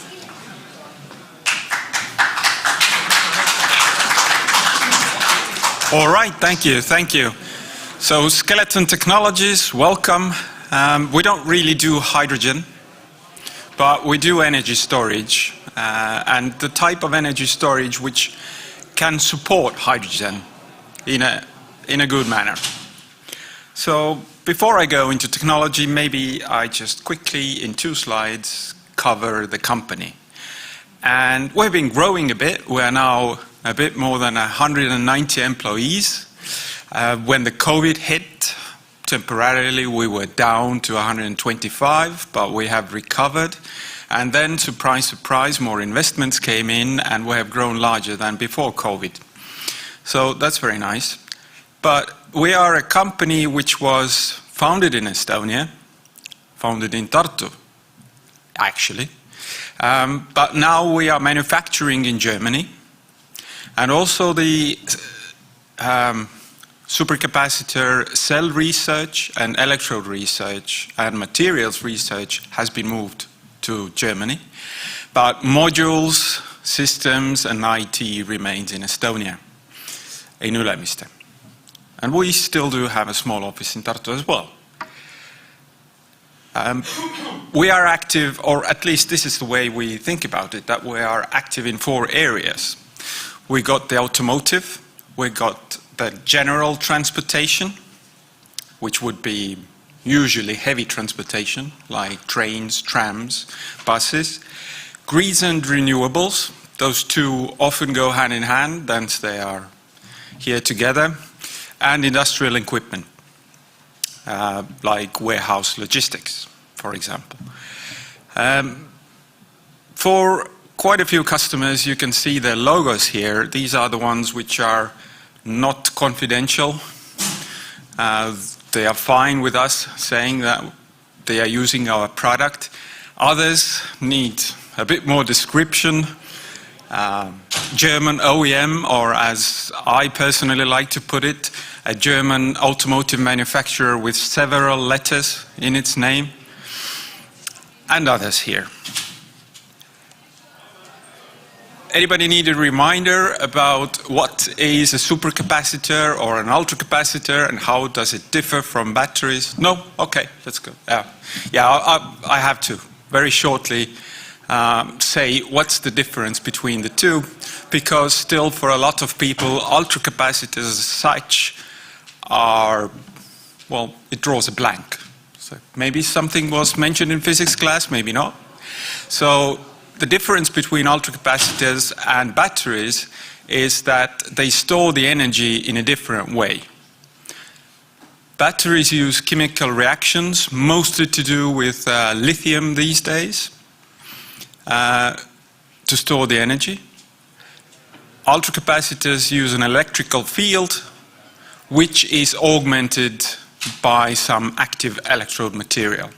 So it's a physical storage of energy, and it holds the charged ions in an electrical field. While the battery using chemical reactions to store the energy takes more time to charge, more time to discharge, and also heats up more when it is charged or discharged. So both, of course, have their pluses and minuses. So anybody talking to you about ultracapacitors will say they are crazy powerful. They have 1 million charge and discharge cycles. No battery can compete. Then the battery guy goes, but what about the 10 or more fold difference in energy density? So they might ask, how much do you need to put into a car to drive 1,000 kilometers, which was mentioned not less than an hour ago? Well, it would be much bigger than the car itself, I'm afraid. So ultracapacitors and batteries often don't compete with each other, but they are complementary technologies. And they are also both complementary technologies to hydrogen-driven vehicles. But more on that later. So, who put that there? Yeah, it was a funny story. A couple of years ago, there was a test. How well does a skeleton ultracapacitor do in comparative tests? And it was a test series carried out with the funding of the Office of Naval Research in the United States. So it was sort of a military test, or defense industry test. And it was our capacitors against other manufacturers, including Maxwell Technologies. But when the result came out, it was also the time, more or less exactly the time, when Tesla had bought Maxwell Technologies. So of course our PR went, skeleton beat Tesla. And then I personally get an angry call from a very nice gentleman from the university who was conducting these tests, saying, we have several contracts with Tesla. Would you maybe not talk about Tesla in your PR? Okay. But this is what our ultracapacitors these days are known for. They have much lower internal resistance compared to the competitors, which means they can deliver more power, or if you think about it another way, they generate less heat when they are operational, especially when cycled constantly, meaning that they can operate at a lower temperature and can have several times the lifetime of a Maxwell product or a Tesla product, sort of. They don't sell these anymore, at least not the larger models. They stopped selling them under new ownership. And as was mentioned before, we have the manufacturing facilities in Germany. There is a 55-meter long electrode production line where we're basically cooking the electrodes over 55 meters in a well-regulated environment, etc., etc., etc. You can see the numbers here. Question is, well, what do you do with those capacitors? And what can you do, what could our customers do with them today? And then later we need to touch on the subject, what could they do with them in, let's say, 4 years, 5 years? So, as an example of a little success story, there's going to be close to, it was more than 250 trams in Warsaw and other cities in Europe by Medcom and Skoda Electric, where our ultracapacitors will be used for kinetic energy recovery. You might be thinking that, wait a minute, trams recover energy anyways and they put it back in the grid. Yes, they do. But why are the trams near where I live, where the tram number 4 travels, right in the center of the city, why are the trams at least once a month all stationary? What happened? Well, 2 tram drivers either accidentally either braked or accelerated at the same time causing overload on the system, and all stopped. In order for that not to happen, you need to have a very good grid system. What does that mean? It means cost.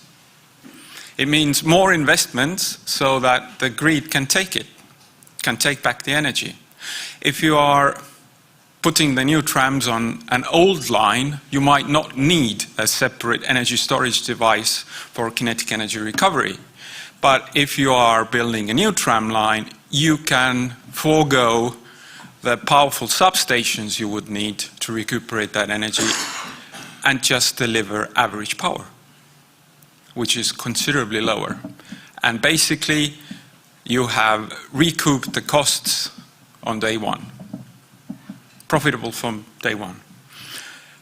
Or another one, this is the famous German car company with several letters in its name, using our supercapacitors for active suspension. And here there is very low average power needed from energy storage, but there are very high peaks.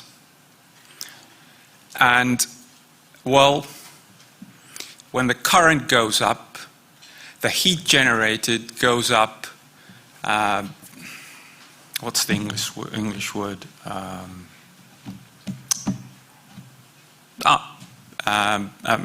As a power of 2 squared.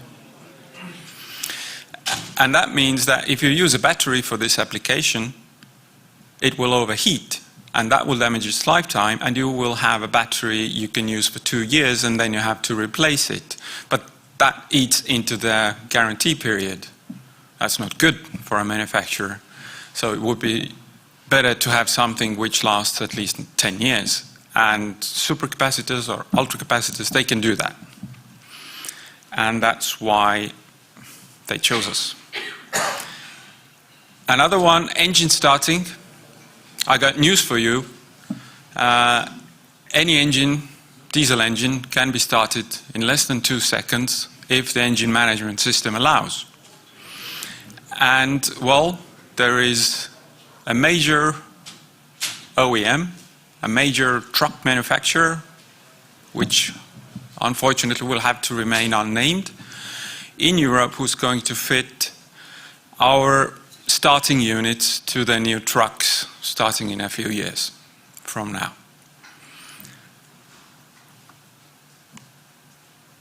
And,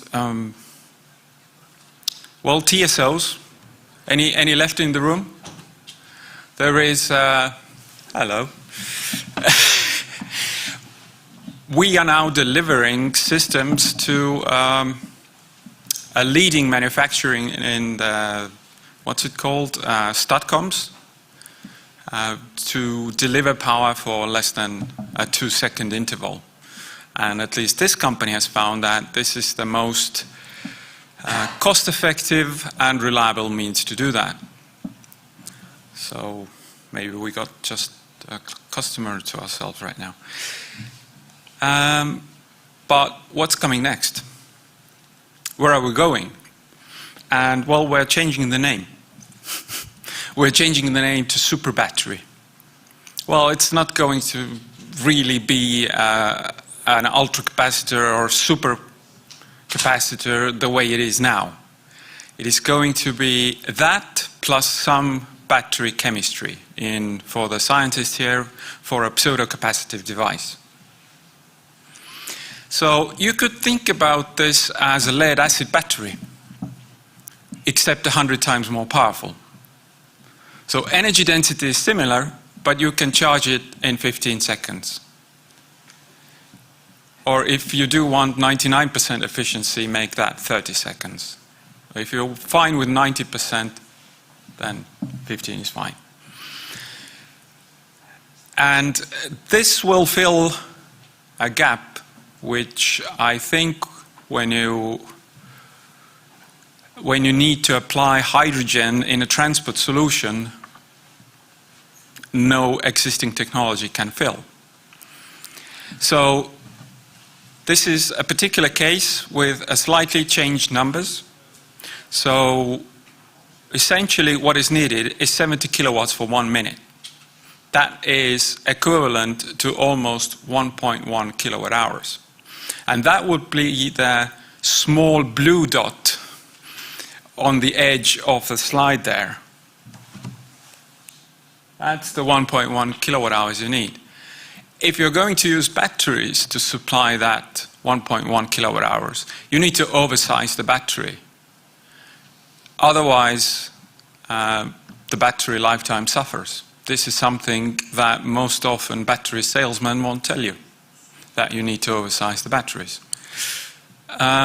Or if you're going to use ultracapacitors for this, well, they hold so little energy that the system would need to be even larger.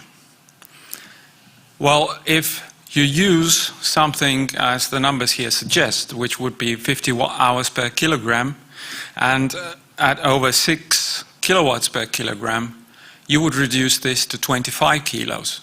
And you would reduce the cost, the price, to less than half what is required with batteries. And you would get more lifetime. So this is what the next generation of ultracapacitors, or super battery as they say, would be able to deliver for hydrogen-fueled vehicles. Hydrogen vehicles, I think you could give me lectures on that, please. Hydrogen vehicles have a certain ramp rate for power. They cannot give full power right away. And they have difficulties in competing price for price with a Tesla Model 3, right? You would like to have 3 times the power than you can have with a hydrogen vehicle today. And to supply that, you would need pretty much exactly what the super battery technology can give. Enough energy, but a lot more power than lithium-ion batteries. And since I'm running out of time, let me skip a slide or two and say the first one is coming. It is coming next spring. So there's a hydrogen bus by a British company, a company who produces the famous red buses, with two-tiered red buses for London. There's a one coming with hydrogen power. And, well, our devices on board. So thank you very much. I'm over time. We'll stop now.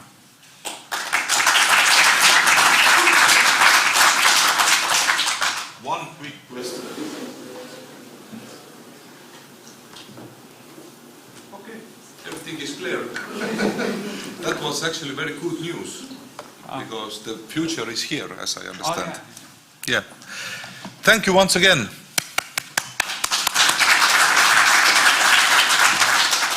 And now, our last presentation is about some exciting alternative methods of producing clean hydrogen. Mr. Illimar Parts from Vesiniku Tehnoloogiad is here, and I have to say that this presentation will be also in Estonian, but don't worry, you can see it in English translation later. But right now, please, floor is yours.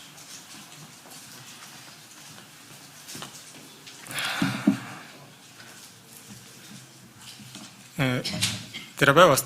Minu nimi Illimar Parts, esindan osaühingut Vesiniku Tehnoloogiad. Väga vabandan, et ettekanne tuleb eesti keeles, sest et pidime algselt tegema seda koos kolleegi Andres Kebaga ja slaidid on kõik inglise keeles, aga loodan, et saame hakkama. Mu enda inglise keele oli nii hea, et siis katsume nii sujumalt tõsta.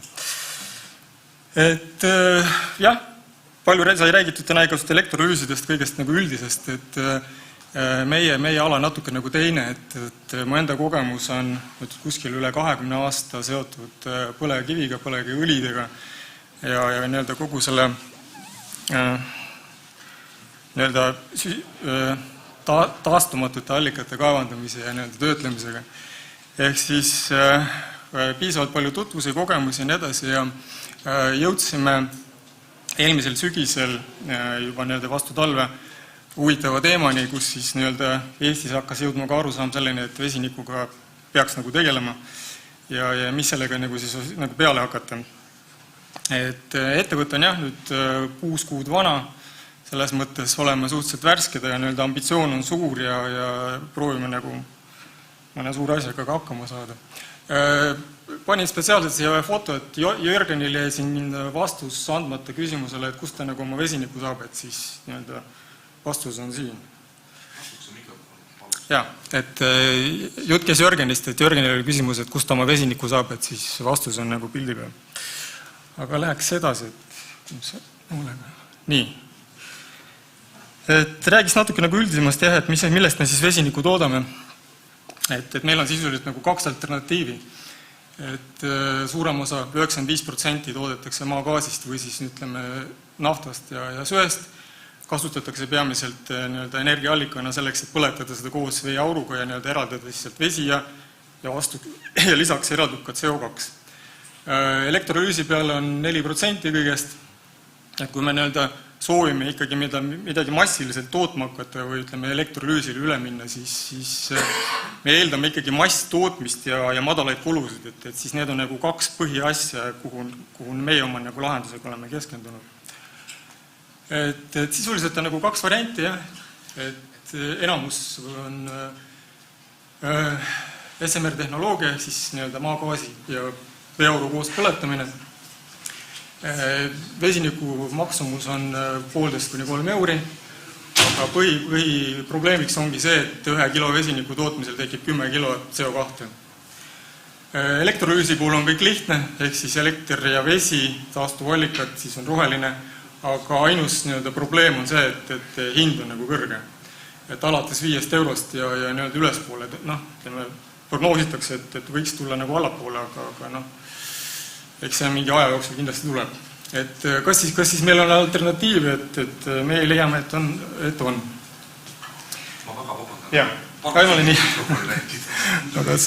Väga vabandust. Te saate siit näha seda. Jah, et neid see on. Nii. Et meil on jah põhimõtteliselt nagu 3 alternatiivi, või ütleme praegu liigitatakse vesiniku tootmine nii-öelda 3 jupiks. Esimene on hall, kus siis toodetakse süsivesinikest ja on CO2 emissioon. Kui me nüüd CO2 kinni püüame, selle nii-öelda ladustame või ümber töötleme, siis saame sinise vesiniku ja siis 3. variant on nii-öelda roheline. Et on vahepealseid variante ka, aga nii-öelda meie jooksime kohe nagu sellesse orki, et kuhu nii-öelda siis oma lahendusi liigitame, et meie tehnoloogia puhul nii-öelda ei teki CO2, ehk siis me lagundame kõrgtemperatuuriliselt metaani vesinikuks ja süsinikuks ja CO2 ei ole, et kas me oleme siis ikka nii-öelda sinised või rohelised hoopiski. Et ametlik seisukoht on ikka see, et oleme sinised, aga nii-öelda sisult oleme tegelikult rohelised. Kuhu me siis nii-öelda läksime, et meil on tugev partner ida pool, kes on tegelenud, instituut, mis on tegelenud nii-öelda süsivesinike kõrgtemperatuurilise lagundamisega juba ütleme 30 aastat, ehk siis ei ole nagu võetud selline nii-öelda kuskilt kellegi idee ja nii-öelda üritame seda nii-öelda mingisuguseks nii-öelda lahenduseks vormistada. Ehk siis praegu oma projektiga oleme jõudnud nii kaugele, et meil on tehniline eelprojekteerimine on tehtud, peaks lõppema kusagil augustis. Septembris teeme veel lisatestid ära ja siis tõenäoliselt kusagil septembris hakkame ehitama oma pilootseadet.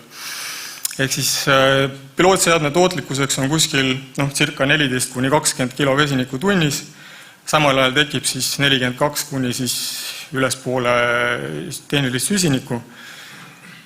Ja tahame selle pilootseadme valmis ehitada nüüd, ütleme, umbes aasta jooksul. Ehk siis võib-olla järgmisteks vesinikupäevadeks Tartus on juba mingi seade püsti ka Tartus siin. Et asi vähe konkreetsem oleks, siis näitan mõnda pilti ka, et seade ise, ütleme, pilootseade ise sellise tootlikkusega koosneb, tarnitakse kohale 2 merekonteineris, pannakse laiali ja põhimõtteliselt on suhteliselt kiiresti teisaldatav uude kohta ka. Et jah, ma mainisin juba, et tehniline eelprojekt on meil tehtud ja siis augustis peaks põhiprojekt valmis olema. Mis on neile tehnoloogia põhieeliseks? On see, et meie oleme seisukohal, Et on suured projektid siin igasuguste nii-öelda vesiniku selgroogudega siin üle Euroopa Liidu, et ehitatakse suuri torustikke ja nii edasi, masstootmist ja me oleme ikkagi seisukohal, et vesinik on nii keeruline gaas, et sellega ei ole mõtet nagu ehitada selliseid väga suuri tootmisi või siis ütleme midagi ladustada või hästi kaugele pumbata, et vesiniku peaks tootma ikkagi võimalikult nii palju, kui seda on vaja kasutada ja võimalikult selle koha läheduses, kus seda kasutatakse. Et kui me läheneme nagu see teise külje pealt, et maagaasi logistika on Euroopa Liidus ja suhteliselt hästi arenenud, et meil on kõik transpordid ja ütleme, ladustamisvõimalused olemas, siis on mõistlik need kaks asja omavahel kokku panna, ehk siis toota seda maagaasist vesinikku ja täpselt seal siis ütleme, kus vastav tarbimine on. Tehnoloogia, nagu ma mainisin eelnevalt, väljub kaks toodet, on vesinik ja süsinik. Vesiniku puhtus on lähtudes sellest, milline on tarbija vajadus, et tehniliselt on võimalik saada ka 4,5,9 peale koma kätte. Tehniline süsinik vastab praegu, ütleme, see, mis on saadud laboriseadmetest, vastab sellistele nõuetele, nagu on seal slaidil näha. Tahame septembris, nagu mainisin, teha lisakatsed ära ja siis tõenäoliselt saame näidised ka Enlusti jaoks ülikooli ja vaatame, võib-olla on võimalik sealt saada ka paremat süsiniku kätte, näiteks ka Skeletoni jaoks võib-olla. Ehk siis, nagu mainisin, siis mõlemad tooted on meil puhtad, ilma CO2 heitmeteta. Kuhu me sihime on see, et aastas tarbitakse tehnilist süsinikku umbes 20 miljonit tonni. Selle tarbimine kasvab kiiresti ja põhimõtteliselt kogu see tehniline süsinik toodetakse kas siis maagaasi või siis naftajääkide põletamise teel või sütt ka põletatakse.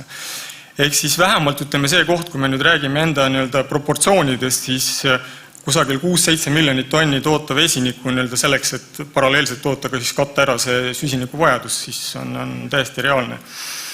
Et jah, lahendame nagu kaks probleemi korraga. Räägime natukene numbritest ka, et võrdleme energiakulusid, et siin tasuks vaadata peamiselt elektrienergia kulu. Et oleme SMR-iga ühel pulgal, tehnoloogias kasutame selleks, et lagundamine toimuks stabiilselt, kasutame inertgaasi argooni hetkel, mis on umbes 1-2 metaanikogusega. Aga kui me nüüd ütleme, et tulevikus plaanime vähendada seda inertgaasi kogust tehnoloogias nii palju, et me suudame vähendada energiakulu kuni 10-11 kilovatini 1 kilogrammi vesiniku kohta. Ehk siis sisuliselt tähendab see seda, et me tuleme vesiniku hinnaga alla 1 euro.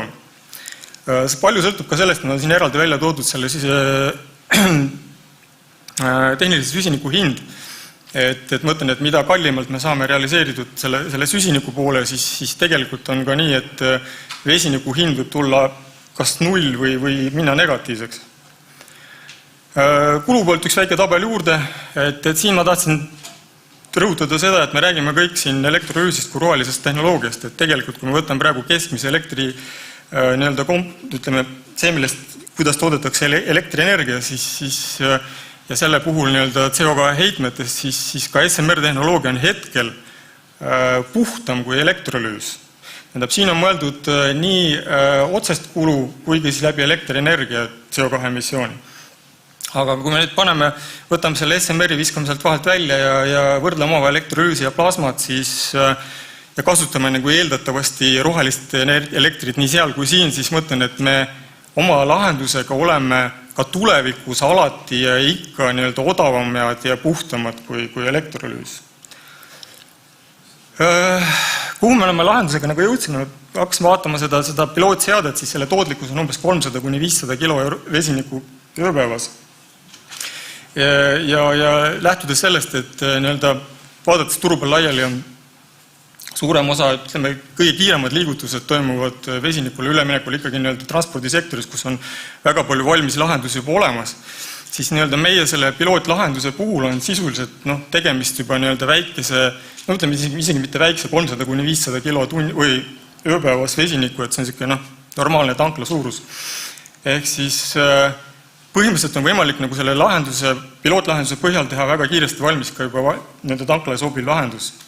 Ja sellisel juhul me ei lähe nagu konkureerima otseselt ühegi tanklaketiga, et mõtleme, meil siin aastavahetusel suhtlesime praktiliselt kõikide Eesti kütusemüüjatega ja siis nägemus oli see ikkagi, et me sõidame 20 aasta pärast ka veel diisliga.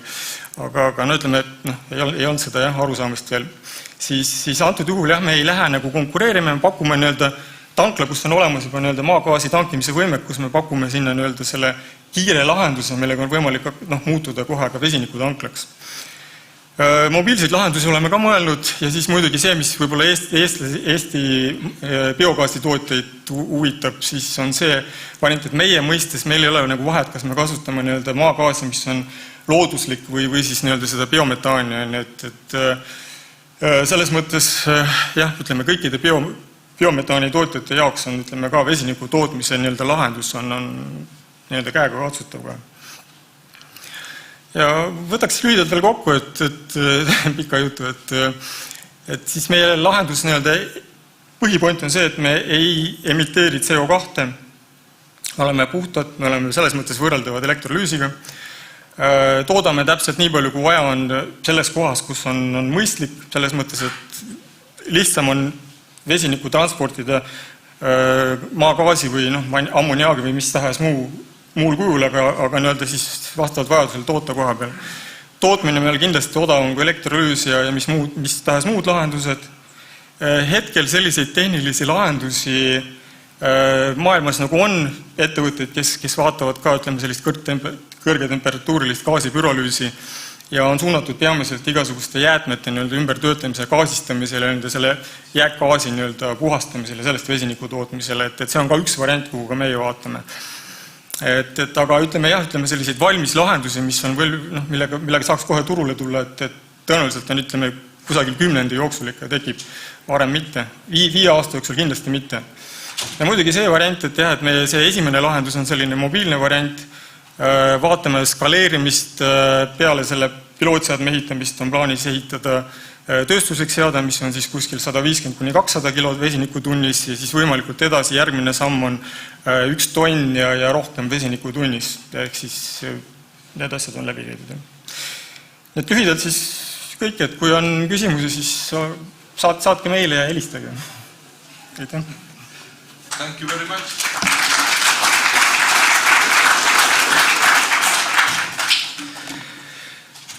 Okay, and dear guests, for next and last 30 minutes in our program today in Tartu, I would like to invite to panel discussion a few gentlemen.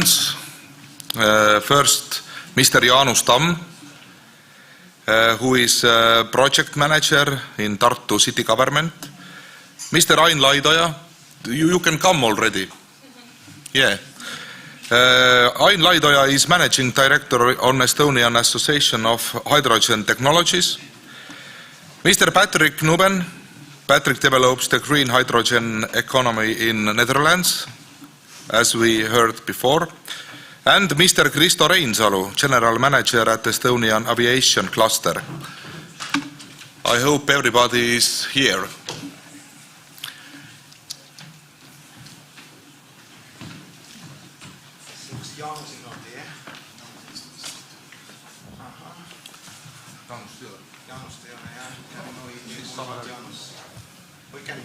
Okay, maybe Jaanus will join us later, but we should start, I think. I use this microphone, if it's okay. Yes, it's working. It has been a very long day, actually, here today, and I personally have to say that there has been so much information in short time. So I will start with a very simple question. Please explain to me once again, why do we need hydrogen at all? Who wants to start? May I guess? If I'm looking at audience, I can see in hydrogen possibly business cases existing or coming tomorrow. This is why so many people are interested in this hydrogen week and hydrogen days. Okay, and if you want to add something. Well, I have to say this is perfectly on spot. It's new business, and be there or be square. If you want it, you have to take the challenge. And looking to the climate issue, there is no better alternative than step into green hydrogen. Green is clean, and that's the future. Okay. I think there has been like three main keywords actually for me since the beginning of getting to know more about hydrogen. So one is cooperation, which is pretty simple. The other one is collaboration. And I think one of the most important keyword is ecosystem. So developing necessary ecosystem because nobody cannot, like, let's say, produce and use hydrogen alone. You need to have like a properly functioning ecosystem. So otherwise your visions wouldn't materialize. Okay, so I understand that we really need hydrogen, not just because European Union giving lots of money to support this area. Yes, definitely the money is around as well. This is why the public sector is sitting here. So money needs to be shared. And private sector is sitting here waiting and looking where the area is, where to invest to. That's true, you know, the money is always a thing, you know, and if the private sector wants to make the step towards hydrogen, there is always deficit costs or deficit investments, and there these subsidies come in quite handy. So it's a collaboration of public and private, and not only European public, but also national and sometimes even regional public authorities to pick this challenge together. It's a really joint effort, and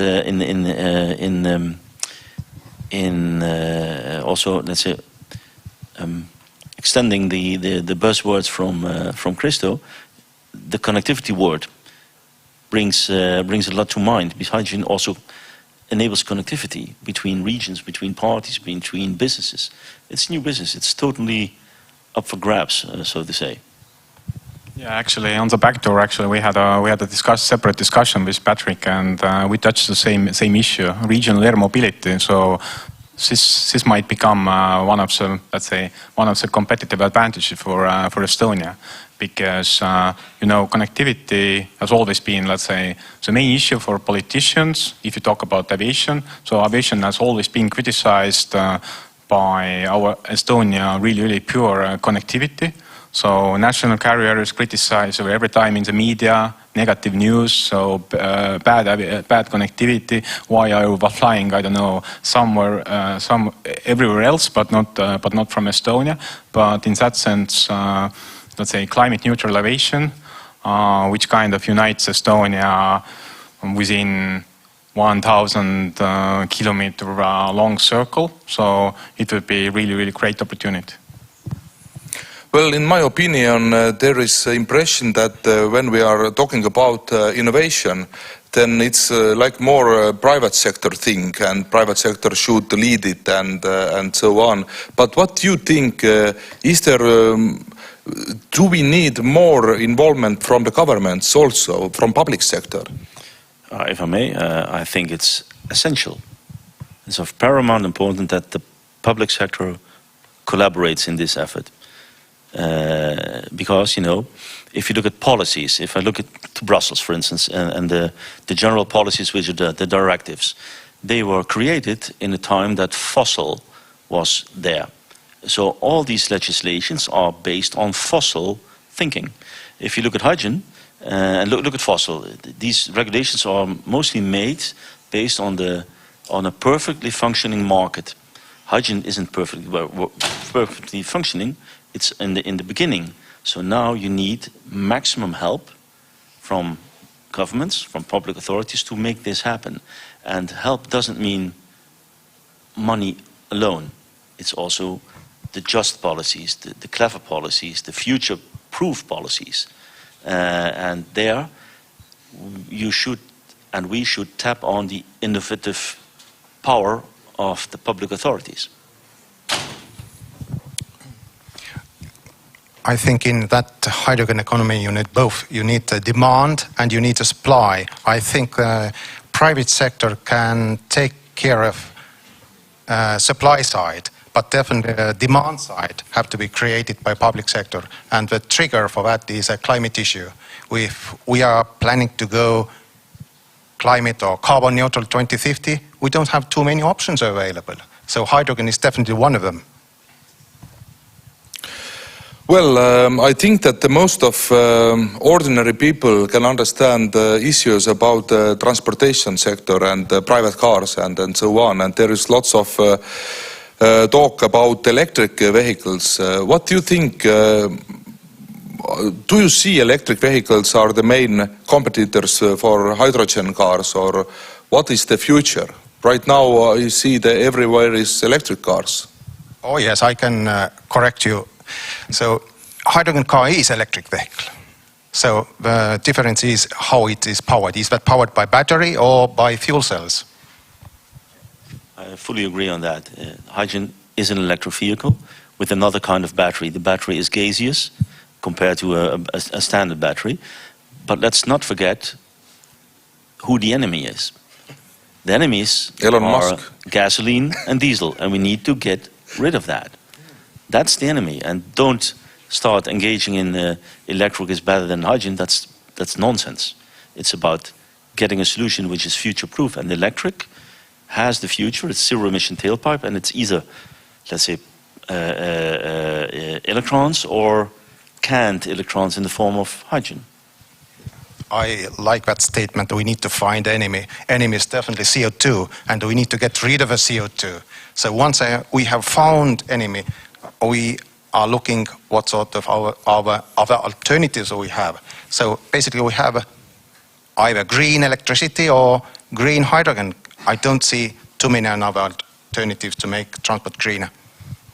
Yeah, just to highlight what Mr. Henrik Holloway said during aviation session, actually, during the first presentation, he clearly highlighted that we would need to, let's say, incentivize the whole ecosystem. So in that sense, European Commission, was it next week or next week or week after, actually, will come out a special plan, refuel aviation. So something to be wait for.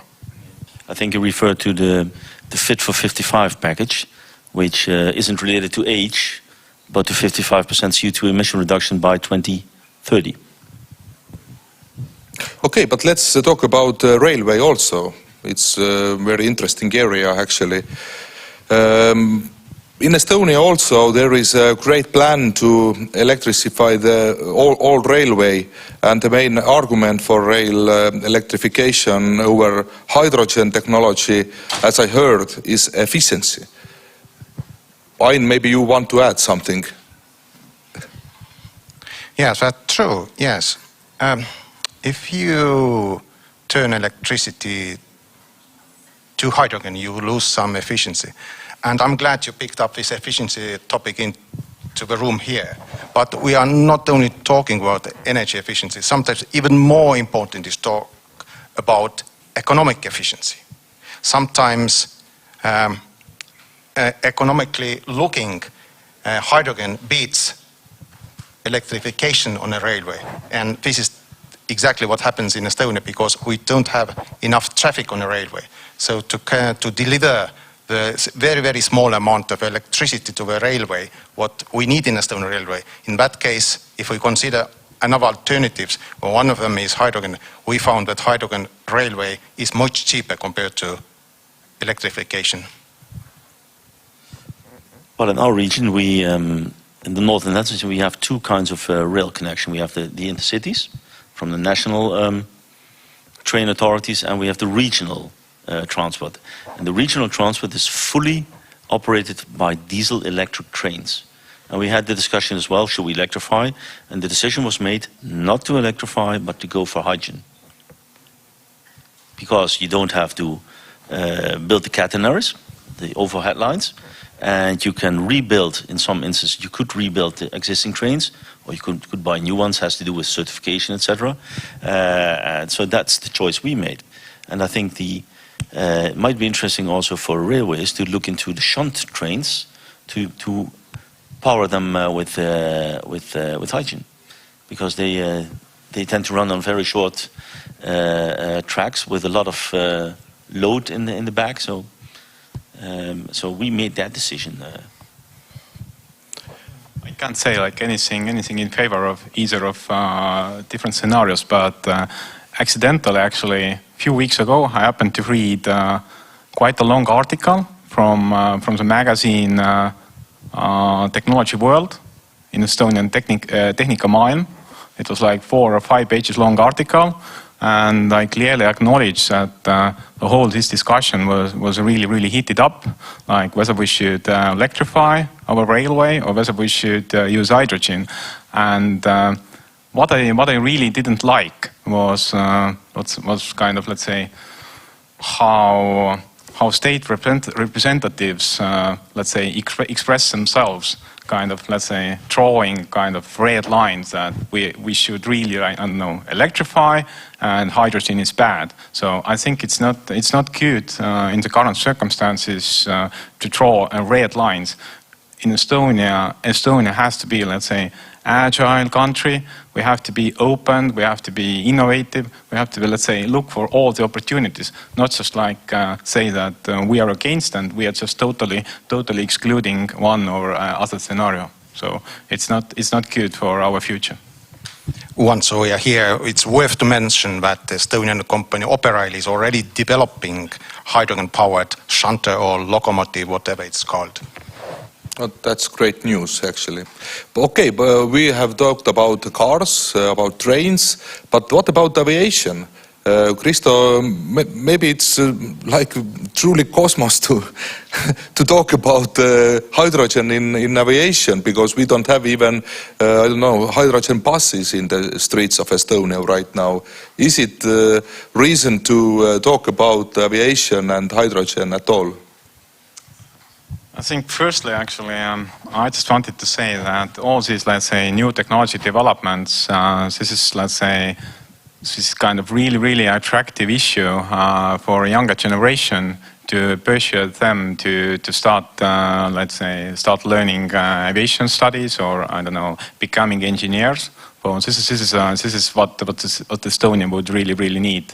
But on the other hand, if you're asking like Estonian aviation and hydrogen, then I should say I'm really proud of that some of our cluster members has been able to made huge steps during last few months.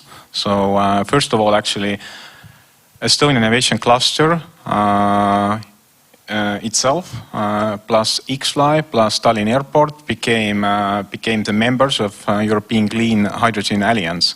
And at the current moment, the Estonian aviation cluster is one and only aviation cluster in Europe, which is a member of Clean Hydrogen Alliance. So this is a really thing what we should really be proud of.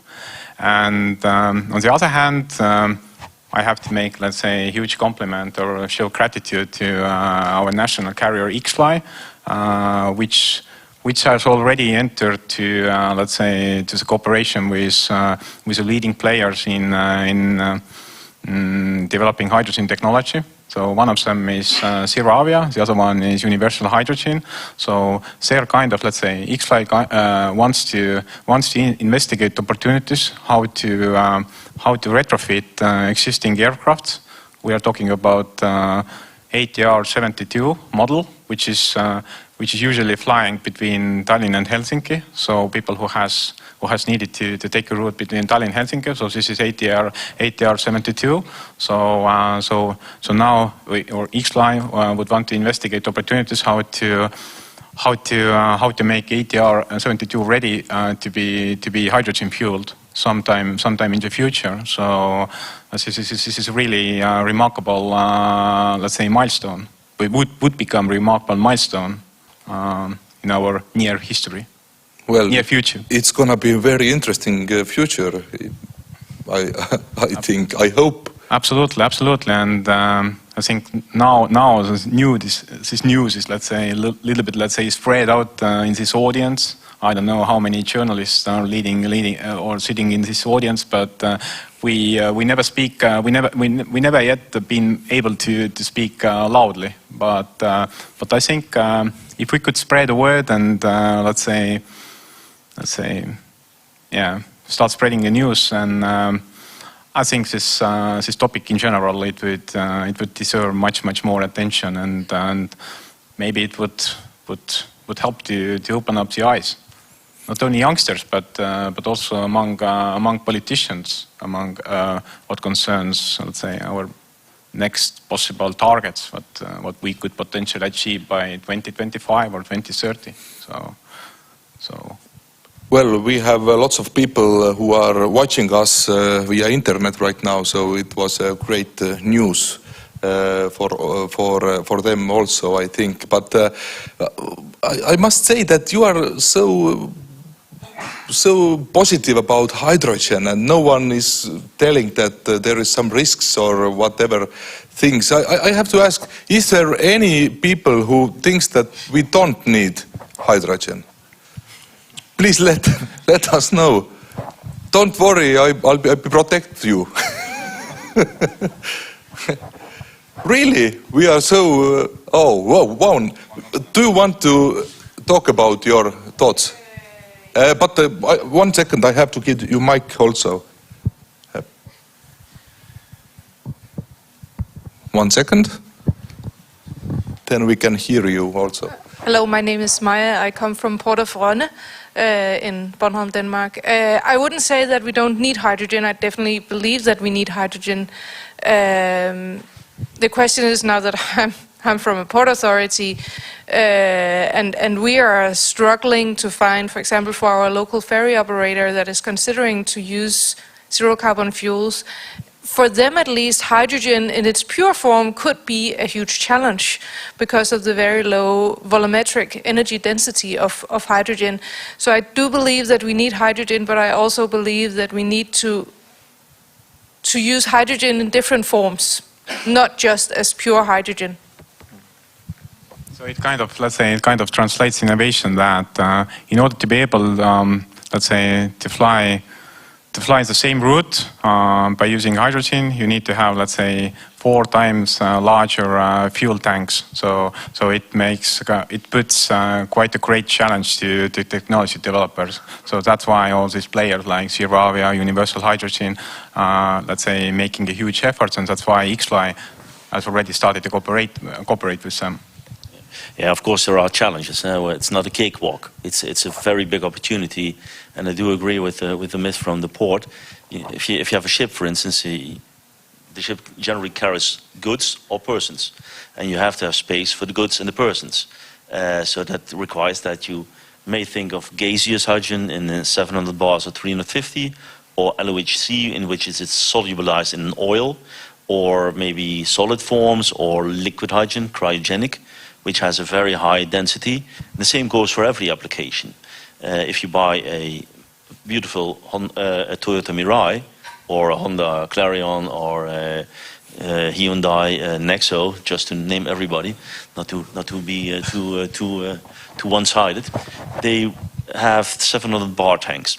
So you need to fill it with 700 bars. If you go to buses, it's 350 bars. It's not because it's impossible to use 700 bars, it's just the technology for the HRSs, the hydrogen refueling stations, are under development. Same goes for liquid hydrogen. If it can be bought, can be purchased. It's not physically green, but can be green via certification. So there are challenges. But that's fantastic, because challenge gives you an innovation opportunity and a business opportunity. So it's not negative to be challenged. I think it's positive, but it's always, as I stated first, be aware of your enemy. The enemy is carbon, coming from diesel, gasoline, and other, let's say, carbon-intensive fuels. And we need to step out of that. Otherwise, we cannot make the climate change. We cannot battle the climate change. And I also refer to, let's say, Timmermans, the Dutch European Commissioner. He has stated that he doesn't see a role for fossil fuels in the long run, and even on the shorter run. So this is a tremendous opportunity for all technology providers to uptake, like the guys from PowerUp. I think Ivar and his colleague are also here. They have a fantastic solution for, let's say, autarkic energy systems. So if you're in the wilderness somewhere and you have a cabin, well, you can cut down a tree for your logs, but you could also use mobile hydrogen with an energy generator providing electricity. So there are many forms you can engage in, and the same goes for airplanes. You can do it gaseous, which first start with the gaseous and then go to higher and denser forms of hydrogen to be able to make this step. And people are very clever, very innovative. Nobody knows what the future will bring. Maybe there will be something phenomenal which we haven't thought about yet. So pick up the challenge. It's there. Are you satisfied with the answer? Yes, certainly. And as I also said earlier, it's not because I'm against hydrogen. I'm just saying that there are challenges. And we're two, at least, that loves challenges. So that's fantastic. Yeah.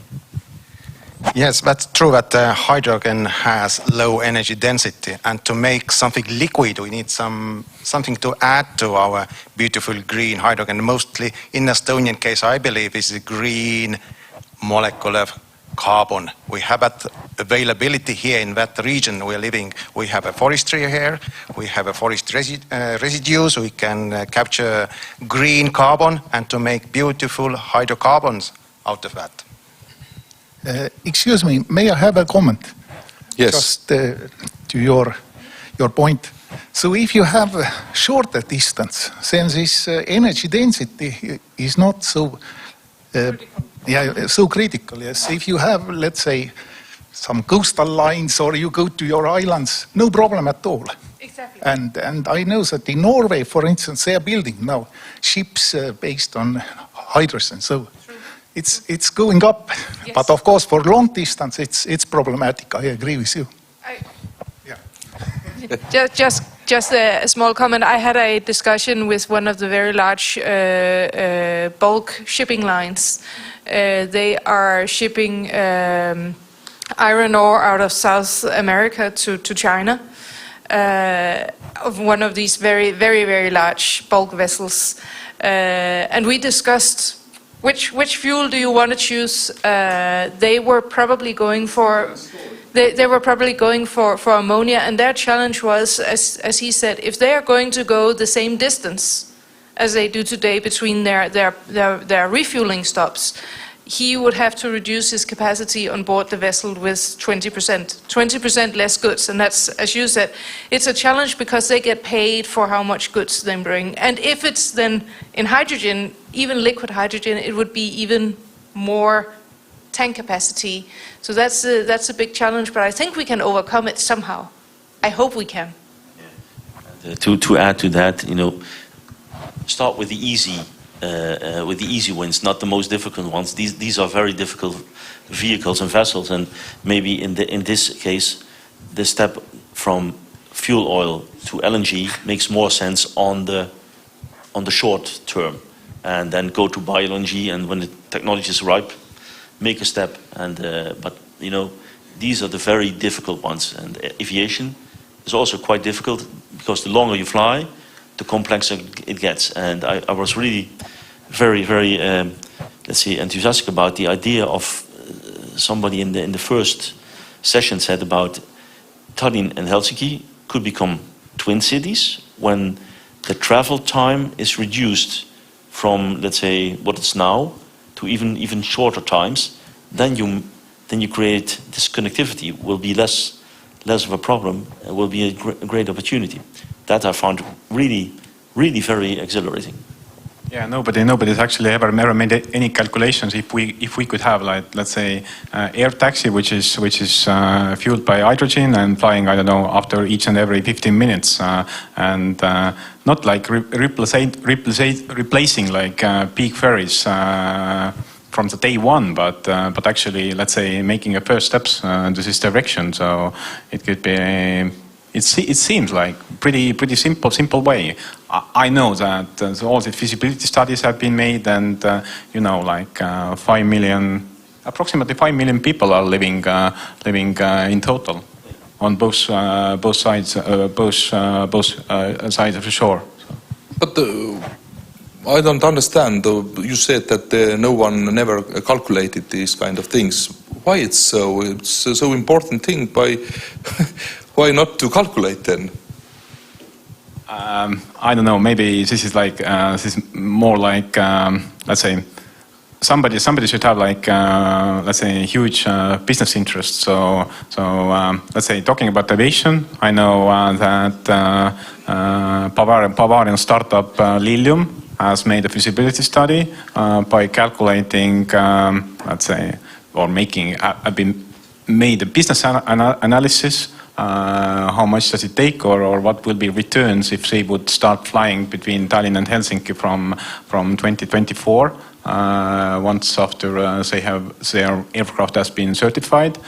But obviously they haven't, let's say, they are not sharing this data with the rest of the market. So each and every company, they have their own business interests. So Tallink is also interested by having a ferry connection between Tallinn and Helsinki, and also Port of Tallinn has special business interests. So in that sense, I think all these different transport providers, they are also competitors. So that's why they are not sharing information. Do you have some comments? Yes, please. Yes, I have done a little bit calculation on Tallinn and Helsinki. Oh, very good. But I'm a different background. I looked at it from battery electric vehicle point of view, and unlike hydrogen, the batteries don't take much space anymore.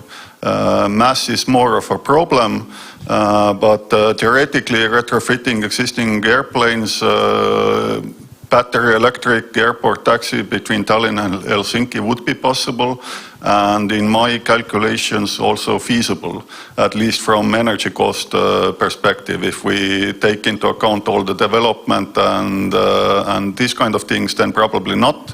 But if we look at the fuel consumption, then yes.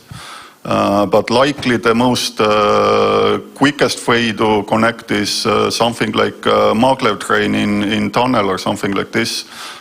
Because right now I think if you consider the full travel time, then the air time is shorter. If you think of going from Tallinn to Helsinki, you spend a lot of time in airports, and this is the thing that we need also to hassle, and maybe it's impossible because of the security reasons, but maybe the train travel we can make that 15-20 minutes between Tallinn and Helsinki. This should be technically possible.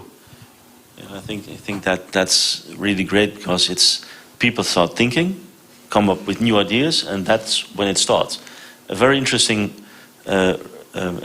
comparable problem is in hospitals. And they found out, because of COVID, I do a regular check for my blood every year to see if I'm fit, etc., etc. And normally you go into a waiting chamber and you wait, and after an hour you can go in, it's 10 seconds, the blood is taken, and you can leave. In the Netherlands now, due to COVID, we make a digital appointment on time, go in, 2 minutes waiting, have the blood, and out. That can be done in an airport as well, if you just manage it. It used to be like this, but now more and more times it takes. Yeah. So, that's the problem. Yeah, but okay, but it's also about tapping the intellect of people to see if not something new comes up. But I want to raise up one more issue, actually, while speaking about, let's say, whether we should have, I don't know, air taxi connection or not, or how much does it cost. There's still like one very important part which is missing. So infrastructure is missing. So from aviation side, actually, we don't have, let's say, special dedicated landing spots, let's say, prepared for let's say, electric aircraft for the takeoff and landing, so-called eVTOL landing spots, and it needs to have, let's say, state's involvement. So, but private enterprises, they won't build aviation these kind sector, of infrastructure. you mentioned the VTOL. This is very interesting. How far is it? And you have some funding for this. So what is going to happen with this vertical takeoff and landing? We have kind of, let's say, raised up this issue with the Minister of Economic Affairs. We have asked them to speak with their colleagues overseas, but until now, nothing haven't yet happened. But we just raised up this issue that we have to do something, because if you have like interested market players like Lilium, I don't know. In the future, maybe also Swedish Heart Aerospace and all the other companies, which will be ready by 2024 or 2025, then the state should be ready as well by having necessary infrastructure. So in that sense, we badly need state's involvement. Okay, but our 30 minutes are already over, actually. It's very, very short time, unfortunately, but I have a last question for you. What do you think when we're gonna see hydrogen into real business? And what are the biggest market barriers we need to overcome? From aviation side, I'm just, let's say, right now I'm dreaming about this X-Fly's first aircraft, which will be flying hydrogen fueled. I don't know whether it will happen 2025 or 2027, but I think it looks like pretty doable. I would really believe this scenario, but we will see. Ain, what do you think?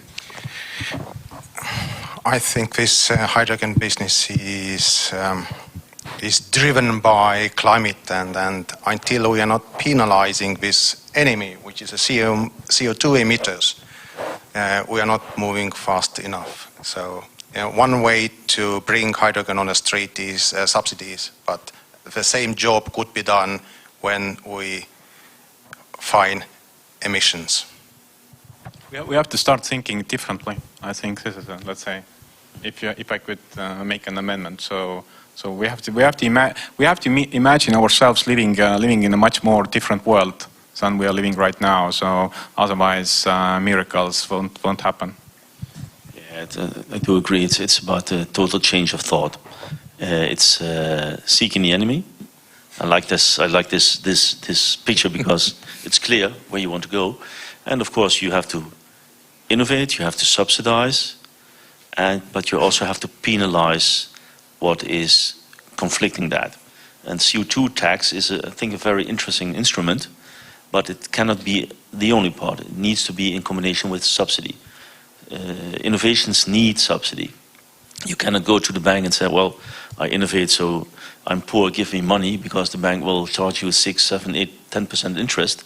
There, this subsidies come in quite efficiently, and it works. It works. In our region, we have this project of Heaven, 90 million euros, and it has a spin-out already, which is going over the 19. It's I thought almost 200 million euro of additional projects coming up. So it's generating a lot of positive hassle, and that's good.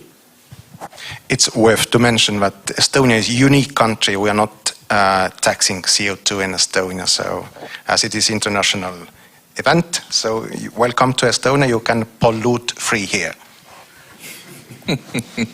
Okay, but I think it's good thoughts which are very interesting in the end of this interesting day.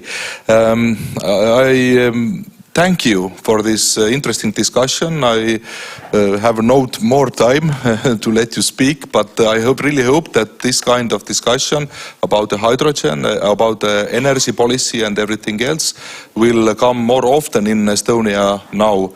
And this was really interesting day. And thank you also for you kind people to helping me moderate this discussion. It was also very, very interesting. So thank you once again. Thank you.